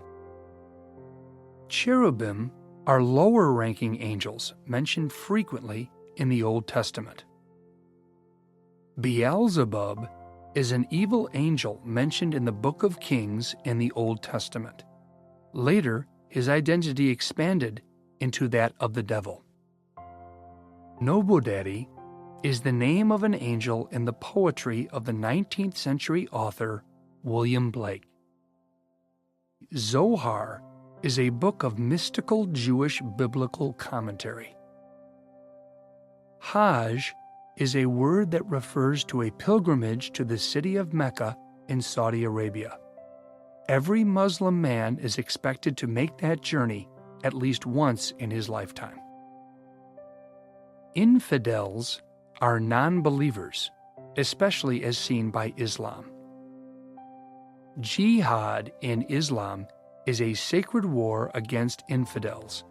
It may mean a physical war or an internal spiritual struggle. A ghazwa is a battle in a jihad based on an actual battle in which the Prophet Muhammad took part. A ghazi is someone who takes part in a ghazwa. Transubstantiation is the belief in Roman Catholicism that bread and wine are literally transformed into the body and blood of Christ during the communion service. Karma is the Hindu and Buddhist principle that you will reap what you sow in this life or a future one. Dharma is the correct way of living for a given individual. Nirvana in Buddhism is the highest state of spiritual development. Reincarnation literally means repetition of the process of assuming bodily form after death. Eschatology is the branch of theology and philosophy that deals with questions of the afterlife. Canonization is the process of elevating someone to sainthood in the Roman Catholic Church. A miracle is an extraordinarily positive event that happens through divine intervention. A rabbi is a Jewish scholar and spiritual leader. An imam is the leader of prayers in a mosque and may also be recognized as an authority on Islamic theology and law. A caliph is the political leader of an extended Islamic community known as a caliphate. The Holy See is the Roman home of the Pope and of the central administration of the Roman Catholic Church, also known as the Vatican. We've now reached the end of our review of words from Session 8 on the vocabulary of religion.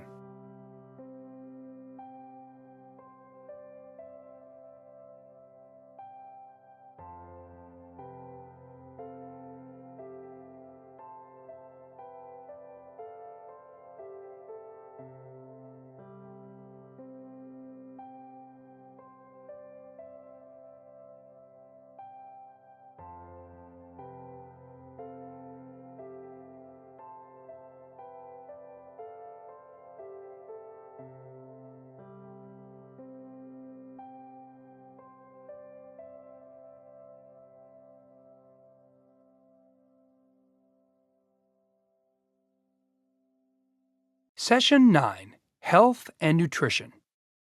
Welcome to Session 9. Our first topic here is the vocabulary of nutrition and diet, and then we'll expand to the wider landscape of health and wellness. There probably has never been a time when people were more interested in what they eat than Americans are today.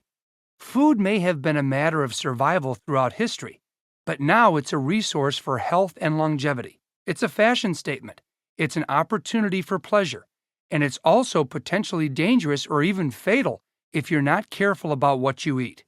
Food has come to mean much more than nutrition, but that word is a good place to start. Nutrition, our first word, refers to the body's physical processes of taking in food and using it for growth, metabolism, and repair. Diet might seem like a synonym of nutrition, but it actually refers to the specific foods that make up someone's nutritional intake. Diet has also come to mean the adjustments in eating that a person makes in order to gain or lose weight. Nutrition is usually talked about in terms of which foods are healthy and which foods aren't, and there's a whole vocabulary to go along with that discussion. In this session, we're going to look at that vocabulary. We'll see how it includes both scientific terms and its own form of slang. We'll also see how sometimes slang gets turned into science in many people's minds. Most people's interest in nutrition focuses on weight control and staying healthy by carefully monitoring what they eat and what they don't. What people eat includes minerals, carbohydrates, fats, and proteins, all of which we'll define in this session. Beyond the everyday issues of gaining or losing weight, nutrition is also the science of food and determining what nutrients are in different products. That science describes how the human body digests, absorbs, metabolizes, transports, stores, and excretes different food products.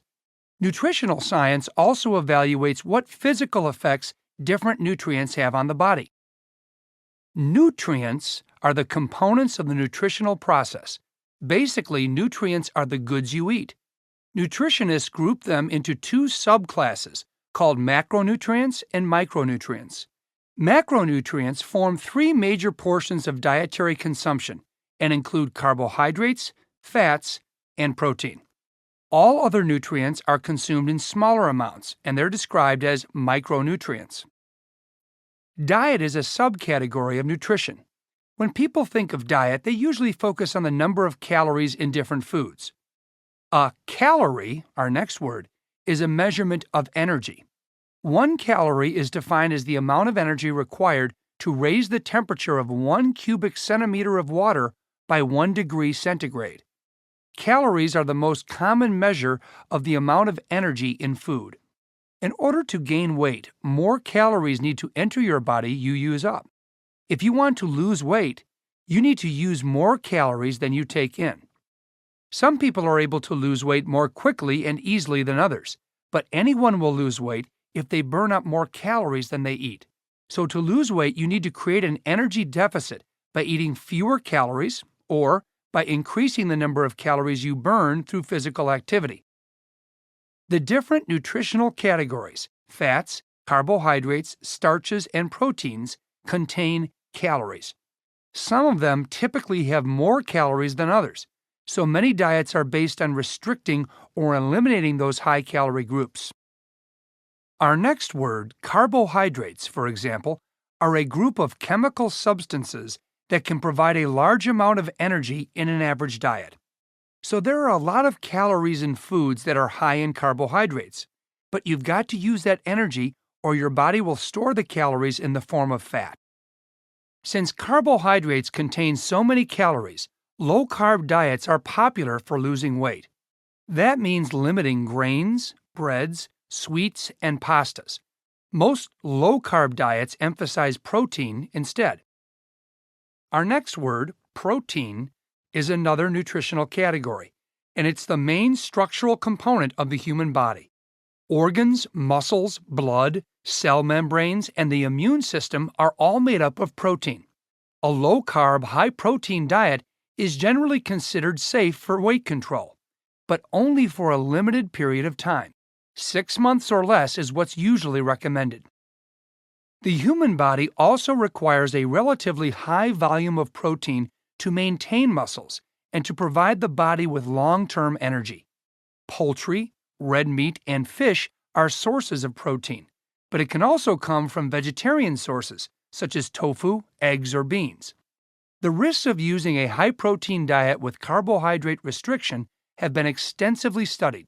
For instance, red meat is high in protein, but eating high quantities of red meat can increase the risk of heart disease. A high-protein diet can also affect kidney function. Protein metabolism leaves waste products in the bloodstream that has to be eliminated as urine.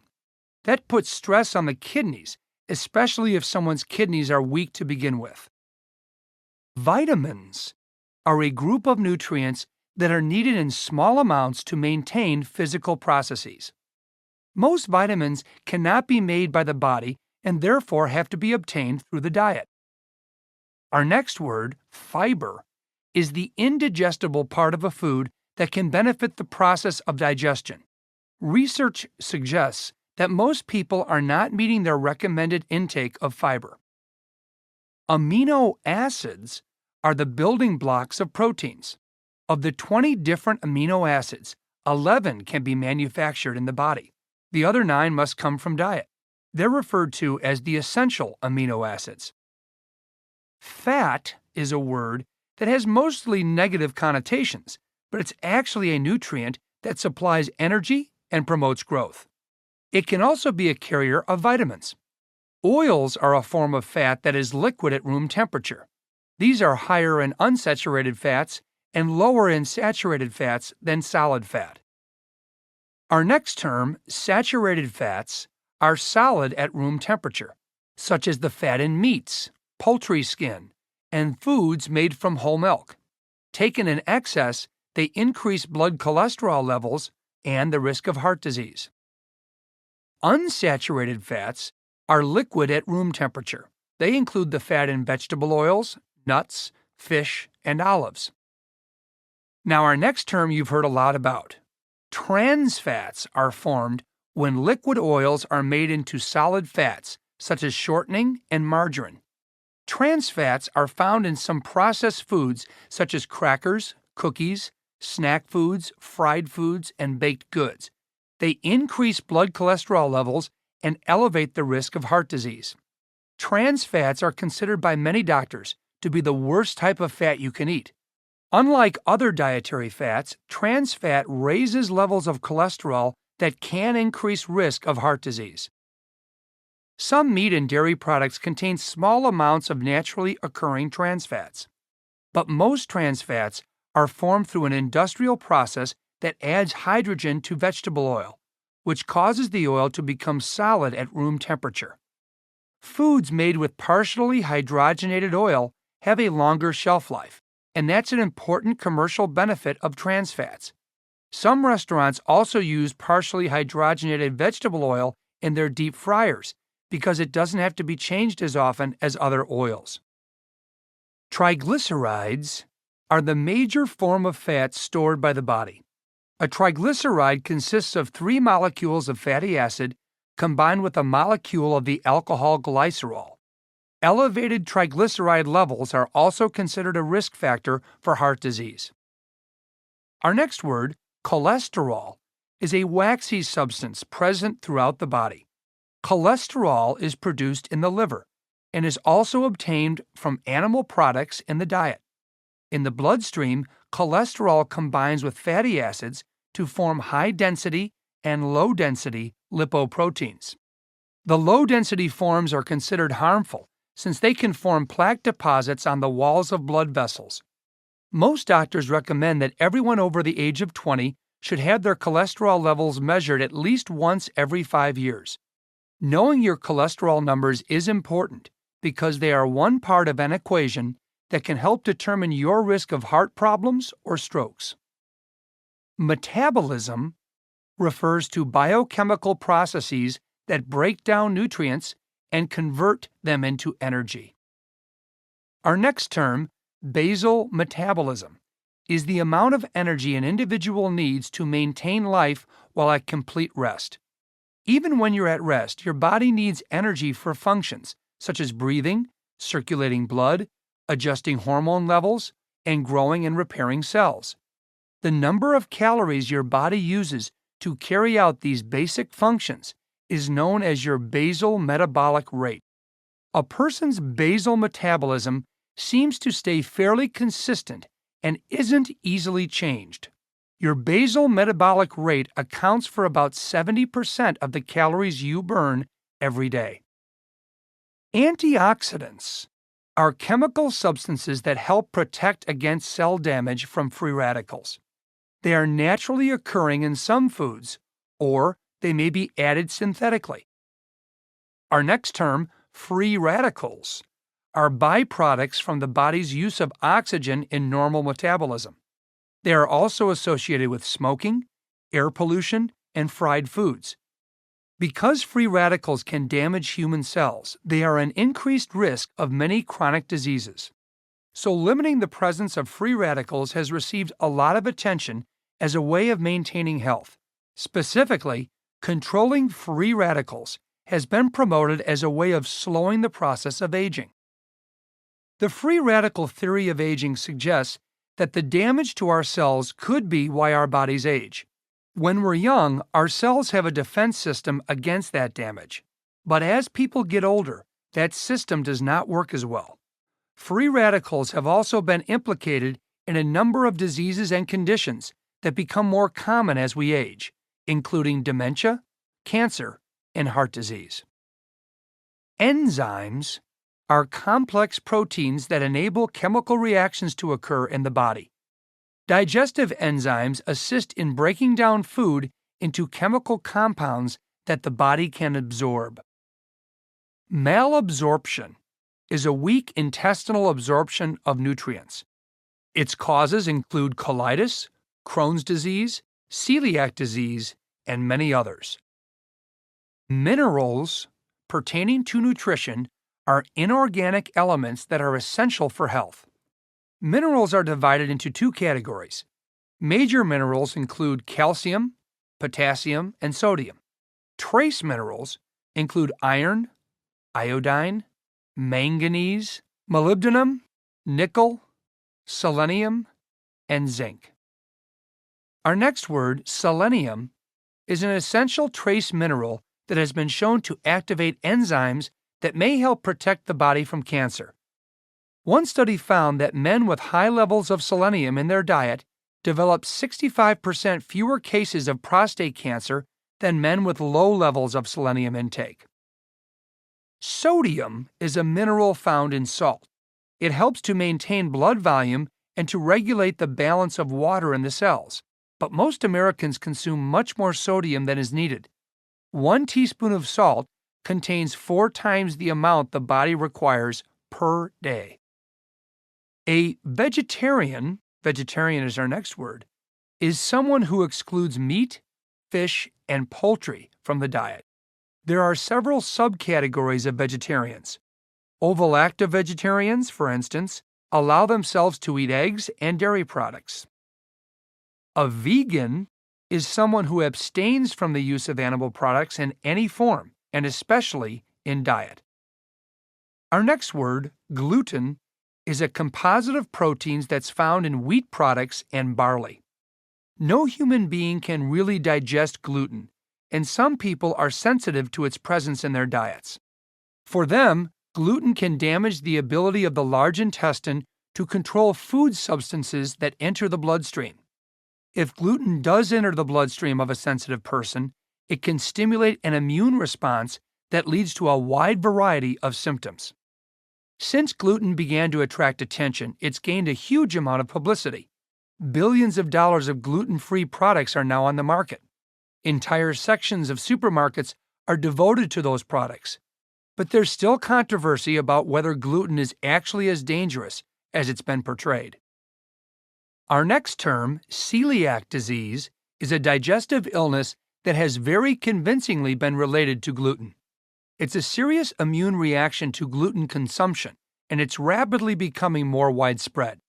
Celiac disease is 4 times more common now than it was 60 years ago, and it affects about 1 in every 100 people. But it's not clear why this increase is happening. People have been eating bread and other wheat products for centuries. Why is this suddenly becoming a problem? Food processing is one possibility. Although overall wheat consumption hasn't increased, the ways wheat is processed and eaten have changed dramatically. Most of today's processed foods did not even exist 50 years ago, so comparisons with the past may not be relevant. It's also possible that the advances made in sanitation and public health may actually be stimulating immune disorders such as gluten sensitivity. If the body's immune system doesn't have enough to do, it may turn against the body itself. This is one of many questions about nutrition that remain to be answered. There is a much more extensive vocabulary of nutrition than we've covered here, and that vocabulary is growing all the time. What people eat has become a lifestyle choice, almost like fashion, that extends beyond biological issues of health and wellness. But beyond food and nutrition, health and wellness in general also have their own very extensive vocabulary.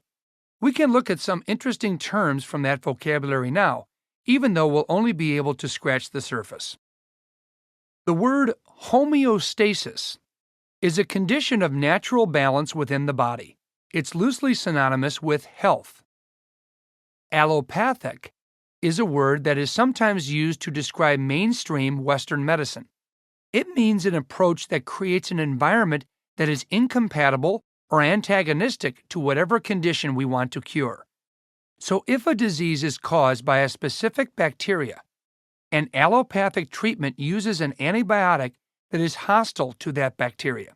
In very simple terms, allopathic medicine uses a warfare model of treatment in which the armies of sickness and health fight it out.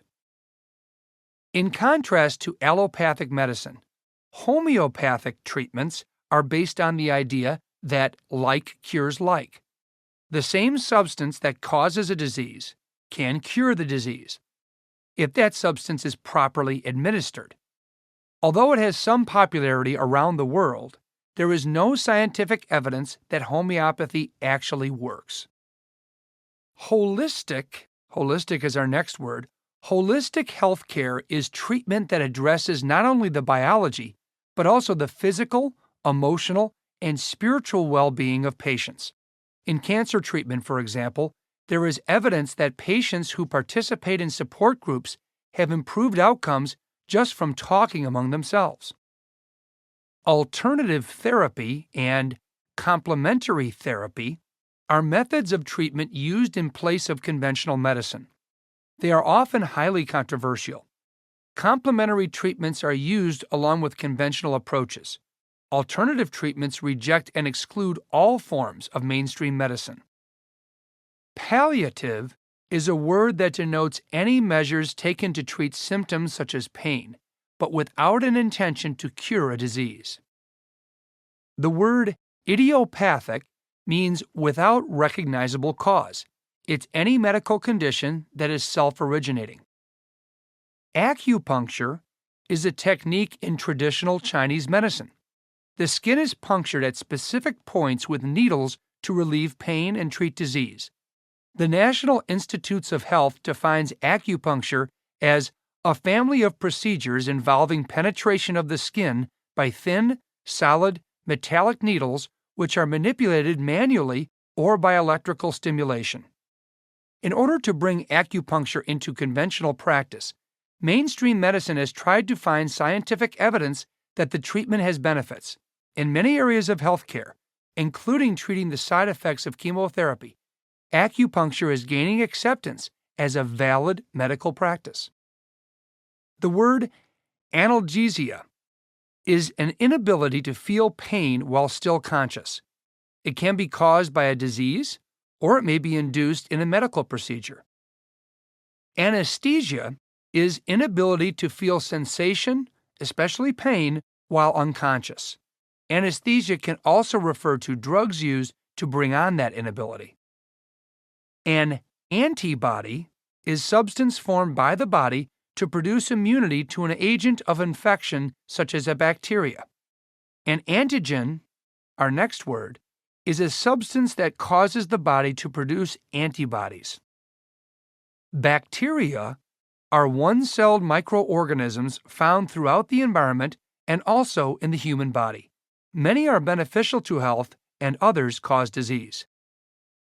Bioethics is a branch of medicine concerned with the moral issues of technological advances and research. Blood pressure is a measurement of the force exerted by the heart against arterial walls when the heart contracts and then relaxes. The word hypertension is the condition of high blood pressure. Over time, it can be a cause of heart failure and other cardiac problems. Diastolic pressure is a measurement of blood pressure in the arteries when the heart is at rest. Systolic pressure is a similar measurement taken when the heart is contracting and forcing blood into the arteries.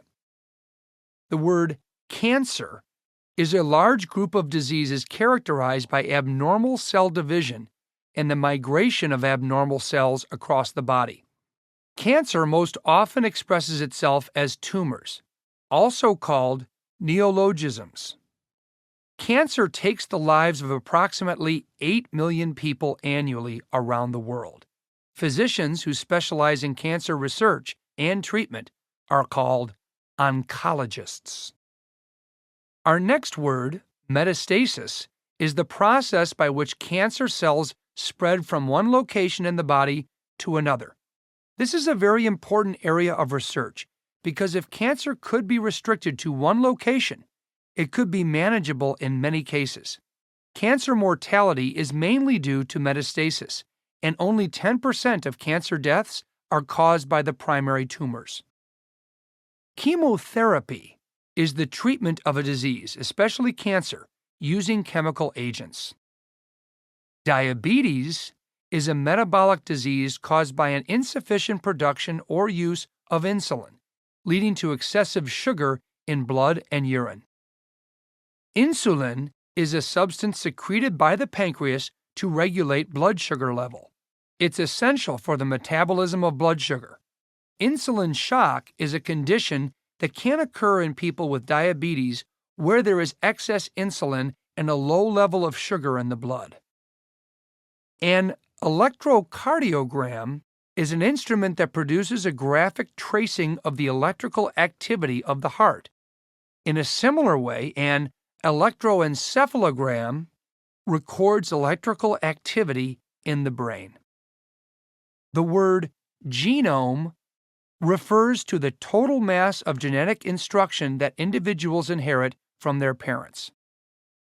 Infarction is an area of tissue that becomes necrotic or dead when the blood supply ceases. It can occur in the heart as a result of a heart attack. And our final term, positron emission tomography, is a form of computerized body scanning in which a computer detects a radioactive substance injected into a patient. It's often used to evaluate a patient for the presence of cancer.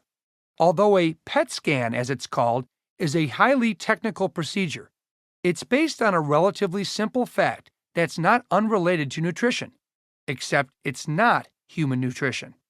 It's nutrition as understood by cancer cells. The radioactive substance that goes into the patient has a sugar base. Cancer cells devour sugar. As they do so, that increased cellular activity is detected by the scan as an indication of disease. The PET scan is one of the most effective and comprehensive instruments for cancer detection. Well, this is the end of Session 9. Please be sure to review these words in your bonus sessions. Then join me for Session 10, where our topic will be Science, Large and Small.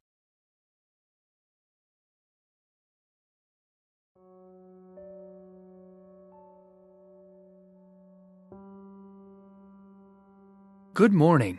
Today we'll review the first 25 words from Session 9 of the program. Session 9's topic is the vocabulary of nutrition and health. Nutrition refers to the body's physical processes of taking in food and using it for growth, metabolism, and repair. Diet refers to the specific foods that make up someone's nutritional intake. Nutrients are the components of the nutritional process. Basically, nutrients are what you eat. A calorie is a measurement of energy. Calories are the most common measure of the amount of energy in food. Carbohydrates are a group of chemical substances that can provide a large amount of energy in an average diet. Protein is a nutritional category and the main structural component of the human body. Organs, muscles, blood, cell membranes, and the immune system are all made up of protein. Vitamins are groups of nutrients that are needed in small amounts to maintain physical processes. Most vitamins cannot be made by the body and therefore have to be obtained through the diet. Fiber is the indigestible part of a food that can benefit the process of digestion. Amino acids are the building blocks of proteins. Of the 20 different amino acids, 11 can be manufactured in the body. The other 9 must come from diet. Fat is a nutrient that supplies energy and promotes growth. It can also be a carrier of vitamins.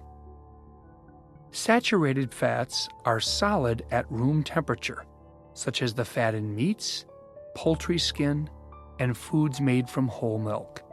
Taken in excess, they increase blood cholesterol levels and the risk of heart disease. Unsaturated fats are liquid at room temperature. They include the fat in vegetable oils, nuts, fish, and olives. Trans fats are formed when liquid oils are made into solid fats, such as shortening and margarine. They increase blood cholesterol levels and elevate the risk of heart disease. Triglycerides are the major form of fat stored by the body. Cholesterol is a waxy substance present throughout the body. Cholesterol is produced in the liver and is also obtained from animal products, diet. Metabolism refers to biochemical processes that break down nutrients and convert into energy. Basal metabolism is the amount of energy an individual needs to maintain life while at complete rest. Antioxidants are chemical substances that help protect against cell damage from free radicals. Free radicals are byproducts from the body's use of oxygen in normal metabolism. They are also associated with smoking, air pollution, and fried foods. Enzymes are complex proteins that enable chemical reactions to occur in the body. Digestive enzymes assist in breaking down food into chemical compounds that the body can absorb. Malabsorption is weak intestinal absorption of nutrients.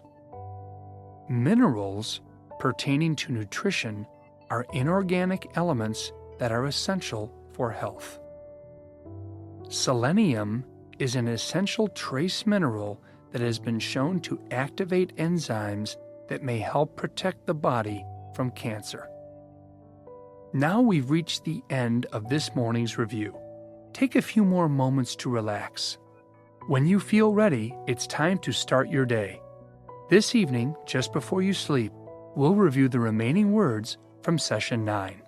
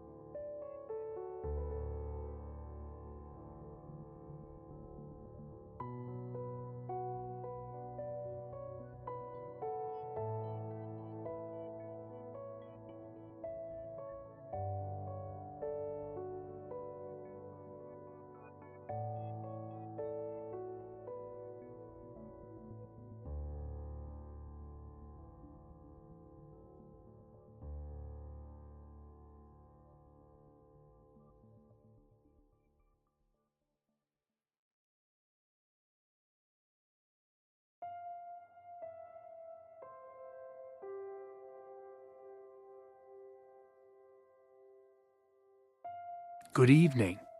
We're about to continue our review of words from Session 9 of the program on the vocabulary of nutrition and health. Sodium is a mineral found in salt. It helps to maintain blood volume and to regulate the balance of water in the cells. A vegetarian is someone who excludes meat, fish, and poultry from the diet. A vegan is someone who abstains from the use of animal products in any form, especially in diet. Gluten is a composite of proteins that's found in wheat products and barley. No human being can really digest gluten, and some people are sensitive to its presence in their diets. Celiac disease is a digestive illness that has very convincingly been related to gluten. Homeostasis is a condition of natural balance within the body. It's loosely synonymous with health. Allopathic is an approach in medicine that creates an environment that is incompatible or antagonistic to whatever condition needs to be cured. Homeopathic treatments, in contrast to allopathic, are based on the idea that like cures like. The same substance that causes a disease can cure the disease if that substance is properly administered. Holistic healthcare is treatment that addresses not only the biology, but also the physical, emotional, and spiritual well-being of patients. Alternative therapies are methods of treatment used in place of conventional medicine. They are often highly controversial.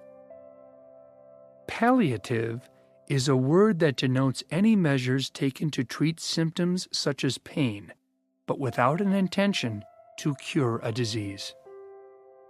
Idiopathic means without recognizable cause. It's any medical condition that is self-originating. Acupuncture is a technique in traditional Chinese medicine that injects carefully placed needles into the skin. Analgesia is the inability to feel pain while still conscious.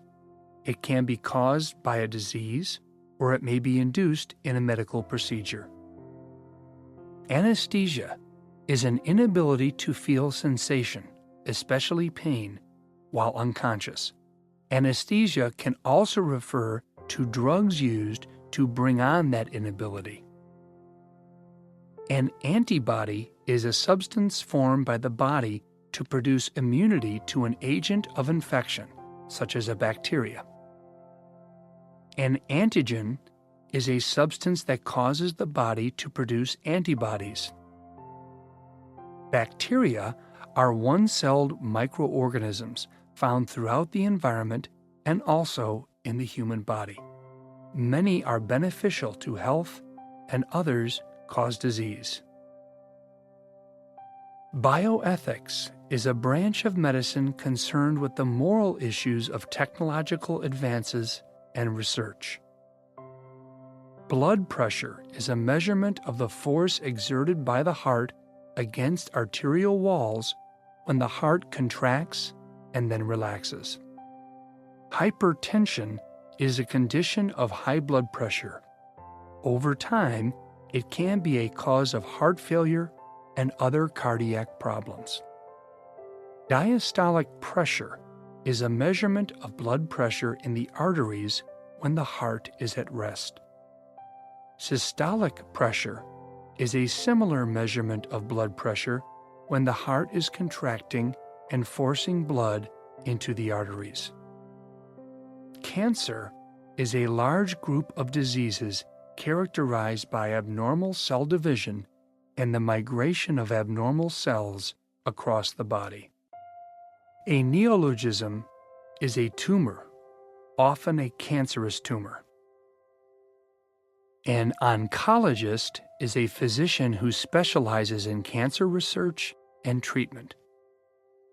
Metastasis is the process by which cancer cells spread from one location in the body to another. Chemotherapy is the treatment of a disease, especially cancer, using chemical agents. Diabetes is a metabolic disease caused by an insufficient production or use of insulin, leading to excessive sugar in blood and urine.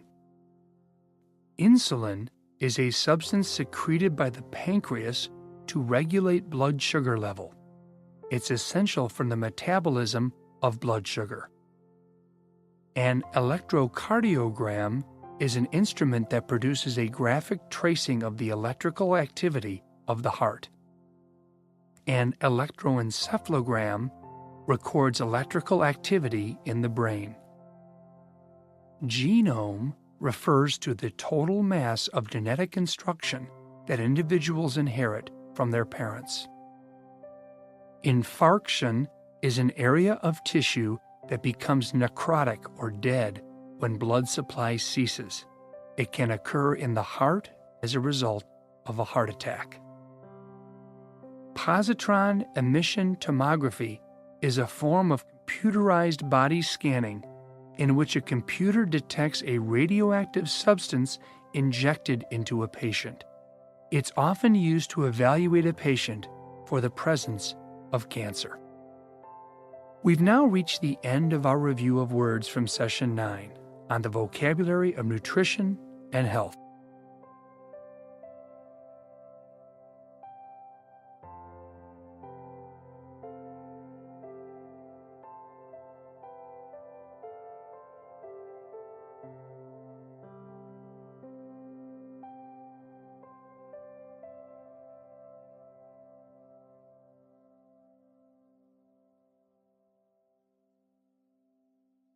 Session 10.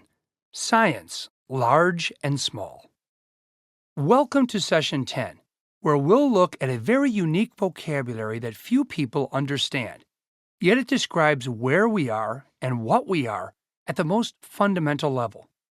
This is the vocabulary of science as it pertains to the smallest imaginable particles and the infinitely vast reaches of the universe. It's not necessarily a vocabulary you will encounter every day, but just discovering these words and what they mean can change the way you see the world. So let's start with some of the most basic terms. The word life is a difficult and controversial phenomenon to define. Life is usually considered to be a characteristic of organisms that exhibit certain biological processes and that are capable of growth through metabolism and are capable of reproduction. The ability to ingest food and excrete waste can also be considered requirements of life. So bacteria are usually considered to be alive, but viruses, which don't feed or excrete, are not alive. An element is a substance that can't be broken up into simpler substances by chemical means. However, elements can be broken up by nuclear reactions. Currently, 115 elements have been identified, and in theory, it's possible there are more. An atom is the smallest unit of an element. Even in the ancient world, philosophers were writing about atoms as the building blocks of all nature, but the philosophical speculations couldn't be proven for thousands of years. Our next term, the Big Bang, was a huge explosion 13.7 billion years ago, in which the universe, including all space, time, and energy, is thought to have been created. According to this theory, the universe began in a super-dense, super-hot state and has been expanding and cooling ever since. The phrase was coined by the physicist Fred Hoyle during a 1949 radio broadcast. Ironically, Hoyle himself was not a proponent of the Big Bang theory and had a competing theory of his own. Hoyle's theory has long been discredited, but that doesn't mean the truth of the Big Bang is a settled matter. Among other things, there's still the seemingly naive, but also real, question of what came before the bang. There's the question of what detonated it in the first place, and why and how it will all end. None of these answers are known, but a lot is known, and more is getting known all the time. So scientists urge us to concentrate on their many very real achievements and pay no attention to the man behind the curtain. The nucleus is our next word, is the central part of an atom. It makes up 99.9% of an atom's mass. The size of the nucleus compared to the subatomic particles orbiting around it is much more skewed than the Earth and the Sun, and the proportional distances between those particles is unimaginably large.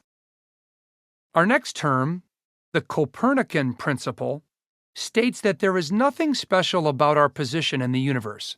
It's a generalized version of a shocking recognition by Nicholas Copernicus in the 16th century that the Earth is actually just a planet circling the Sun, and not vice versa.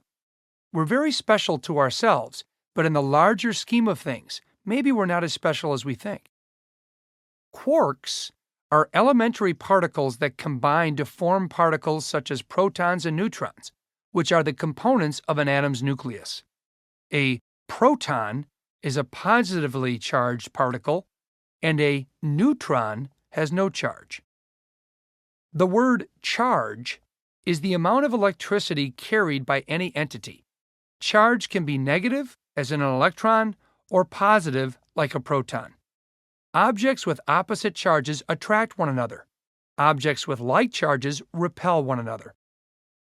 Atoms also include electrons, which are particles with negative charge that orbit the atom's nucleus. The cosmological principle is the starting point for the general theory of relativity and the Big Bang theory.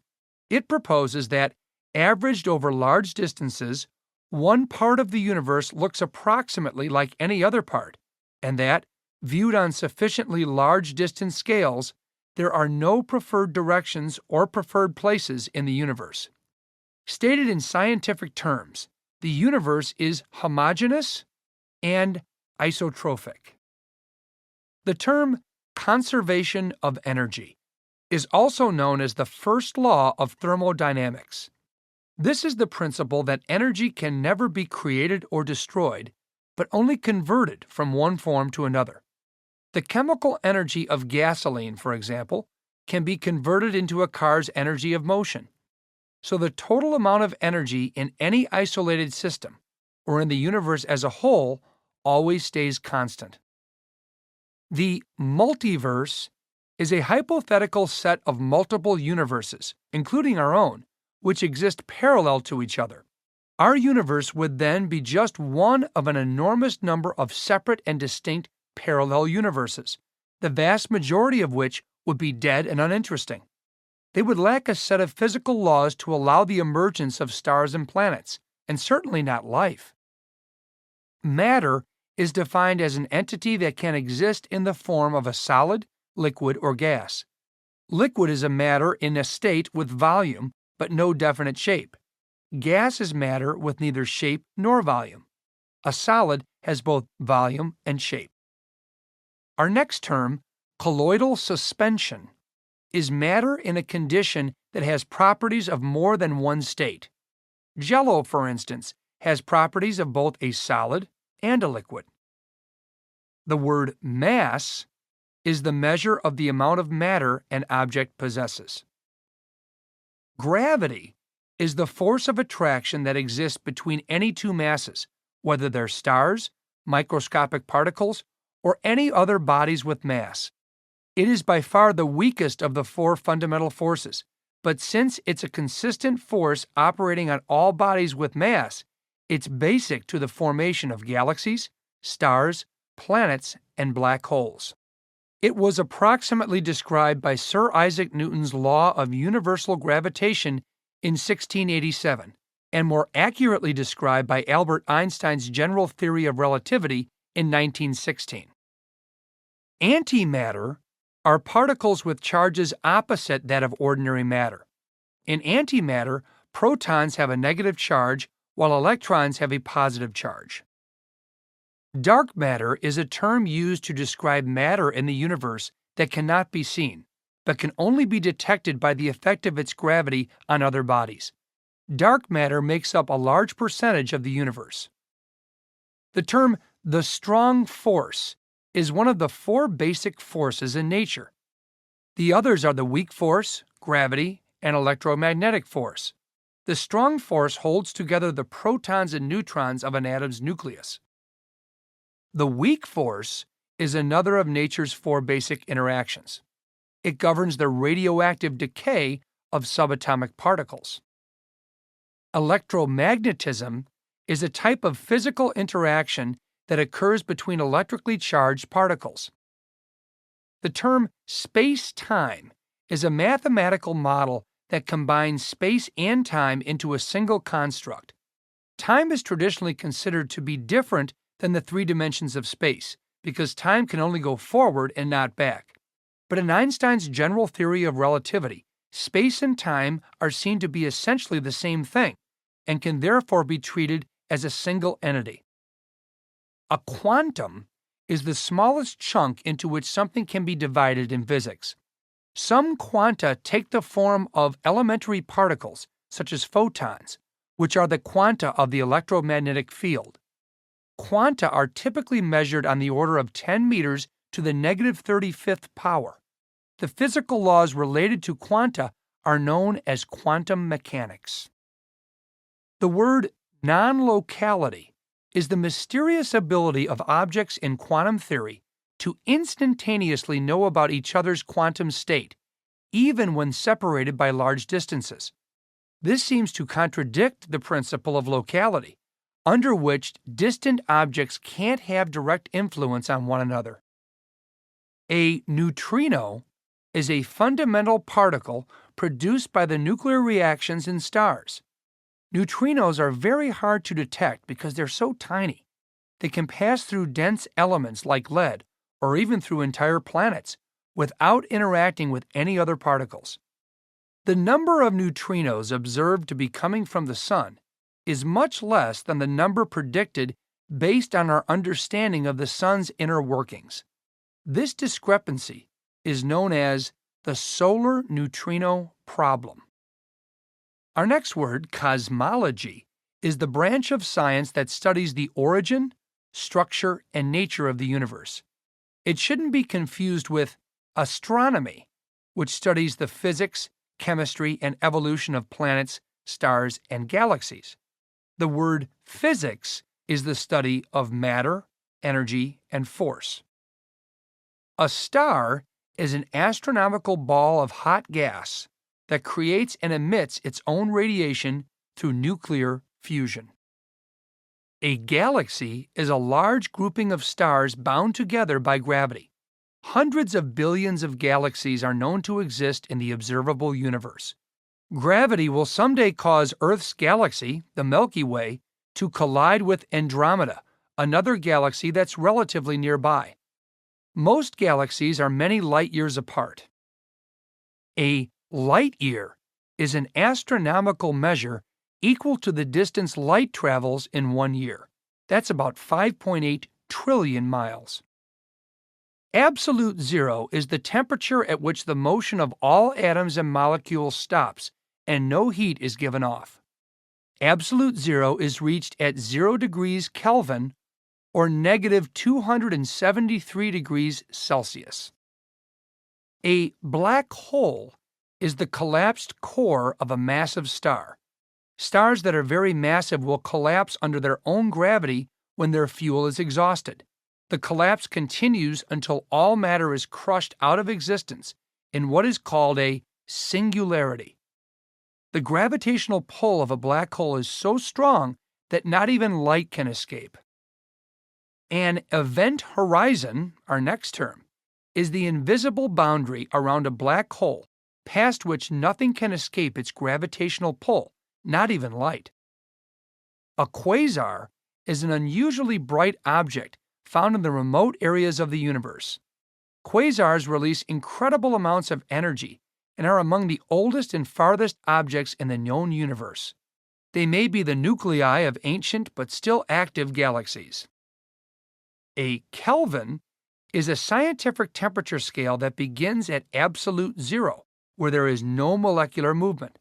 Water freezes at 273 degrees Kelvin and boils at 373 degrees.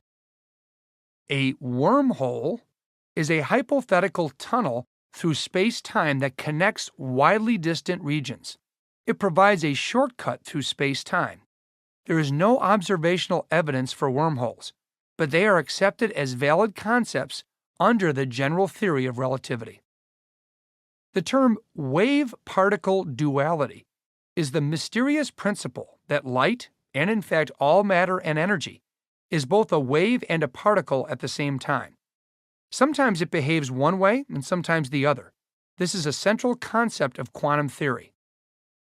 A molecule is made up of two or more elements that are chemically joined. Water is a molecule made from two atoms of hydrogen and one atom of oxygen. Chemically, water is designed as H2O. The term cosmic rays are high-energy radiation that originate outside the solar system. They can produce showers of secondary particles that penetrate and impact the Earth's atmosphere and sometimes even reach the surface. Cosmic rays are composed mostly of high-energy protons and atomic nuclei. Their origin remains mysterious. The term special relativity is Albert Einstein's 1905 theory that time and space are interconnected to form space-time.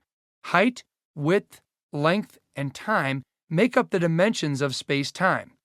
The famous equation E equals mc squared is a consequence of this theory. General relativity is Einstein's generalization of special relativity to include gravity, and he called it a general theory of relativity. It showed that apples fall to the ground because the Earth's mass curves the adjacent space-time, forcing apples to move in a special way towards the surface of the Earth. It has been extremely difficult to reconcile general relativity with the principles of quantum mechanics. The term string theory seeks to incorporate a quantum theory of gravity into the Standard Model. In this theory, the fundamental constituents of matter are not particles, but strings. The particles that are observed are manifestations of the vibrations of fundamental strings. When a star exhausts its nuclear fuel, it undergoes a catastrophic collapse. The resulting explosion is known as a supernova. It's often brighter than an entire galaxy. Physicists use symmetry to restrict possible theories of fundamental particles. As an analogy, think of the human face. If you were able to see only the right side of a person's face, you would still be able to guess what the other side of the face looks like because of the symmetry that our bodies possess. You know what the whole face looks like because of symmetry. Similarly, symmetries observed in nature limit what can be expected even if it's not yet seen. The uncertainty principle states that in the world of quantum mechanics, there is an intrinsic uncertainty in studying the position and the momentum of a particle at the same time. Simply put, you can't tell where a quantum particle is and also know where it's going. Or you can't tell where it's going and also know where it is. This insight was formulated by the German scientist Werner Heisenberg in 1926. It's been expanded to applications in the everyday world, but it was meant to apply only to subatomic particles. This is the end of Session 10. Thanks for listening, and please listen also to your review sessions for what you've just heard. Then join me for Session 11.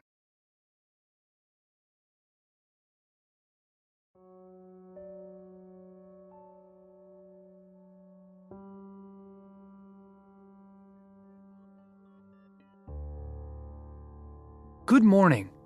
Today we'll review the first 25 words from Session 10 of the program. Session 10's topic is the vocabulary of science, large and small. Life is a characteristic of organisms that exhibit certain biological processes and that are capable of growth through metabolism and are capable of reproduction.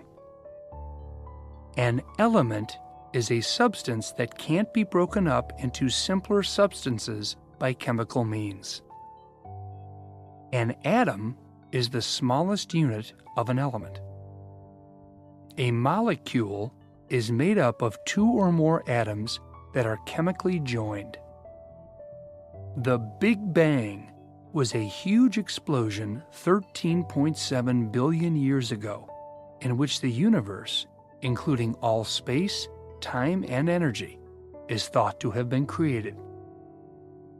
The nucleus is the central part of an atom. It makes up 99.9% of an atom's mass.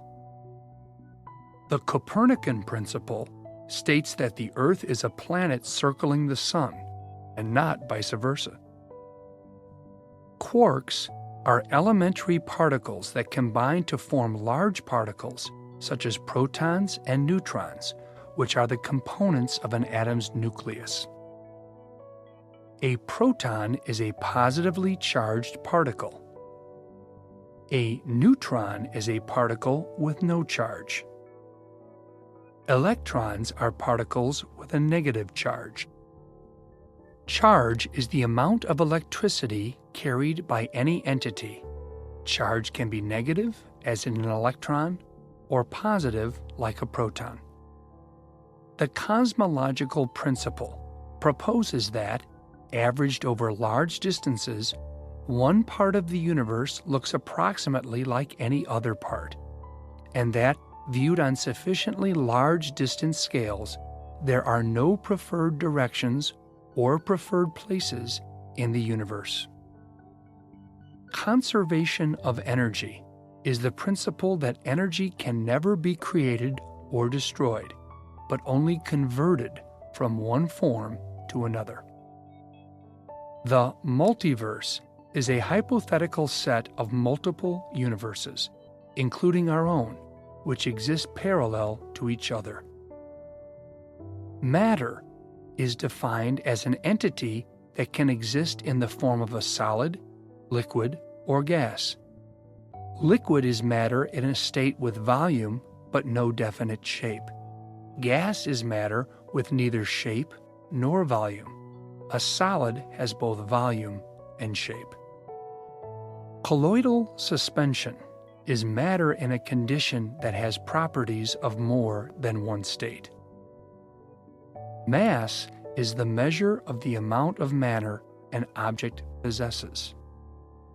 Gravity is the force of attraction that exists between any two masses, whether they're stars, microscopic particles, or any other bodies with mass. Antimatter are particles with charges opposite that of ordinary matter. In antimatter, protons have a negative charge, while electrons have a positive charge.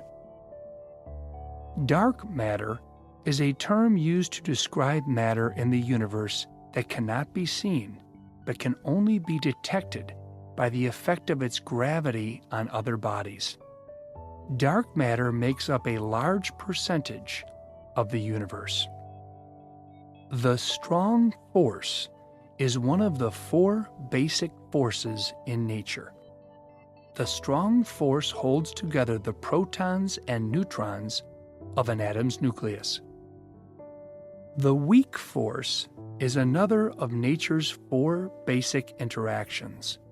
It governs the radioactive decay of subatomic particles. Electromagnetism is a type of physical interaction that occurs between electrically charged particles. Space-time is a mathematical model that combines space and time into a single construct. Now we've reached the end of this morning's review. Take a few more moments to relax. When you feel ready, it's time to start your day. This evening, just before you sleep, we'll review the remaining words from Session 10.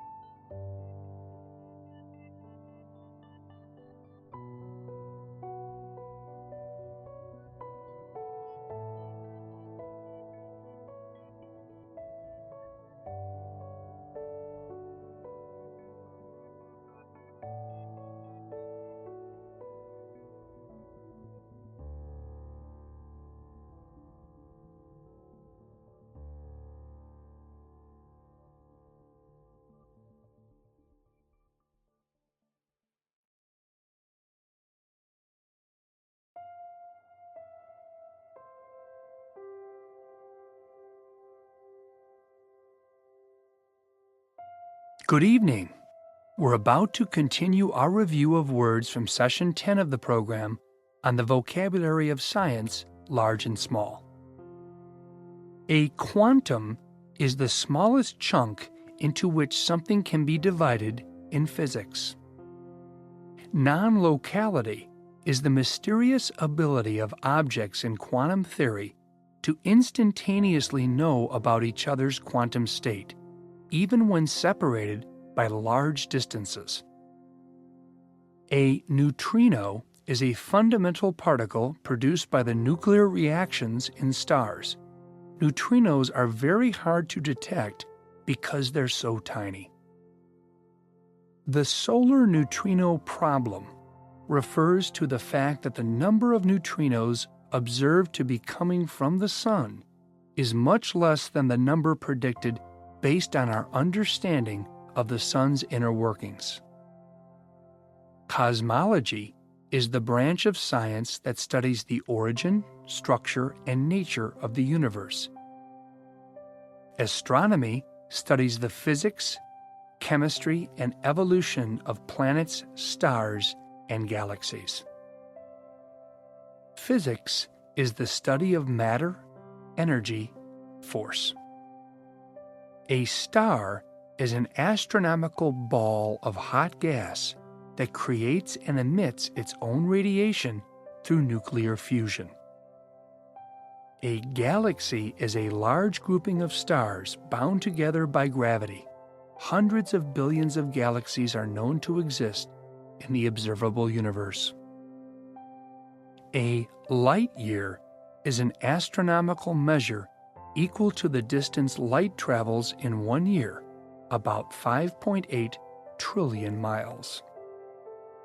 Absolute zero is temperature at which the motion of all atoms and molecules stops, and no heat is given off.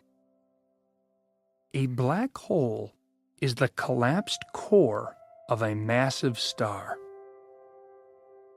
A singularity occurs when all matter in a collapsed star is crushed out of existence. An event horizon is the invisible boundary around a black hole within which nothing can escape its gravitational pull, not even light. A quasar is an unusually bright object found in the remote areas of the universe. They may be the nuclei of ancient but still active galaxies. Kelvin is a scientific temperature scale that begins at absolute zero, where there is no molecular movement. A wormhole is a hypothetical tunnel through space-time that connects widely distant regions. Wave-particle duality is the mysterious principle that light is both a wave and a particle at the same time. Cosmic rays are high-energy radiation that originate outside the solar system. Special relativity is Albert Einstein's 1905 theory that time and space are interconnected to form space-time.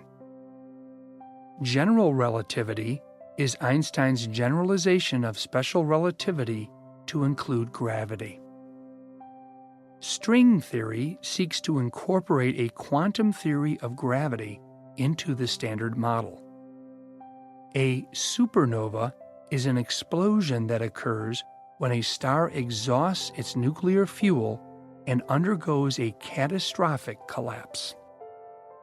The uncertainty principle states that in the world of quantum mechanics, there is an intrinsic uncertainty in studying the position and the momentum of a particle at the same time.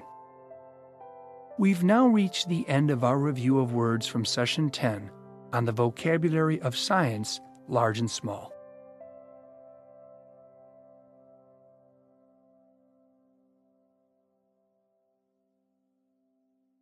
Session 11, Computers and High Technology. Perhaps even more than the vocabulary of science, the language of high technology can be incomprehensible to anyone outside that specialized world. But as with science, learning high-tech words can open a window on a very unique way of thinking. These words and terms, or at least many of them, may be completely unfamiliar to you, but they're used every day by people whose work is an important presence in your life, and it's getting more important all the time. Like it or not, many of us now spend more time, a lot more time, looking at screens rather than looking at each other. So let's see what the people behind those screens are talking about, and let's see what words they're using to do it. Hacker is a term first used in the 1960s to describe a programmer who wrote or hacked out computer code. Later, the term evolved to mean a person with advanced knowledge of computers, networking, programming, or hardware, and who uses that knowledge with malicious intent. The term secure socket layer is a protocol that allows the sending of encrypted messages across the Internet. It's generally used when transmitting confidential information. A URL that begins with HTTPS indicates that an SSL connection will be used. URL is an acronym for Unique Resource Locator. It's simply an Internet address. A URL is the string of characters you type into a browser to access a website or other resource. Our next word, a virus, is a piece of programming code inserted into other programming to cause damage. Viruses can be sent in many forms, but are often received in email messages that can erase data or cause harm to a hard disk. The term back-end is a computer term that relates to that part of an application that performs an essential task not apparent to the user. It usually refers to the process end of applications. Backdoor, also called manhole or trapdoor, describes a hidden method or other form of bypassing traditional security in order to gain access to a secure online area. For example, a programmer could insert a piece of code that would allow them access to a computer using a password that only they know. The term backward compatible denotes new software that can read earlier versions. Backward compatibility is a valuable attribute when new software is introduced. Bandwidth is the maximum amount of data that can travel a communications path in a given time. It's usually measured in seconds. The word booting is loading and initializing the operating system on a computer. Basically, it means starting up your machine. On the Windows operating system, you can also do a soft boot by pressing the Control, Alt, and Delete keys at the same time. The computer can then reboot without turning on and off. That can be useful because each time the computer turns on and off, there's risk of damage to the hard drive. The term bug tracking is a part of a software development process in which a separate and dedicated piece of software keeps track of reported problems and fully documents their diagnosis and resolution. Often, developers will hire companies with this specific expertise. A bug fairy is an individual who brings or reports a bug or error to a developer. A double bucky is a term for pressing two modifier keys on a computer's keyboard at the same time. Historically, the modifier keys Control and Alt were referred to as buckies after Nicholas Wirth, a computer scientist whose nickname was Bucky. The word broadband is a type of communication in which a single wire can carry more than one type of signal at once across a spectrum from audio to video frequencies. Cable TV is a technology that uses broadband data transmission. The word algorithm is derived from the name of the mathematician, get ready, Muhammad ibn Musa al-Khwarizmi. An algorithm is a list of instructions, procedures, or formulas used to solve a specific problem. In high technology, algorithms are used millions of times every day for a wide variety of tasks. For example, An algorithm can look at an incoming email to determine if it's spam or a legitimate message and discard only the spam. Server farms are collections of 10 or more computers working together or in conjunction with one another. Google maintains one of the largest server farms, including more than 10,000 computers. Phishing, spelled Phishing, is a term to describe a scam that sends emails or creates web pages to collect users' confidential information. Catfishing is the creation of a fake identity with the intention of deceiving someone else. For example, a catfish could create a fake Facebook account that resembles an acquaintance in order to see that person's private information. Gamergate refers to an event that began in August 2014. At that time, women became the target of harassment and threatening behavior because of their criticism of sexism in the video game industry. The targeted women included video game designers and journalists. The controversy brought cultural topics of gender, class, and political discrimination in the gaming industry out into the open. The term blue screen of death is a blue full-screen error message generated by Microsoft Windows operating systems. The term black screen of death is the name of a similar error message that occurs with Apple operating systems. A keylogger, or keystroke logger, is a software program or hardware device that monitors and logs each of the keys a user types into a computer keyboard. The user who installed the program or hardware device can then view all keys typed in by any computer user. Because these programs and hardware devices monitor the keys typed in, passwords and other information may become visible. Compression is the reduction of the size of a file. A compression program will save a file differently so that it takes up less memory and can be downloaded or sent over the internet more quickly. Black hat is a term that comes from Western movies in which bad guys wore black hats. It's used to describe a deceptive user, computer hacker, or an individual who attempts to break into a computer system or computer network with the intent to steal, destroy, or otherwise modify data on that computer system without permission. A white hat is a hacker who legally attempts to find vulnerabilities in computer and network systems. The white hat identifies security weaknesses that informs the appropriate personnel. White hats are employed by companies and governments, usually to protect the organization's information systems. A gray hat is a computer hacker who acts illegally in order to expose a security threat, but does not use that threat maliciously against the vulnerable party. Instead, the hacker makes the party aware of the threat so that the threat can be neutralized. A cookie is a piece of code or data created by a web server that it stores on a user's computer. It's used to keep track of the user's patterns and preferences. Cookie poisoning is a process in which an unauthorized person changes the content within a user's cookie file in order to gain access to information stored in the cookie. Darknets are private, anonymous, peer-to-peer file-sharing networks in which only trusted individuals can make connections. This is usually done with protocols that are not in general use. Darknets are small niches of the so-called deep web, which is itself a catch-all term for assorted online content that isn't discoverable by major search engines. Native is a word that describes the language understood by a particular computer.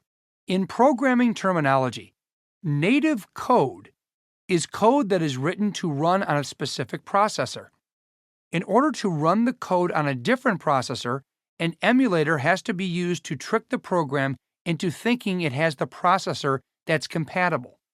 If an emulator is used, the code almost always runs more slowly than it would in its native environment. Malware is a software program that has been intentionally designed to change a user's settings without his or her permission, to cause a competing software program to stop working, or leave a computer open to attacks. Scareware is a form of malware that scares the users into purchasing a program. For example, a scareware program might claim it has found dozens of potential threats on the computer, which in reality are non-existent. The word policeware describes software that is secretly installed on a computer to allow government and law enforcement to monitor computer use. Ransomware is a malicious program that infects a computer and then locks it, preventing the user access to the computer unless a ransom is paid. A fragmented file, or fragmented folder, is computer content that's split up into many pieces and scattered over the storage capacity on a hard drive. This means that it takes a lot longer to load and process files. Defragment is a process of storing files more logically to help speed up computer functions. A neural network is a method of stimulating intelligence based on how the human brain receives and processes information. Because neural networks rely on parallel processing, standard computers are incapable of performing the tasks needed for neural networking. A noob, also called a nub, is a slang term for an individual who is new to some online activity, such as a computer game. Noobs were previously known as newbies. A graphics interchange format, or GIF, is a graphics file format. Because GIF files are compressed, the file can be quickly and easily transmitted over a network. GIF is one of the main graphics formats on the Internet. Non-real time is a term to describe a processor event that does not occur immediately.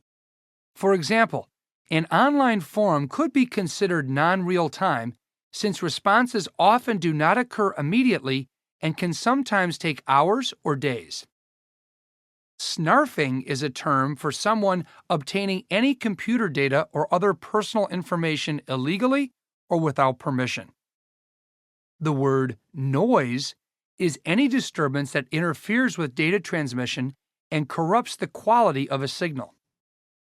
A honeypot is a computer or network setup with the deliberate purpose of attracting computer hackers. This allows analysis of how a computer hacker may attempt to hack a network. Any problems discovered while analyzing the honeypot can be built into the real network or server, making it more secure. The term Joint Photographer Experts Group, or JPEG, is an image file format commonly shown on websites that is used for full-color photographs. Clickjacking is a technique that deceives users into unintentionally clicking on an option. This can be done by creating a transparent frame above a window viewed by the user and taking any click by the user to perform another action. PDF is an acronym for Portable Document Format. It's a file type created by Adobe Systems that allows fully formatted, high-resolution documents to be downloaded and transferred without being able to be edited. It is read using the free software called Acrobat Reader.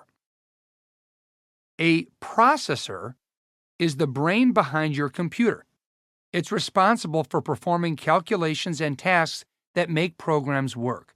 The faster the processor, the quicker the computer's programs are able to process computations. Protocol is the standard or set of rules that two computers use to communicate with each. A dictionary attack is a brute force password attack that tries every word in a dictionary in hopes that the user has used one of the words as a password. To help prevent brute force attacks, many systems only allow a user to make a mistake in entering their username or password 2 or 3 times. If the user exceeds their allowed attempts, the system will either lock them out permanently or for a set amount of time. Random access memory, or RAM, is usually referred to as a computer's memory, meaning that it stores information that is used by running programs and applications. More memory lets you run more applications at the same time without degrading your system's performance. The term read-only memory, or ROM, refers to chips with information written into them at the time of their manufacture. These chips cannot be rewritten, so they're called read-only. A fork bomb, also called a rabbit virus or wabbit, is a malicious denial-of-service attack. The fork bomb works by creating a new process, which then begins another process and continues to create new processes until there are no resources left on the computer. A logic bomb is a piece of code inserted into an operating system or software application that activates a malicious function after a certain amount of time has passed or specific conditions are met. We have reached the end of Session 11. I hope it's given you some insight into the very special world of high tech, a world that we're all going deeper and deeper into every day. Please take advantage of your review sessions for this material. Then move on to Session 12.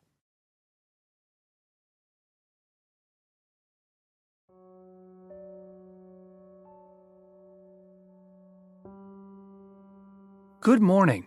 Today we'll review the first 25 words from Session 11 of the program. Session 11's topic is the vocabulary of computers and high technology. A hacker is a person with advanced knowledge of computers, networking, programming, or hardware, and who uses that knowledge with malicious intent. Secure Socket Layer is a protocol that allows the sending of encrypted messages across the Internet. Unique Resource Locator, or URL, is an acronym for an Internet address. A computer virus is a piece of programming code inserted into other programming to cause damage. Back-end is a computer term for part of an application that performs an essential task not apparent to the user. Backdoor, also called manhole or trapdoor, describes a hidden method or other form of bypassing traditional security in order to gain access to a secure online area.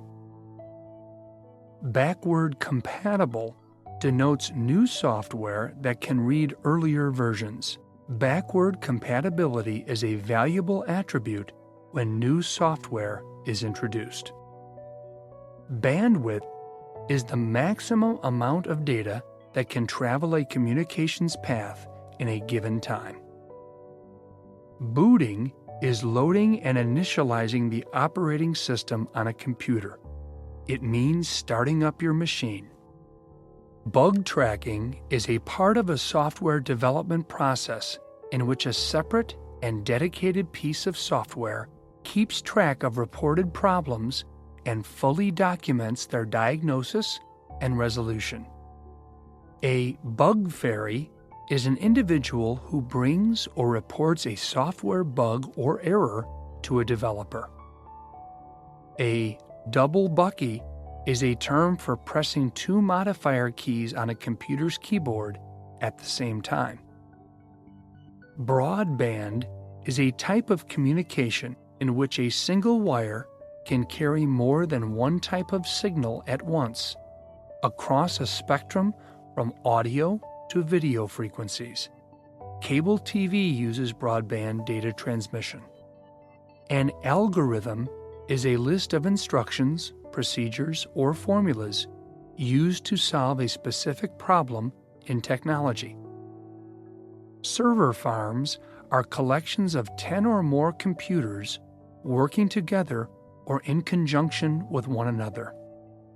Phishing is a term to describe a scam that sends emails or creates web pages to collect users' confidential information. Catfishing is the creation of a fake identity with the intention of deceiving someone online. Gamergate is an event that began in August 2014. Women became the target of harassment because of their criticism of sexism in the video game industry. blue screen of death is a blue full-screen error message generated by Microsoft Windows operating systems. Black screen of death is the name of a similar error message that occurs with Apple operating systems. A keylogger or keystroke logger is a software program or hardware device that monitors and logs each of the keys a user types into a computer keyboard. Compression is the reduction of the size of a file so that it takes up less memory. Black hat is a term to describe a hacker who attempts to break into a computer system or computer network with malicious intent. And a white hat is a hacker who legally attempts to find vulnerabilities in computer and network systems. The white hat identifies security weaknesses, then informs the appropriate personnel. Now we've reached the end of this morning's review. Take a few more moments to relax. When you feel ready, it's time to start your day. This evening, just before you sleep, we'll review the remaining words from Session 11.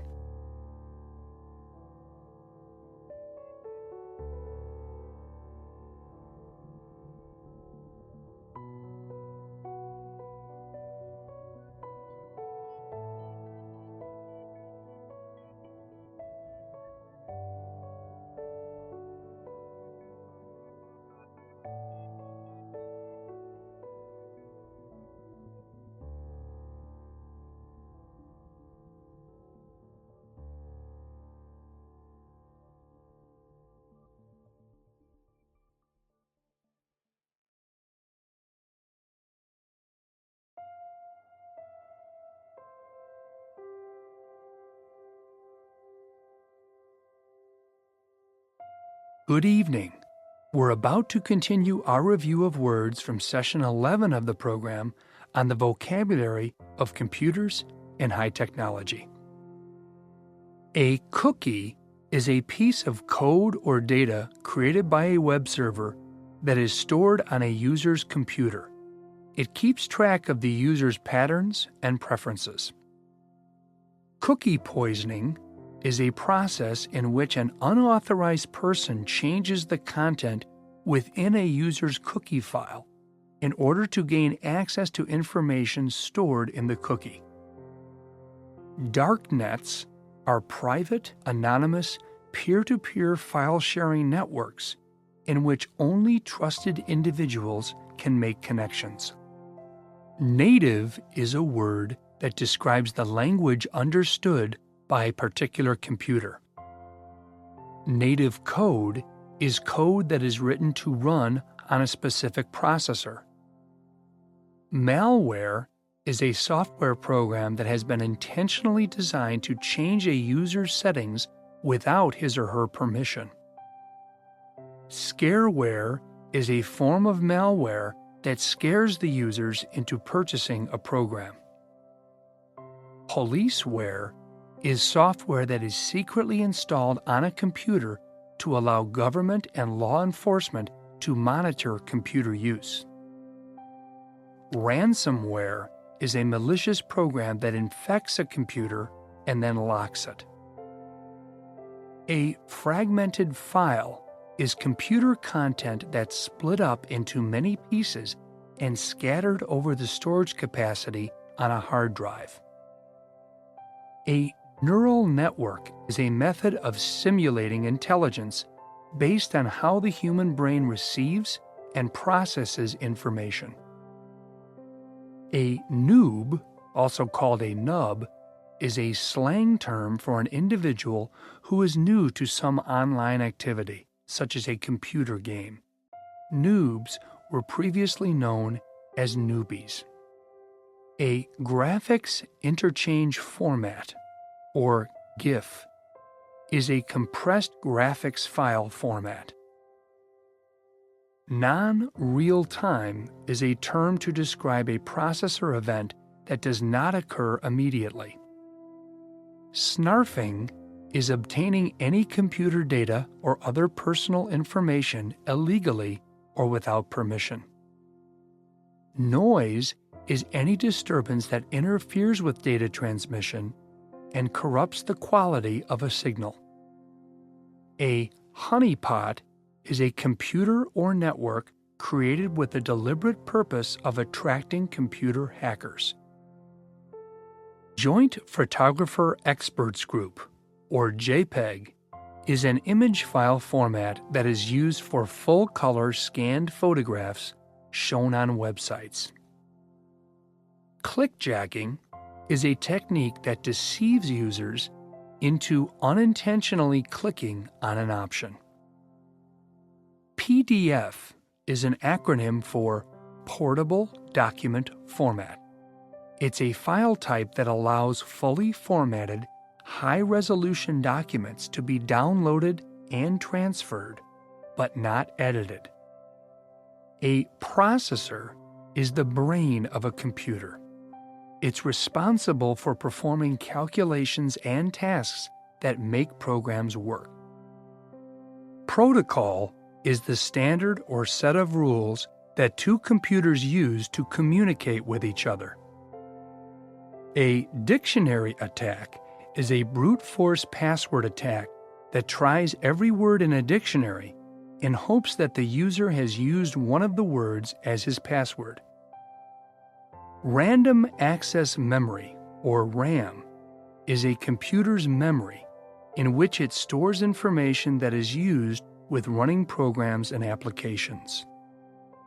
Read-only memory, or ROM, refers to chips with information written into them at the time of their manufacture. These chips cannot be rewritten, so they're called read-only. A fork bomb is a malicious denial-of-service attack. A logic bomb is a piece of code inserted into an operating system or software application that activates a malicious function after a certain amount of time has passed or specific conditions are met. We've now reached the end of our review of words from Session 11 on the vocabulary of computers and high technology.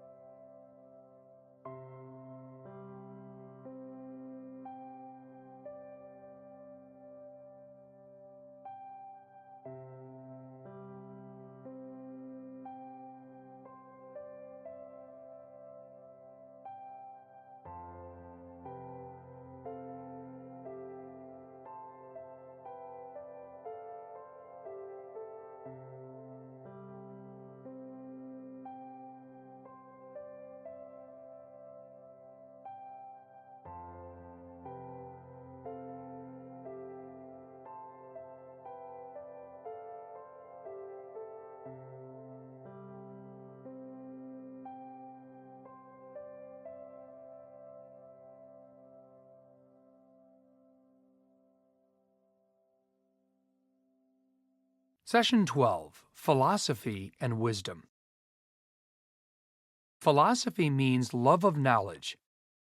Since ancient times, people have expressed that love through complex explorations of how we think and what we think about. This session gives you an overview of the vocabulary that emerged from those explorations. These words are expressions of the knowledge that emerged over the centuries. But wisdom is something more than knowledge. Wisdom implies an emotional element as well as an intellectual achievement. In fact, some great philosophers have even seen a conflict between wisdom and knowledge. As Socrates put it in ancient Athens, the only true wisdom is to know that you know nothing. That quote is a good place to begin this session because it's a paradox. A paradox is a statement that seems to be saying contradictory things at the same time. For example, consider a sentence like this. Everything I say is a lie. On the one hand, I must always be lying. On the other hand, if I'm telling the truth about always lying, then I'm not always lying. It's like an optical illusion that shows two images at once. In everyday usage, the word paradox is also used to describe something that seems to go against expectations. We might say that a man is very small, but paradoxically, he's also very strong. A contradiction is a statement or a situation that lacks the ambiguity of a paradox. If I say that fish can't fly, but then I see a flying fish, my statement has been contradicted by reality. Unlike a paradox, there's no two ways about it. Paradox and contradiction are words that refer to how we think about things and how we describe the things we see. Doing that is one of the main functions of philosophy. It's a way of logically looking at the world and drawing logical conclusions. But it's by no means a perfect system. Two men, both of whom were mathematicians and philosophers, made that point very clearly. Kurt Gödel showed that within the seemingly closed system of mathematical logic, there were still elements that could not be logically proved. Mathematics, therefore, would forever be burdened by incompleteness. That's another word, incompleteness. And Gödel called his work the incompleteness theorem. And Alfred North Whitehead, in his book entitled Process and Reality, convincingly argued that even seemingly unquestionable truths are still in the process of change and always will be. As Whitehead wrote, all truths are only half-truths. He was the leading exponent of what has come to be known as process philosophy. So we can never be completely sure of anything. That's a profound philosophical thought, and philosophy does make us aware of what's going on in our thoughts and perceptions. It also shows us that what we think may actually create what we perceive. Along those lines, anthropomorphism is the perception of human characteristics in non-human entities. The Bible describes an anthropomorphic God who has feelings like jealousy and anger. People also speak of their pets in anthropomorphic terms.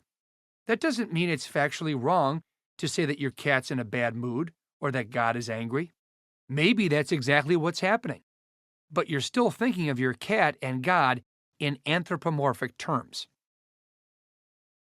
The word anthropocentrism is the belief that the existence and the concerns of human beings are the central fact of the universe.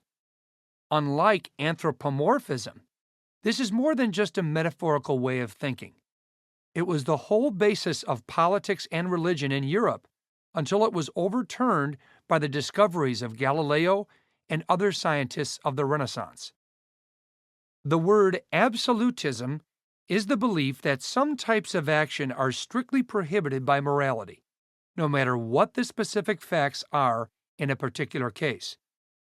The philosopher Immanuel Kant believed that it is always wrong to lie, because if it's all right to lie under certain circumstances, then all you have to do is convince yourself that your circumstances justify your lying. Then, theoretically, everybody could start lying all the time. So there has to be an absolute prohibition against lying in the first place. Deductive reasoning is the process of drawing a specific conclusion from a general principle. So if we know lying is always prohibited in principle, then we know not to lie about whether we ate an extra piece of cake. The reverse of this is inductive reasoning, which means drawing general principles from specific actions. If we get caught and criticized for lying, we might infer a general principle about not lying. Empiricism is an epistemological position that emphasizes the importance of experience and denies or is very skeptical of claims to a priori knowledge or concepts.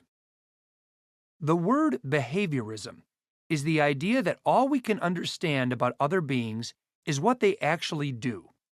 If a cat doesn't jump onto a chair, a behaviorist won't say that the cat was afraid or the cat refused. All a behaviorist can say is that the cat didn't jump. If we put a treat on the chair and then the cat jumps and eats it, we can't say that the cat jumped in order to eat the treat. We can only say that the cat did jump and the cat did eat.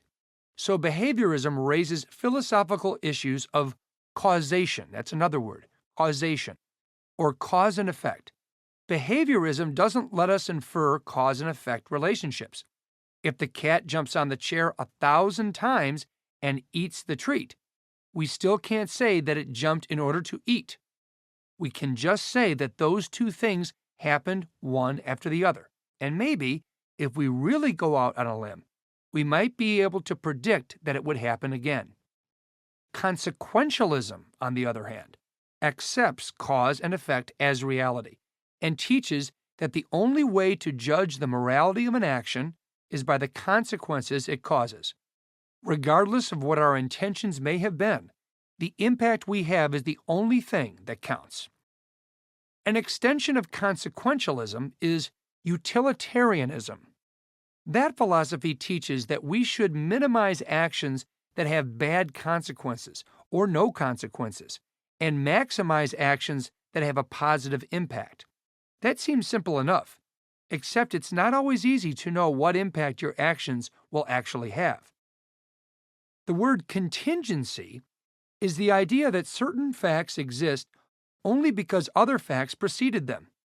If a ball player hits a home run, that fact was contingent upon the pitcher throwing the ball, but the ballpark where this happened would still be that ballpark whether he hit the home run or not. The reality of the ballpark is not contingent on what happens inside it. In the same way, 2 + 2 = 4 doesn't depend on one thing happening rather than another. Freedom is a word that we generally use in a political context. We say that America is a free country. People have freedom in America to vote or not vote, or to vote for the candidate they choose. We call people free who aren't prevented from doing what they want and conducting their lives as they see fit. In politics, freedom means having civil or political liberty and having certain basic rights. But that meaning of freedom is very different from the philosophical concept of free will. If you scratch your head, you might believe you did it purely because you chose to do it. You had free will to scratch or not to scratch, and you chose to scratch. And that's generally how we experience most of the things we do. You're listening to this program because you exercised your free will to do so. But there's another way of looking at it, which is called determinism. From a deterministic viewpoint, you might think you had free will to scratch your head, but actually, that action and every action you take represents the sum total of everything that has ever happened to you. It all adds up to whether you scratch your head or not, and based on those millions of prior facts, it's inevitable that you will scratch your head. You think it's a spontaneous action, but actually, it's something very different according to a determinist. The word fatalism has aspects of both free will and determinism. Fatalism teaches that although an outcome may be predetermined, we can exercise a certain degree of free will along the way to that outcome. If you believe you will die someday, you are a fatalist. There's nothing you can do to avoid that final outcome. But there's a lot you can do between your birth and your death, and knowing the end doesn't stop you from being very active in the beginning and the middle. In fact, it might make you more active than you would be if you thought your life was going to go on forever. Teleology is a topic in philosophy that's related to fatalism. From a teleological perspective, the end point of a sequence of events is not only predetermined, but is also designed. The end point of an acorn, for example, is an oak tree. But that's not just going from point A to point B. It's a progressive development from an elementary form to a fully realized one. Some arguments for the so-called intelligent design of life forms rely on a teleological point of view. Egoism is a word that has several meanings in philosophy. It can mean that human beings ought to pursue their own self-interest. It can also mean that human beings always do pursue their own self-interest because it's their nature to do so. Egoism and egotism are often confused. Egotism is not a philosophical term. An egotist is simply a self-centered or conceited person. The word externalism is a very interesting concept that concerns time, space, and existence. If you're not looking at the moon, is the moon still there? Some philosophers say yes, some say no.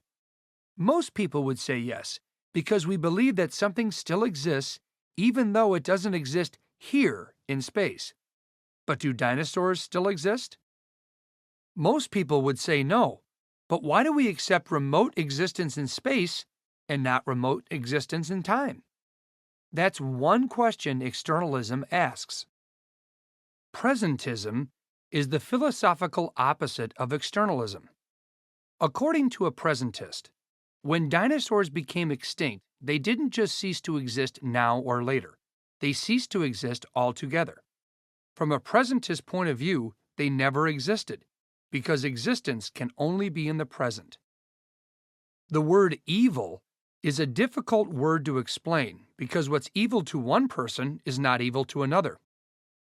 It's such a relative concept that it can only be defined in comparison to something else.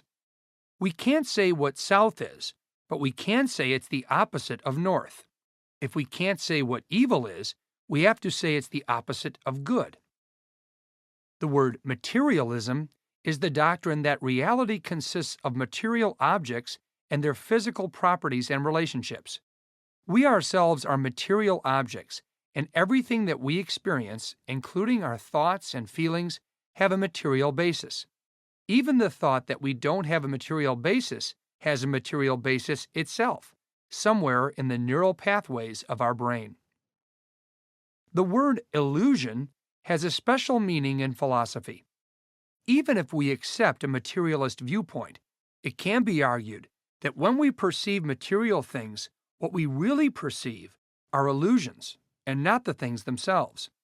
To some extent, this has been validated biologically. What an insect sees when it approaches a flower is not what a human being sees. In fact, it may be that neither the insect nor the human being see what the flower actually looks like. But can the flower actually look like anything, except as it's seen by someone or something? That's a philosophical question. More accurately, it's a metaphysical question. The word metaphysics considers very general questions about the nature of reality.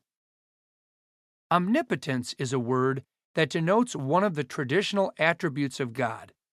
To say that God is omnipotent means that God is all-powerful and can do anything. That seems pretty straightforward, but it can get complicated philosophically. For instance, can God only do anything that is logically possible? Or can he also do things that are logically contradictory? Can he make a square circle? Can he make 2 + 2 = 5? Another problem might be whether God can commit a sin. If God can't sin, as most people believe, then it would seem that God is not omnipotent. There's something he can't do. The word omniscience is another basic attribute of God. It means that God knows everything. Yet in the Bible, there are many occasions when God doesn't seem to know things. After Adam and Eve eat the forbidden fruit in the Garden of Eden, God doesn't know where they are and has to look for them. He also has to ask them what happened, and when he finds out, he seems surprised and angry. How can that happen if God is omniscient and knows everything? The word cynicism refers to disbelief in sincerity, virtue, altruism, and many other qualities that are usually held in high esteem. The original cynics were a group of philosophers in ancient times, but a modern cynic believes that only self-interest motivates human behavior. A cynic has a contempt for social norms and tends to dismiss conventional morality and accepted wisdom as complete nonsense. Cynics are, of course, complete materialists. Oscar Wilde described a cynic as someone who knows the price of everything and the value of nothing. The word solipsism can be seen as an expression of cynicism. It's the idea that only the self exists, or at least that only the self can be known to exist. An optimist can be a person who believes that this is the best of all possible worlds. That definition is usually associated with the great philosopher and mathematician Gottfried Leibniz. Today, an optimist can also be a person who may not think that things are as good as they can possibly be right now, but that they are getting better. The world is heading in the right direction. Philosophically, pessimism is the opposite of optimism. It's a belief that this world is the worst possible world, or it's the belief that regardless of whether things are bad or good now, they're always going to get worse. Epicureanism is often defined as a philosophy based on pleasure-seeking, but that should really be called hedonism. Epicureanism is a philosophy that defines happiness not as pleasure, but as avoiding pain. The goal isn't physical self-indulgence, but a very spiritual experience of tranquility. The philosopher Aristotle used the Greek word eudaimonia to describe that experience of tranquility. It could be translated as flourishing or blossoming. It's the fulfillment of our purpose as human beings. The word Platonism is the belief taught by Plato that entities of the material world are imperfect reflections of an ideal truth. A chair or a table are only approximations of an ideal chair or table that exist in the minds of an individual or perhaps in the collective mind of humanity as a whole. Positivism is a philosophical position that authentic knowledge can only be gained through science. The word mysticism is antithetical to positivism and teaches that knowledge can come from a spiritual connection with a higher reality or consciousness. Sophism is the phenomenon of an incorrect viewpoint presented as if it were a correct one, with the intention to mislead or cheat. In ancient Greece, the sophists were itinerant teachers who taught argument for the purpose of manipulating others and who accepted money for their teachings. Absurdism is the philosophy that any effort to find meaning in life will ultimately fail and is therefore absurd. Despite this, the absurdist philosopher Albert Camus wrote that we should defiantly continue to search for meaning even within the absurd condition of human existence. Nihilism is similar to absurdism in its rejection of meaning, but nihilism is more of a political viewpoint. It's usually directed against political orthodoxies like communism or fascism. Holism is the idea that all the properties of a system can't be determined or explained by the sum of its parts alone, because the whole is more than the sum of its parts. Holistic medicine is based on the idea that a patient must be treated as a unified totality, physically, mentally, and emotionally, in order to cure a symptom, even if that symptom is only in one part of the body. Classicism, especially in the arts, is the belief in certain fixed standards that the classicist must seek to express. The feelings of the individual artist are irrelevant.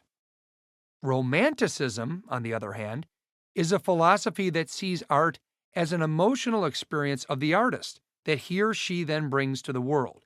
There are no rules or standards that have to be adhered to. Conservatism, as a political philosophy, is analogous to classicism. A conservative believes that there are certain long-standing principles and values that need to be understood and continued. Change is very risky and usually just makes things worse. Progressivism has the opposite outlook. A progressive believes that standards have to change with the times. The Constitution may have authorized owning a musket in the 18th century, but that doesn't authorize owning a modern machine gun. Stoicism is the Greek and Roman philosophy that self-control and self-mastery are the keys to living a good life. We must be very skeptical of our desires, and if our desires are satisfied, we must be prepared to lose whatever we gained. Pantheism literally means that God is everywhere. Since God is everywhere, everything in the universe is beautiful and valuable. Transcendentalism is an extension of pantheism. Once we realize that God is everywhere, including within ourselves, we can feel unbound from our individual identity and identify with everything in nature. Our final word, pragmatism, is the philosophy that a belief or proposition is true if it works well in the world, and that the meaning of an idea can be found in the practical effects of accepting it. Practical ideas should be embraced, and impractical ones should be rejected. We've come to the end of Session 12. When you've listened to your review sessions for Session 12, please join me for Session 13.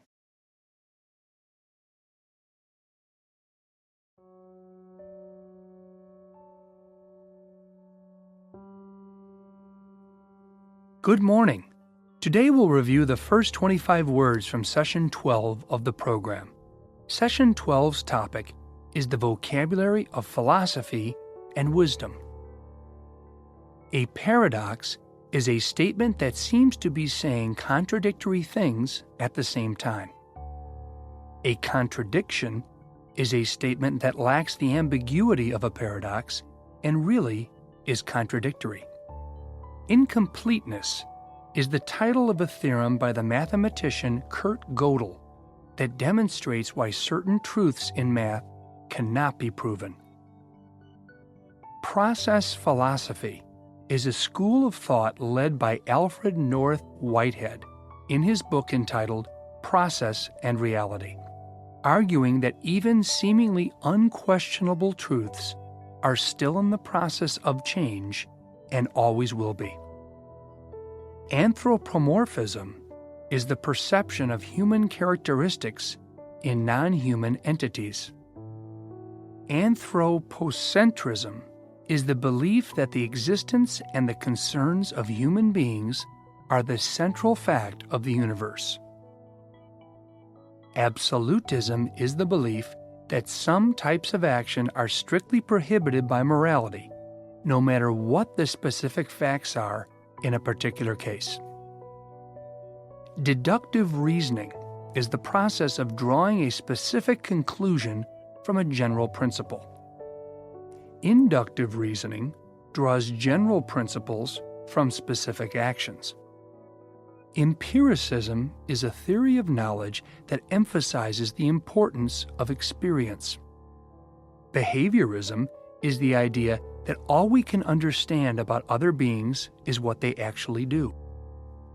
Causation is the study of how and why things happen. Consequentialism teaches that the only way to judge the morality of an action is by the consequences it causes. Utilitarianism teaches that we should minimize actions that have bad consequences or no consequences, and maximize actions that have a positive impact. Contingency is the idea that certain facts exist only because other facts preceded them. Freedom in philosophy means having civil or political liberty and having certain basic rights. Free will in philosophy means that human beings authentically have the power to make choices. Determinism teaches that outcomes are predetermined. Fatalism teaches that although an outcome may be predetermined, we can exercise some degree of free will along the way to that outcome. Teleology is the belief that the endpoint of a sequence of events is not only predetermined, but is also designed or evolved into being. An acorn turning into an oak tree is an example of teleology. Egoism, in philosophy, means that human beings ought to pursue their own self-interest. Egotism is a mental state of a self-centered or conceited person. Externalism is the philosophical belief and study of the relationship between reality and perception. And presentism is the philosophy that reality only exists in the present instant. Now we've reached the end of this morning's review. Take a few more moments to relax. When you feel ready, it's time to start your day. This evening, just before you sleep, we'll review the remaining words from Session 12.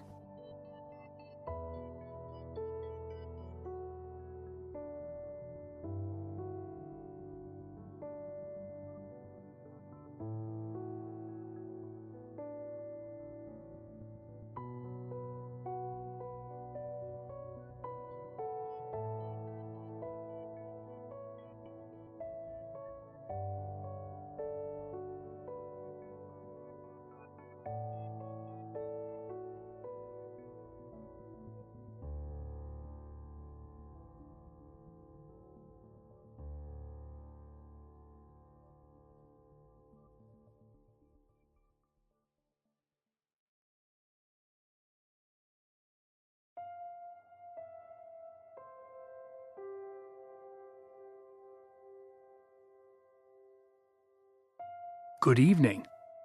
We're about to continue our review of words from Session 12 of the program on the vocabulary of philosophy and wisdom. Evil is a concept that can only be defined relatively, as in, evil is the opposite of good. Materialism is the doctrine that reality consists of material objects and their physical properties and relationships. Illusion is the difference between what our senses tell us and what is really there.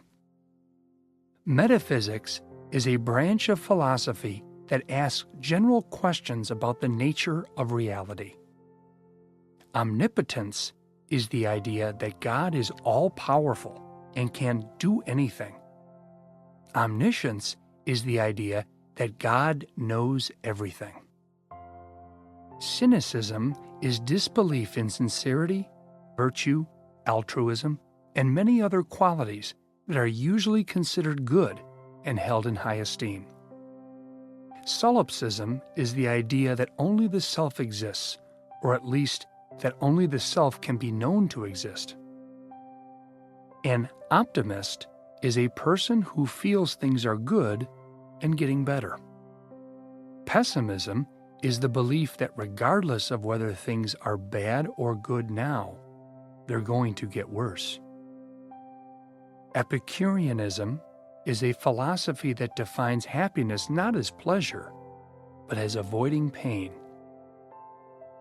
Eudaimonia is a Greek word that refers to our purpose and fulfillment as human beings. Platonism is the belief, taught by Plato, that entities of the material world are imperfect reflections of an ideal truth. Positivism is a philosophical position that authentic knowledge can only be gained through science.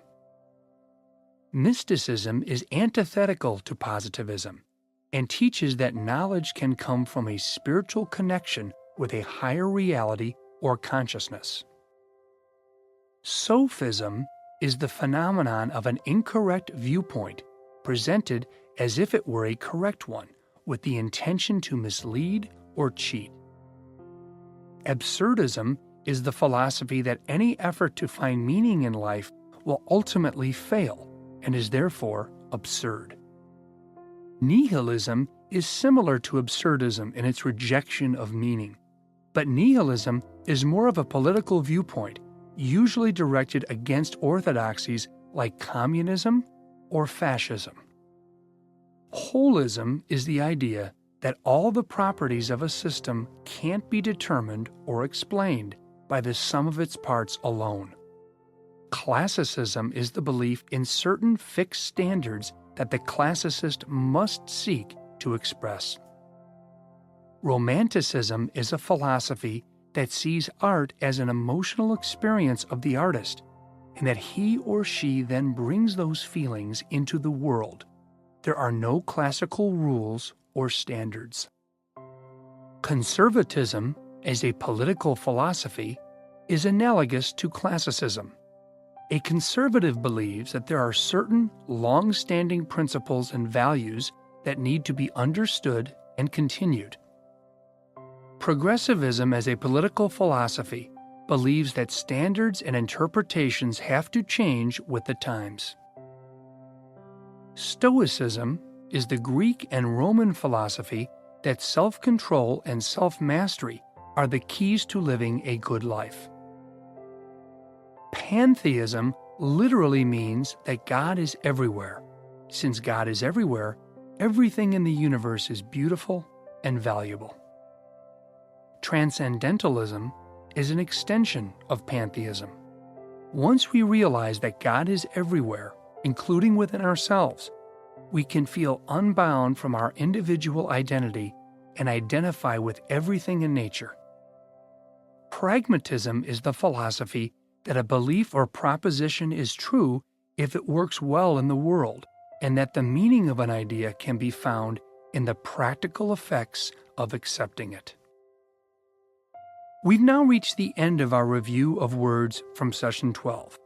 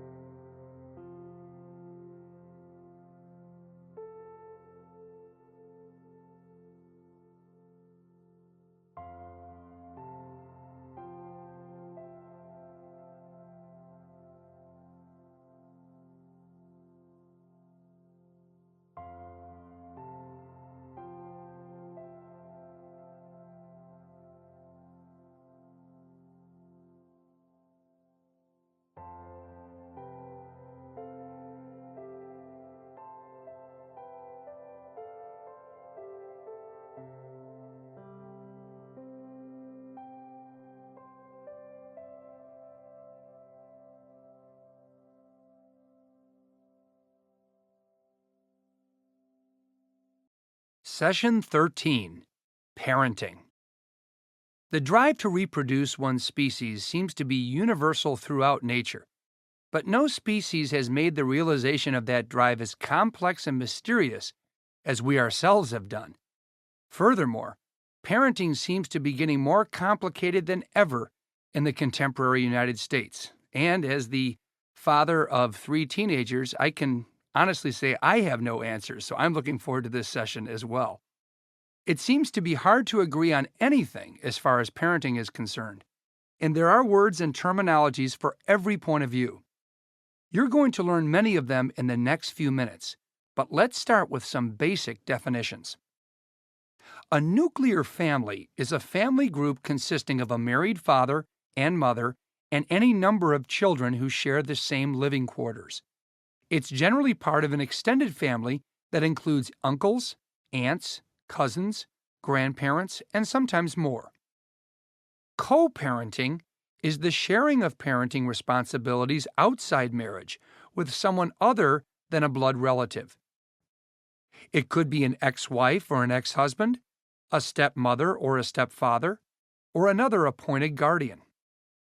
A blended family means a family with 2 parents who have children from different relationships, and may include a child of the current relationship. This used to be called a step-family.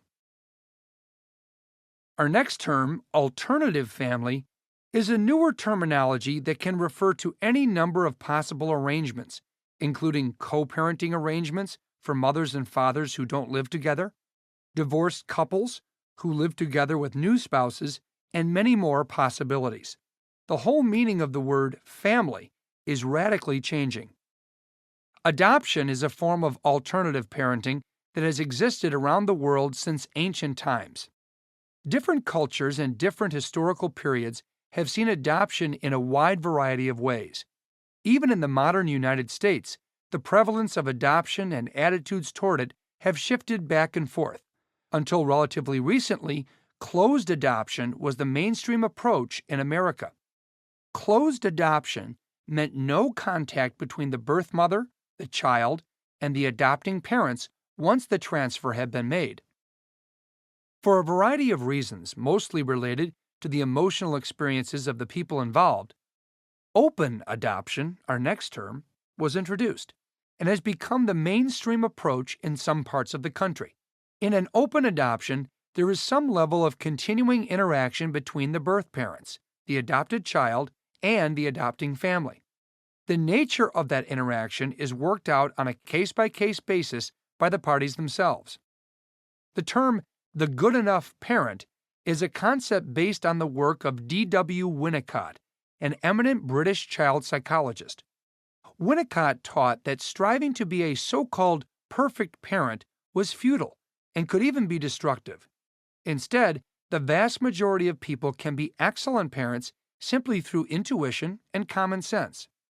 Dr. Benjamin Spock's hugely influential book, Baby and Child Care, began with a sentence that echoes the principle of the good enough parent. Spock's first sentence is, "You know more than you think you do." But regardless of what parents may think, kids have their own ideas. The concept of magical thinking in children refers to small children's beliefs that the sun is following them around, or that what goes on in their minds causes effects in the physical world. Magical thinking can be psychologically hazardous if, for example, a child is angry with someone and that person is injured in an accident. The result can be intense guilt on the part of the child. The term developmental milestones are predictable accomplishments associated with certain stages of life in a baby or toddler. They're a set of functional skills or age-specific tasks that most children can do at a certain age range. Pediatricians use milestones to help check out how a child is developing. Although each milestone has an age level, the actual age when a normally developing child reaches that milestone can vary widely. For example, object permanence is a developmental milestone. It's a child's understanding that objects still exist even when the objects aren't seen. At an earlier stage, the child might have cried if a favorite toy was put away, because in the child's mind the toy had ceased to exist and was gone forever. The term acting out in everyday usage refers to any misbehavior by a child, but its actual basis is a psychological term for children in stressful situations who express their feelings through actions because they lack the language skills to put feelings into words. In that sense, acting out is the result of a deficit in what psychologists call active vocabulary. Active vocabulary is a category of language skill that allows a child to learn a word, remember it, and then retrieve it and use it at will. The child chooses to use the word and actively finds it from memory. Passive vocabulary refers to words that are understandable to a child when heard, but aren't used by them independently. So a child may understand when a parent uses a word like computer, but the child doesn't use that word in self-generated conversation. The term receptive language is a baby or toddler's ability to listen, process, and understand someone talking to them. It's an important asset in child development. The term age-appropriate refers to anything that falls into a widely accepted range of behavior for a specific age. Age-appropriateness can denote actions initiated by the child, like play activities, or it can mean activities and skills that parents expect at different points in the child's development. A child's attention span, that's our next term, attention span, is the length of time the child can participate in an activity before losing interest. In babies and toddlers, the amount of time is obviously very short. Certain distractions like cartoons or a DVD player may seem to hold a small child's attention for longer periods. But attention isn't really the right word for what children experience when they're fixated on a computer screen. Sometimes parents do need a break from trying to deal with kids' short attention spans, but as much as possible, it's best to avoid just plugging them in. In French, the phrase au pair literally means an equal exchange, as when money is changed from one currency to another of equal value. With respect to childcare, an au pair is someone who comes from another country to live with the family and care for the children. In plain English, it's the same as a live-in nanny. An au pair usually receives a salary as well as room and board. The Babinski sign, named after the neurologist Joseph Babinski, is a reflex that's linked to neurological health. When a baby's foot is stroked firmly from heel to toe, the toes should spread outward while the foot itself turns inward. But the response should change in older children and adults. If it doesn't change, it could be a sign of a neurological problem. A breast pump is a device used to extract milk from a mother's breast. Generally, a breast pump is used to store milk for later feedings. Breast pumps can be very simple and hand-operated devices or digitalized and motorized.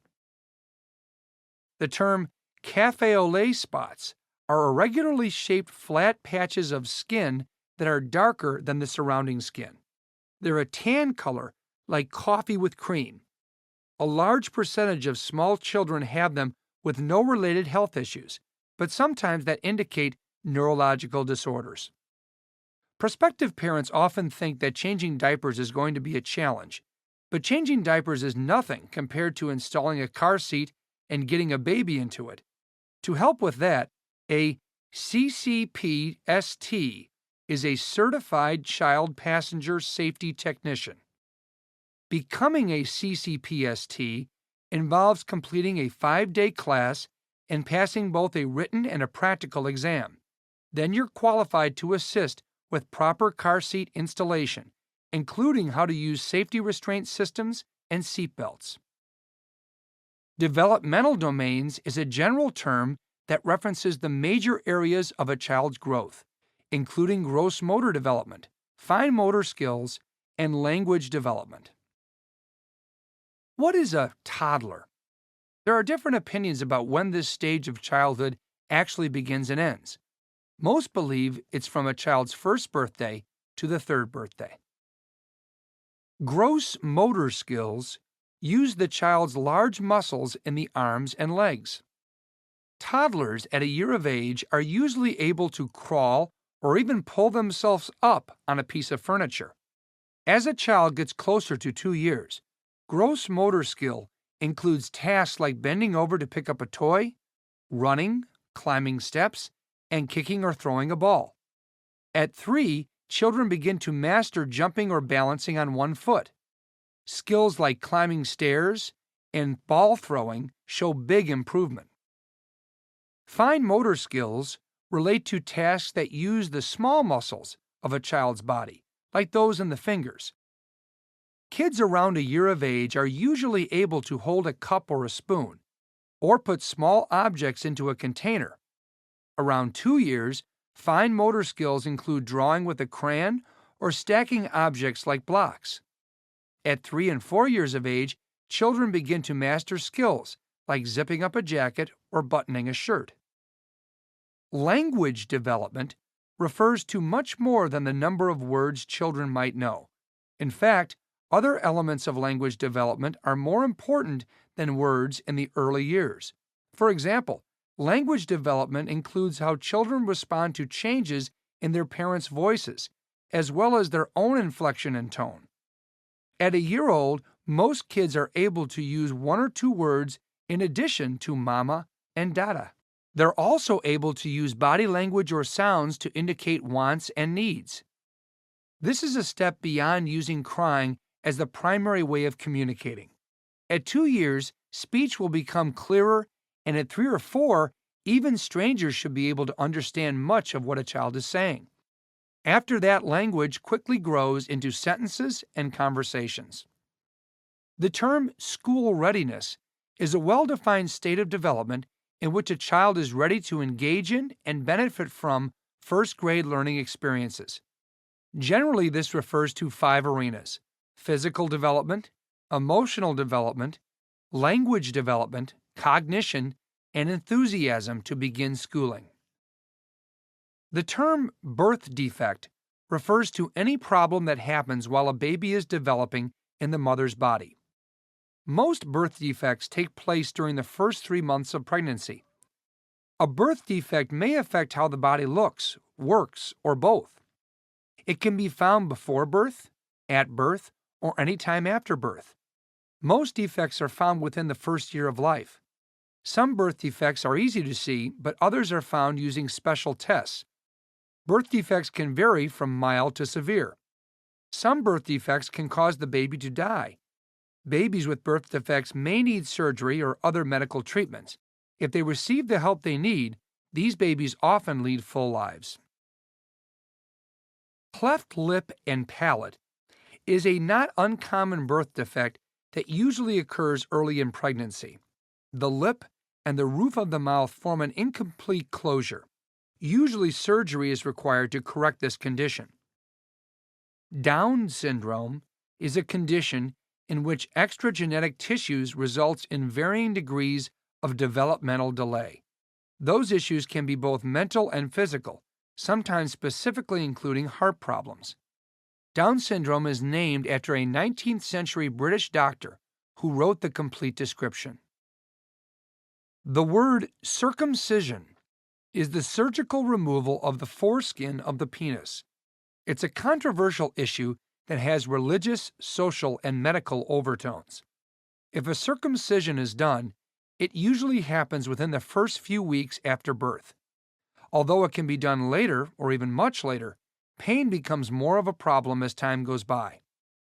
Abraham in the Old Testament book of Genesis was circumcised when he was 99 years old. Invented spelling refers to children's attempts to spell based only on the sound of the word. It's phonetic spelling.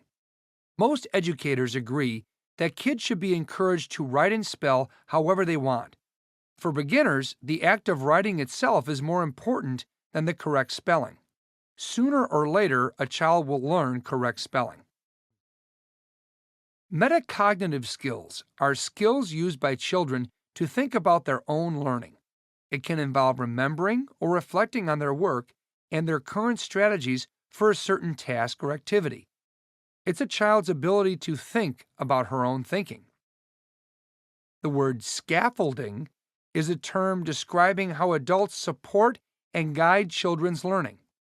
This enables children to reach the next level of ability beyond their own personal capability at a particular time. The word colic is prolonged crying by an infant. Sometimes the cause of the crying is unexplained, and other times it may come from a sleep disturbance or an upset stomach. But colic isn't an illness. It happens in healthy, well-nourished babies. When making a diagnosis, doctors look for a rule of 3. 3 hours of uncontrollable crying before 3 weeks of age for at least 3 days out of every week for at least 3 weeks. Usually the crying happens around the same time every day. Colic usually ends by itself before 3 months of age. The term sensory-based play is activity that engages more than one of the 5 senses. The more senses that are engaged, the more valuable the play will be from a developmental standpoint. Water play in a bathtub is especially good. Comfort habits are things that babies and toddlers do in order to comfort or soothe themselves, such as thumb or finger sucking. To help with this, a pacifier is a rubber or plastic object given to a young child to suck on.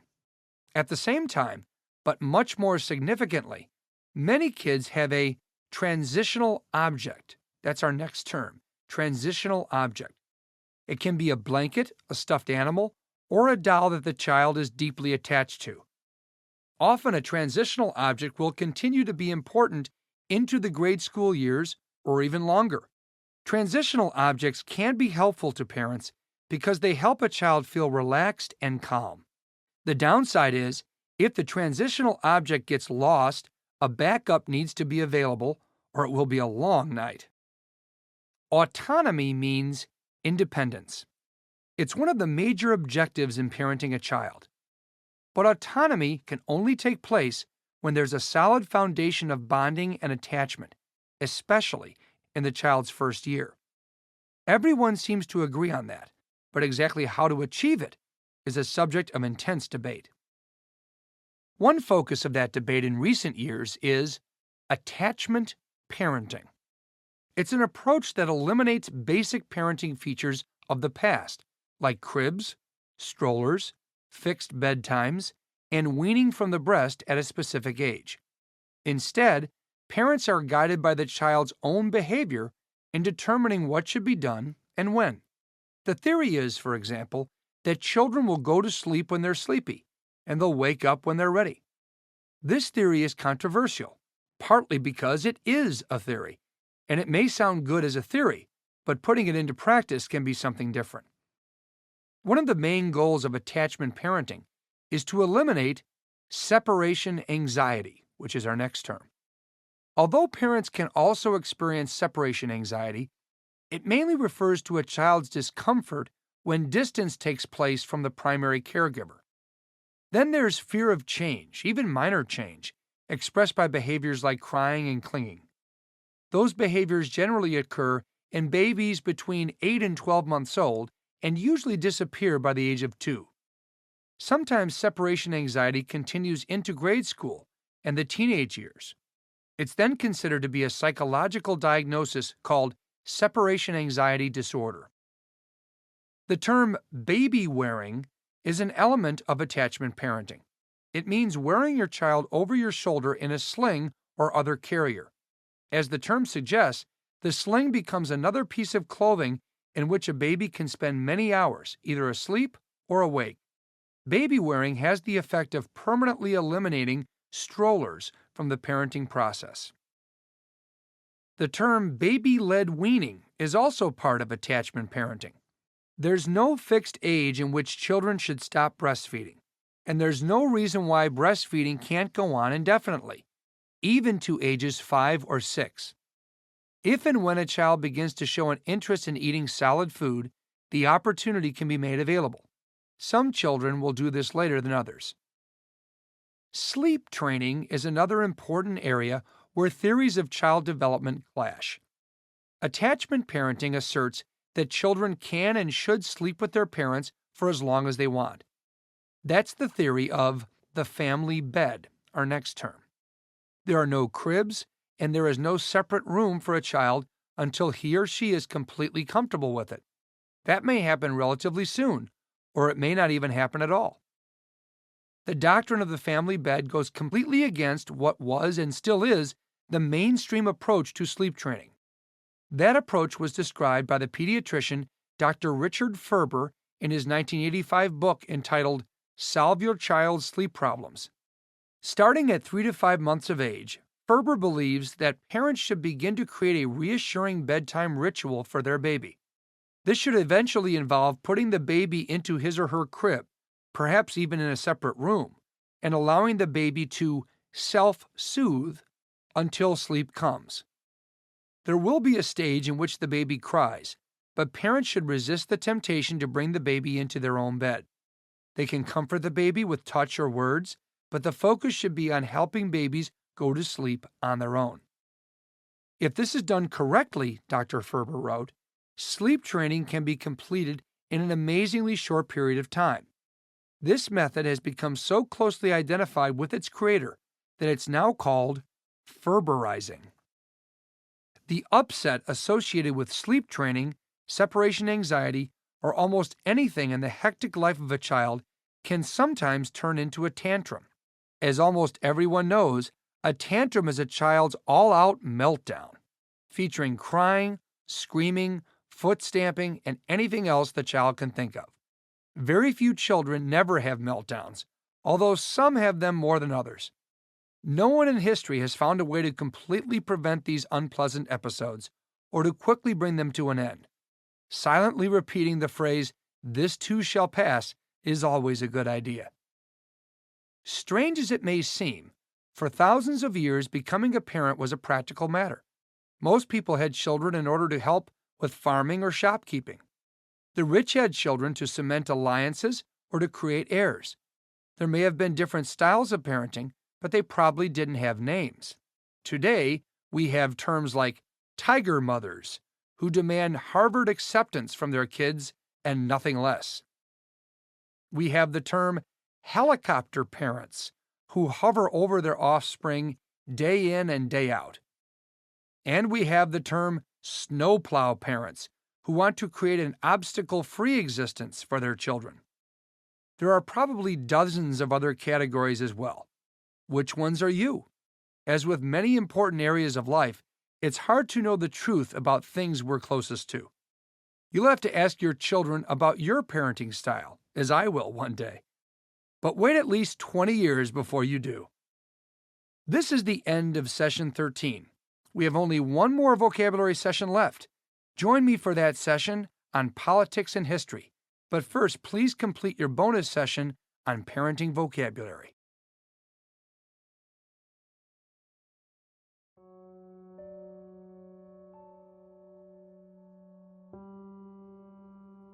Good morning. Today we'll review the first 25 words from Session 13 of the program. Session 13's topic is the vocabulary of parenting. A nuclear family is a family group consisting of a married father and mother and any number of children who share the same living quarters. Co-parenting is the sharing of parenting responsibilities outside marriage with someone other than a blood relative. A blended family means a family with two parents who have children from different relationships and may include a child of the current relationship. Alternative family is a newer terminology that can refer to a wide variety of possible arrangements. Closed adoption means there is no contact between the birth mother, the child, and the adopting parents once the adoption has been made. Open adoption includes a level of continuing interaction between the birth parents, adopted child, and the adopting family. The good enough parent is the concept that the vast majority of people can be excellent parents simply through intuition and common sense. Magical thinking in children refers to small children's beliefs that the sun is following them around or that what goes on in their minds causes effects in the physical world. Developmental milestones are predictable accomplishments associated with certain stages of life in a baby or toddler. Object permanence is a child's understanding that objects still exist even when the objects aren't seen. Acting out is a psychological term for children in stressful situations who express their feelings through actions because they lack the language skills to put feelings into words. Active vocabulary is a category of language skill that allows a child to learn a word, remember it, and then retrieve it and use it at will. The child chooses to use the word and actively finds it from memory. Passive vocabulary refers to words that are understandable to a child when heard, but aren't used by the child independently. Receptive language is a baby or toddler's ability to listen, process, and understand someone talking to them. Age-appropriate refers to anything that falls into a widely accepted range of behavior for a specific age. Attention span is the length of time a child can participate in an activity before losing interest. An au pair is someone who comes from another country to live with a family and care for the children. The Babinski sign is a reflex in infants that assesses neurological health. A breast pump is a device used to extract milk from a mother's breast. Café au lait spots are irregularly shaped flat patches of skin that are darker than the surrounding skin. A CCPST is a Certified Child Passenger Safety Technician. It's someone who is qualified to assist with proper car seat installation, including how to use safety restraint systems and seatbelts. Developmental domains is a general term that references the major areas of a child's growth, including gross motor development, fine motor skills, and language development. A toddler is usually defined as a child from age 1 to age 3. Gross motor skills use the child's large muscles in the arms and legs. Now we've reached the end of this morning's review. Take a few more moments to relax. When you feel ready, it's time to start your day. This evening, just before you sleep, we'll review the remaining words from Session 13.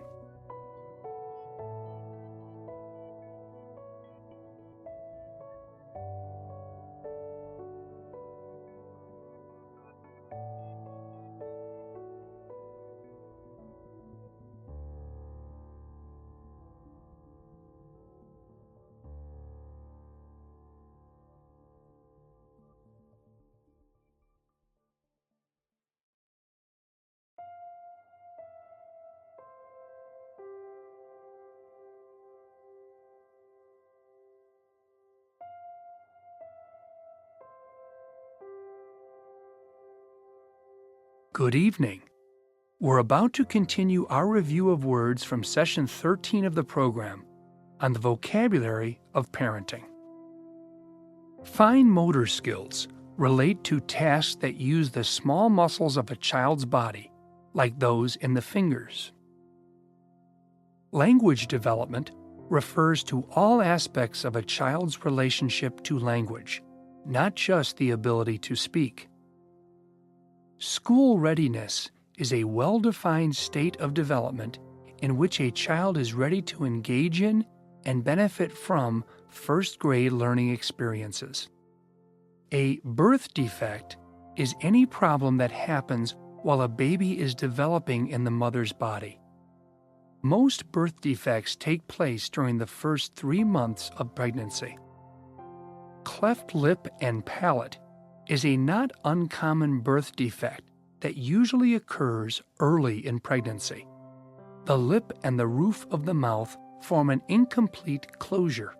Usually surgery is required to correct this condition. Down syndrome is a condition in which genetic issues results in varying degrees of developmental delay. Circumcision is the surgical removal of the foreskin of the penis. Invented spelling refers to children's attempts to spell based only on the sound of the word. It's phonetic spelling. Metacognitive skills are skills used by children to think about their own thinking and learning. Scaffolding is a term describing how adults support and guide children's learning. Colic is prolonged crying by an infant. Sensory-based play is activity that engages more than one of the 5 senses. Comfort habits are things that babies and toddlers do in order to comfort or soothe themselves, such as thumb or finger sucking. A transitional object can be a blanket, a stuffed animal, or a doll that a child is deeply attached to. Autonomy is a child's experience of independence. Attachment parenting is an approach in which parents are guided by the child's own behavior in determining what should be done and when. Separation anxiety is a child's fear of change, expressed by behaviors like crying and clinging. Baby wearing is an element of attachment parenting, It means wearing a child over your shoulder in a sling or other carrier. Baby-led weaning is also part of attachment parenting. It's the belief that there's no fixed age in which children should stop breastfeeding, and that there's no reason why breastfeeding can't go on indefinitely. The family bed in attachment parenting is the practice of parent and children sleeping together until the child initiates change. Self-soothing is the basis for Dr. Richard Ferber's widely accepted method of sleep training. Ferberizing is a slang term for Dr. Richard Ferber's sleep training method.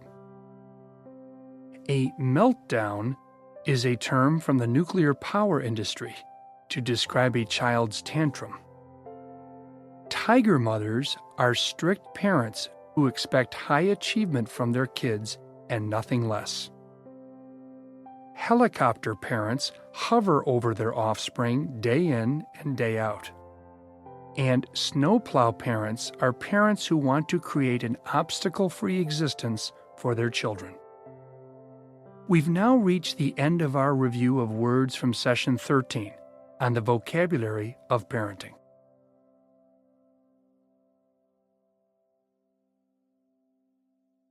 Session 14, Politics and History. Politics is the fragile bridge between the power of government and the power of people. For thousands of years, the balance between those two entities has swung back and forth. Much progress has been made, many lives have been lost, and the struggle goes on. The words in this session will give you an idea of how that struggle has gone and how it continues. It's a complicated story, but your life is in the middle of it, so it's definitely worth exploring. We'll start with ad hominem, which is a Latin phrase that means to the man. In politics, it refers to attacks directed against individuals rather than the positions or arguments they represent. In election year presidential debates, ad hominem remarks can create excitement and positive media coverage even though there's no real substance. A good example was Ronald Reagan's remark to Jimmy Carter in their 1980 debate. There you go again. Agitprop is an old-fashioned word derived from the Department of Agitation and Propaganda in the former Soviet Union. It refers to items disseminated through the media for the sole purpose of anger and dissension. Although the Soviet Union no longer exists, new versions of agitprop certainly do. Adjournment is a temporary interruption during a parliamentary or congressional session. Sometimes debates or other procedures can't be legally reopened if a session has officially ended. Calling a break in the session an adjournment is a way around that rule. The adversarial system is a legal doctrine in which issues are decided based on court proceedings between two opposing sides. This pertains to both criminal and civil procedures. It differs from the inquisitorial legal system used in many other nations, in which judges call evidence and question witnesses in court proceedings. Affirmative action is a term for programs in employment, academic placements, housing, and government positions in which minority applicants are given some preference. The aim is to create more diversity in areas where diversity has been lacking. Affirmative action has been controversial for almost 50 years. Courts have ruled both ways in a variety of situations. The word anarchy can refer to a condition of chaos and lawlessness caused by the absence of any controlling authority. The term anarchist usually refers to someone who wants to bring about that condition, generally by violent means. But anarchy can also refer to a merely philosophical viewpoint, that people will behave ethically if the corrupting influence of authority is removed. Autocracy is a form of government where unlimited power is held by a single individual. Autonomy is a limited form of independence where, for example, a country has control over its domestic policies but has no say over its foreign affairs. Often in the past, autonomy was granted to colonies or former colonies by a more powerful nation. A client state is a country that is economically or militarily dependent upon another, but not officially ruled by the patron state. The countries of Eastern Europe were client states of the Soviet Union after World War II. The word androcracy means a nation or society ruled exclusively by men. Gynocracy is a nation ruled by women. Although there have been many examples of androcracies, in ancient Greece, for example, gynocracies are very rare, if they've ever existed at all. The word democracy comes from a Greek root meaning rule by the people. In a pure democracy, political issues are decided by popular vote. The majority rules. A republic is a form of government in which representatives are elected by the people to fill governmental positions. The elected office holders may or may not behave in ways the people want and expect. If the people are disappointed enough, they can vote the office holders out at the next election. Marxism is an analysis of history based on conflict between different economic classes in various times and places.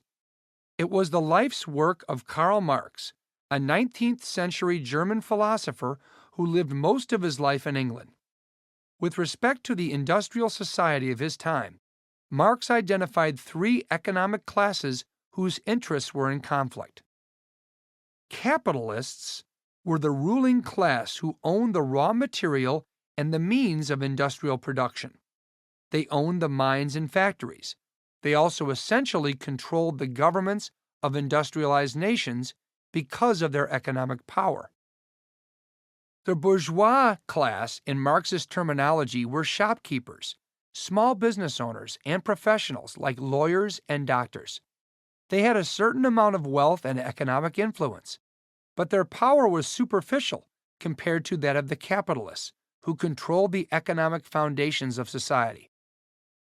Marx's third economic class included factory workers, miners, and others who physically operated the means of production.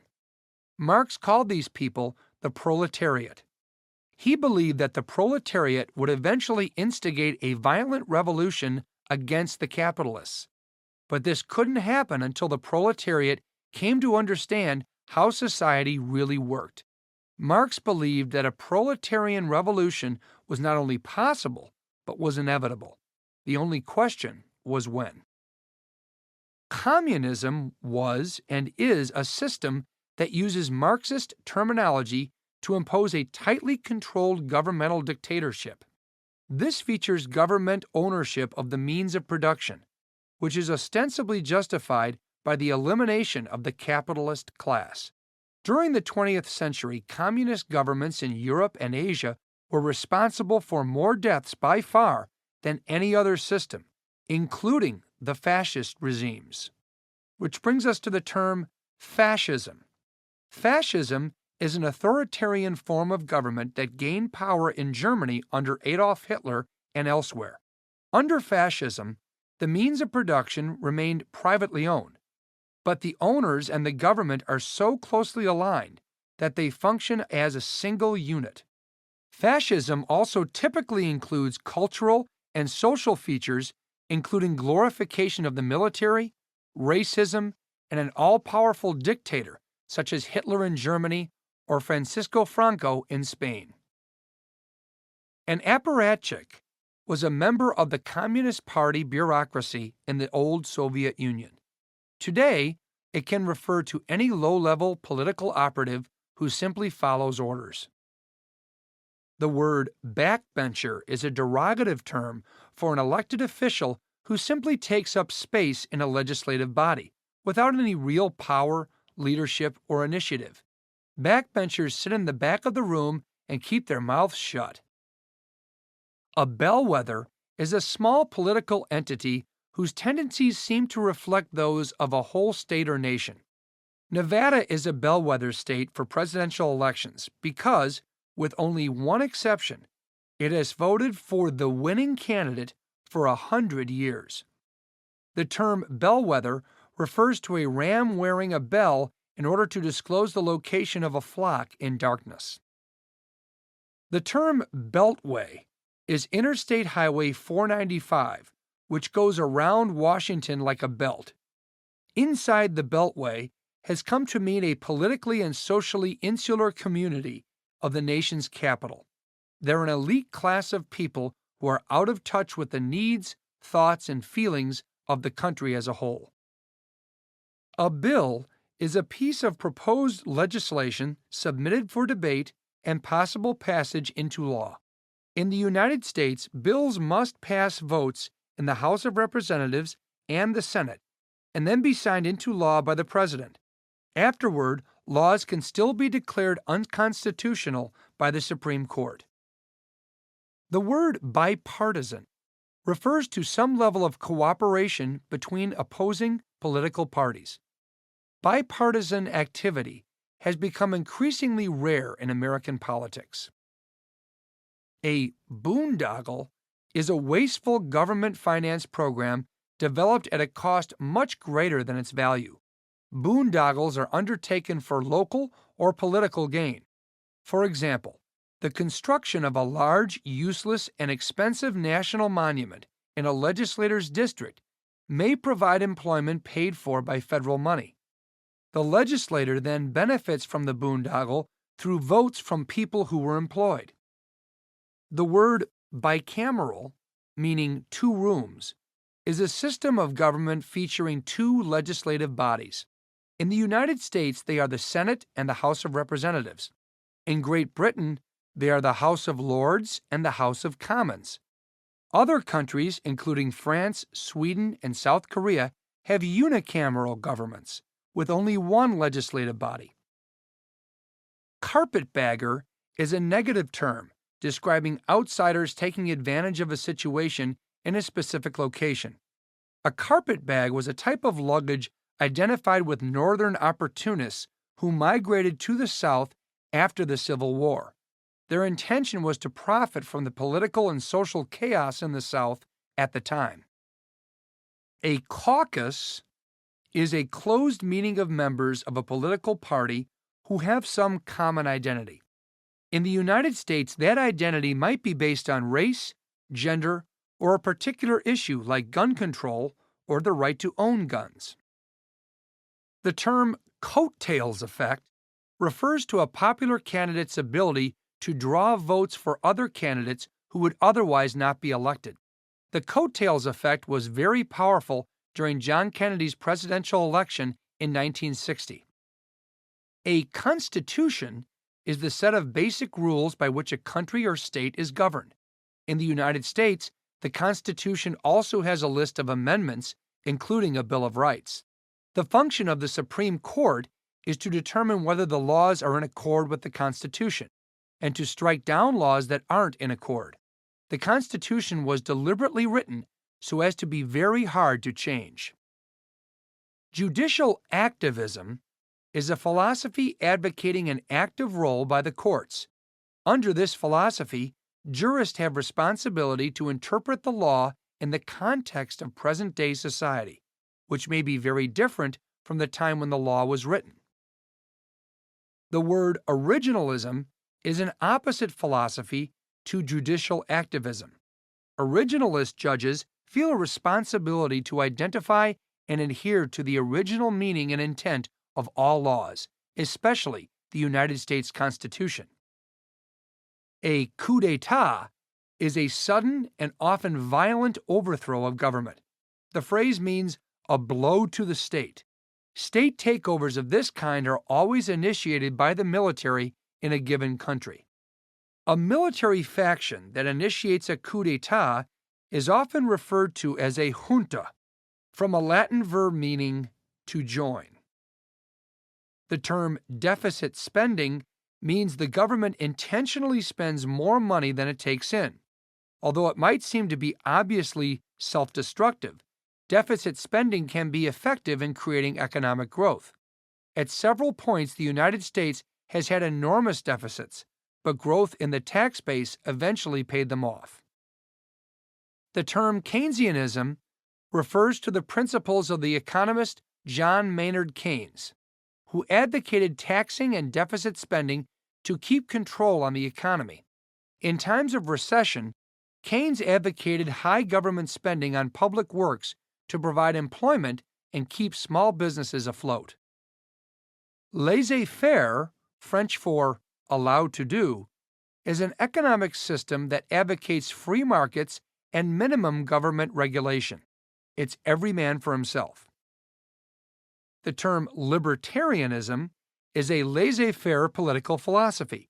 It purports to base itself on self-reliance, reason, and non-interference by the government in personal affairs.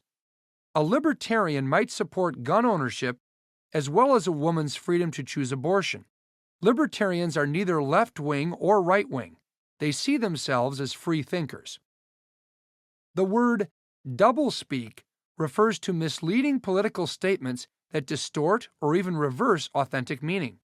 The word is a combination of two words, doublethink and newspeak, two creations of George Orwell in his novel 1984. Orwell also mentioned another kind of propaganda, duckspeak, which was pure nonsense with no meaning at all. The society depicted in 1984 is a dystopia, that is, a nightmare vision of the future. It's the opposite of a utopia, which is the imagination of a perfect society in the future. A filibuster is the form of obstruction by a legislator who simply keeps talking in order to prevent a vote. The rules for allowing and ending a filibuster can be complicated, but the speaker is generally required to stand without support and nothing can be eaten. Some filibusters have gone on for days. The word glasnost is a Russian word meaning openness. It referred to the greater accountability and visibility demanded of the government when the Soviet Union collapsed.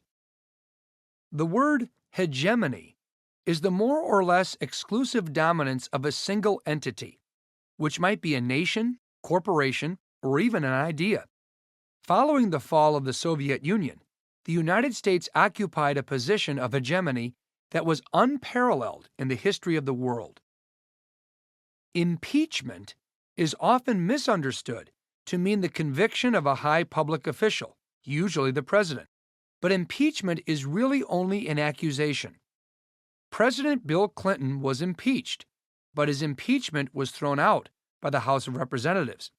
President Richard Nixon might have been impeached if he had not resigned.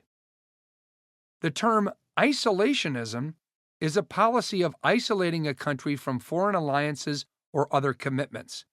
Historically, isolation has been a strong sentiment in the United States. President Woodrow Wilson won a second election in 1916 by promising, falsely as it turned out, to keep America out of World War I. There was also a strong isolationist movement in the country prior to World War II. Only the overwhelming reaction to the Pearl Harbor attack motivated the country to enter that war. The word jingoism is a 19th and early 20th century term to describe aggressive, angry nationalism, especially in warlike pursuits. The word derives from jingo, a 17th century term for loudmouth patriots. A lobbyist is someone who acts as an advocate for business interests with elected officials. Often this will involve persuading the official to support legislation that will bring financial benefits to the business. At the same time, lobbyists will oppose legislation that could cost a business money. For example, that could be legislation for higher taxes or for stricter environmental regulation. The term lobbyist derives from the hotel lobbies where politicians were known to congregate. The term log rolling is a practice in American legislatures where two or more members agree to support each other's bills. It's like two men standing on the same log and rolling it together. The word Machiavellian is an adjective that describes manipulative and cynical political activity where morals and principles have no account. The Italian Renaissance political theorist Niccolò Machiavelli wrote a manual on survival for aristocrats in a hostile environment. Today, Machiavellian has come to mean opportunism in every sense. The modern-day Machiavellian is less worried about survival than about making money. A muckraker is a journalist or author whose goal is to expose negative or dangerous elements in his chosen subject matter. The term was coined by Theodore Roosevelt based on a fictitious character who carried a tool for raking muck. Upton Sinclair was a novelist who was a contemporary of Roosevelt. His novel, titled The Jungle, was a great muckraking exposure of the meatpacking industry in Chicago. This is the end of Session 14, our last vocabulary session. Please listen to your review sessions for the vocabulary of politics and history. Then join me for Session 15, entitled An End and a Beginning.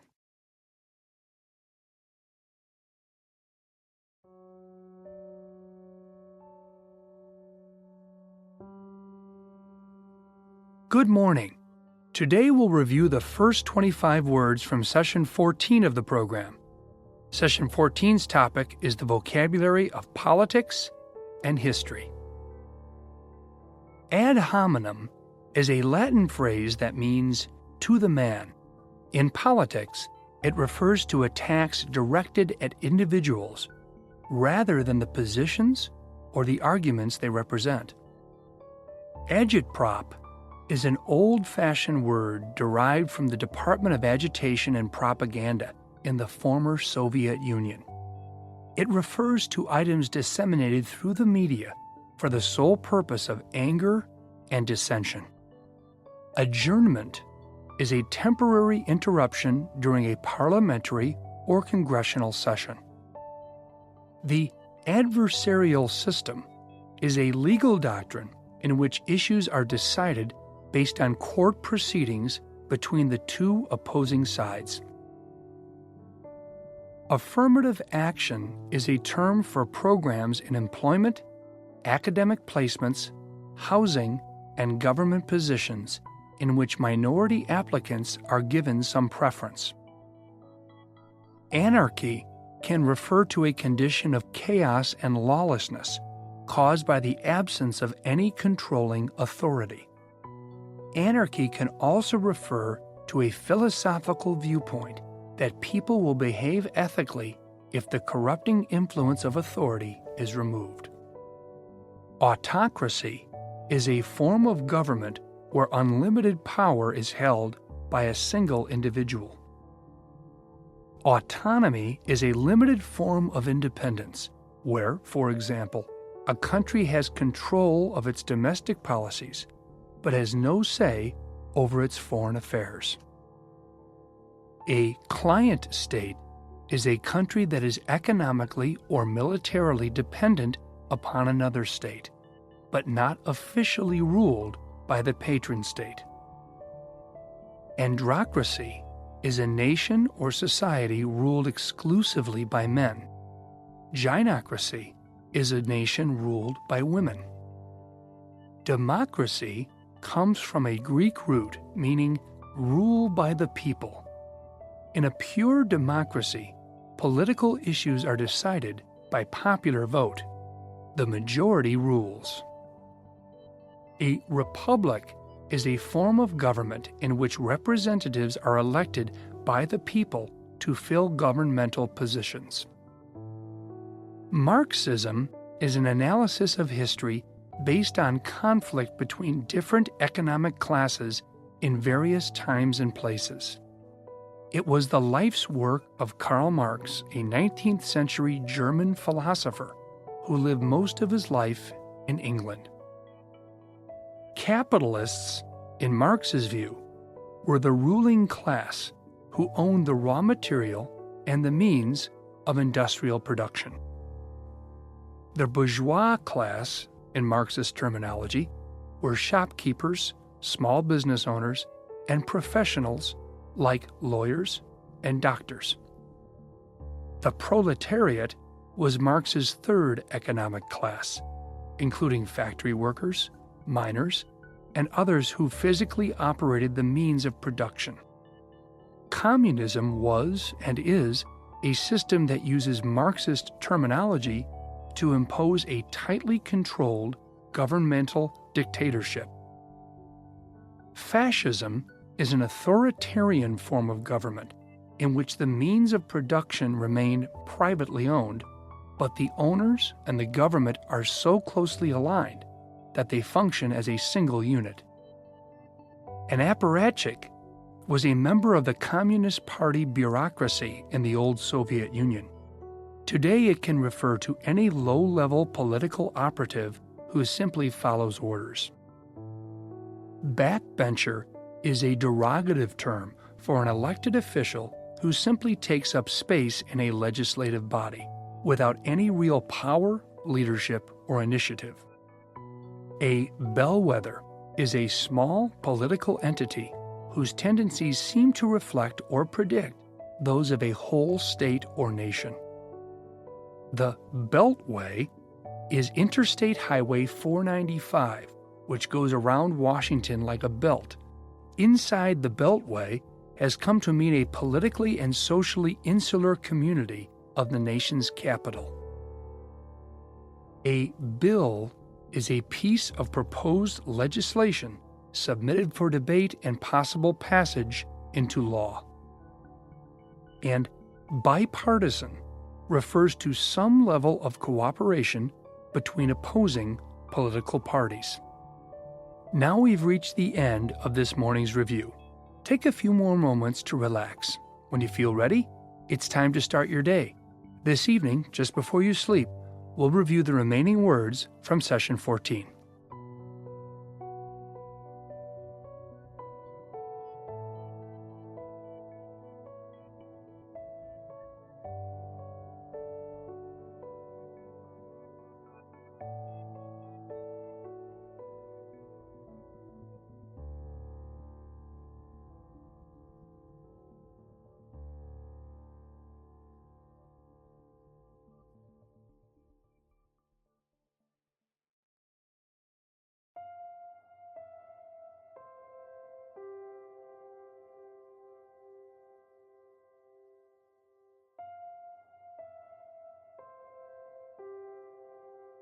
Good evening. We're about to continue our review of words from Session 14 of the program on the vocabulary of politics and history. A boondoggle is a wasteful government finance program developed at a cost much greater than its value. Boondoggles are undertaken for local or political gain. Bicameral, meaning two rooms, is a system of government featuring two legislative bodies. In the United States, they are the Senate and the House of Representatives. Carpetbagger is a negative term describing outsiders taking advantage of a situation in a specific location. A caucus is a closed meeting of members of a political party who have some common identity. In the United States, that identity might be based on race, gender, or a particular issue.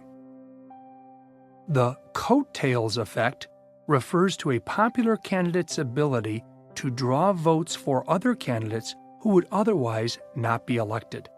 The coattails effect was very powerful during John Kennedy's presidential election in 1960. A constitution is the set of basic rules by which a country or state is governed. In the United States, the Constitution also has a list of amendments, including a Bill of Rights. Judicial activism is a philosophy advocating an active role by the courts. Under this philosophy, jurists have responsibility to interpret the law in the context of present-day society. Originalism is an opposite philosophy to judicial activism. Originalist judges feel a responsibility to identify and adhere to the original meaning and intent of all laws. A coup d'etat is a sudden and often violent overthrow of a government. The phrase means a blow to the state. A junta is a military faction that initiates a coup d'etat. Deficit spending means the government intentionally spends more money than it takes in. Keynesianism refers to the principles of the economist John Maynard Keynes, who advocated taxing and deficit spending to keep control on the economy. Laissez-faire, French for allow to do, is an economic system that advocates free markets and minimum government regulation. Libertarianism is a laissez-faire political philosophy based on self-reliance, reason, non-interference by the government in personal affairs. The word doublespeak refers to misleading political statements that distort or even reverse authentic meaning. The word is a combination of two, doublethink and newspeak, two creations of George Orwell in his novel, 1984. A dystopia is a nightmare vision of the future. It is the opposite of a utopia, which is the imagination of a perfect society in the future. A filibuster is the form of obstruction by a legislator who simply keeps talking in order to prevent a vote. Glasnost is a Russian word meaning openness. It referred to the greater accountability and visibility demanded of the government when the Soviet Union collapsed. Hegemony is the more or less exclusive dominance of a single entity, which might be a nation, a corporation, or even an idea. Following the fall of the Soviet Union, the United States occupied a position of hegemony. Impeachment is an accusation against an officeholder that is adjudicated by the Congress. President Bill Clinton was impeached, but his impeachment was thrown out by the House of Representatives. Isolationism is a policy of isolating a country from foreign alliances or other commitments. Historically, isolationism has been a strong sentiment in the United States. Jingoism is a 19th and early 20th century term to describe aggressive, angry nationalism, especially in warlike pursuits. A lobbyist is someone who acts as an advocate for business interests with elected officials. Often, this will involve persuading the official to support legislation that will bring financial benefits to the business. Log rolling is a practice in American legislatures where two or more members agree to support each other's bills. It's like two men standing on the same log and rolling it together.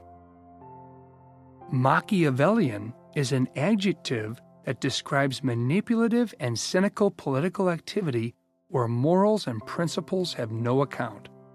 The Italian Renaissance political theorist Niccolò Machiavelli wrote a manual on survival for aristocrats in a hostile environment.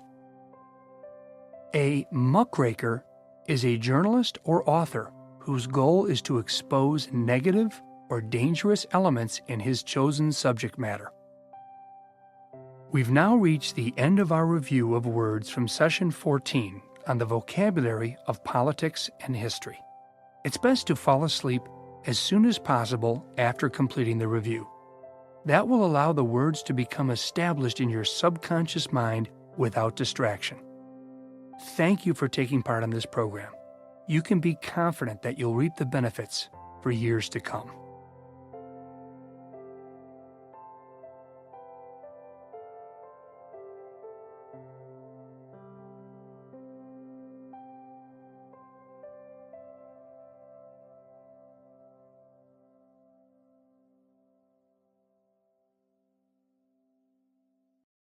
Session 15. An end and a beginning.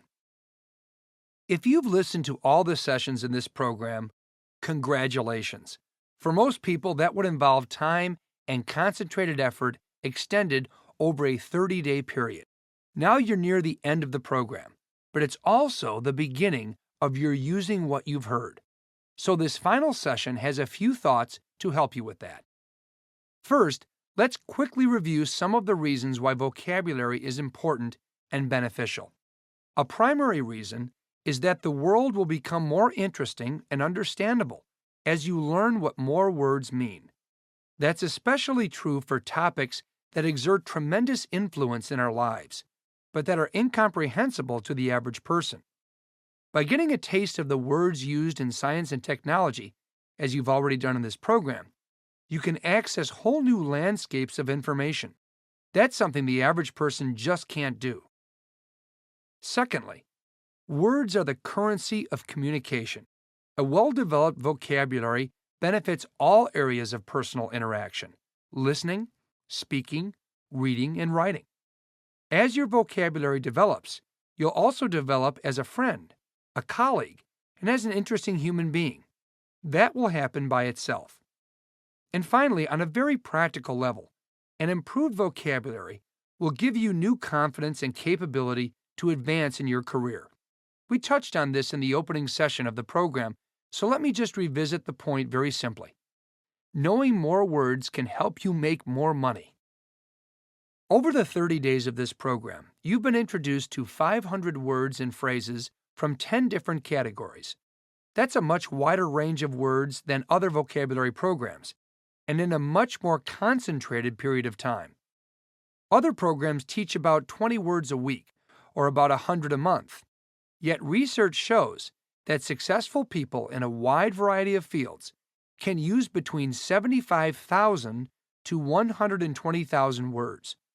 A conventional program will never get you close to that, and while this program is a good start, it's only the beginning of an ongoing process to build a first-class vocabulary.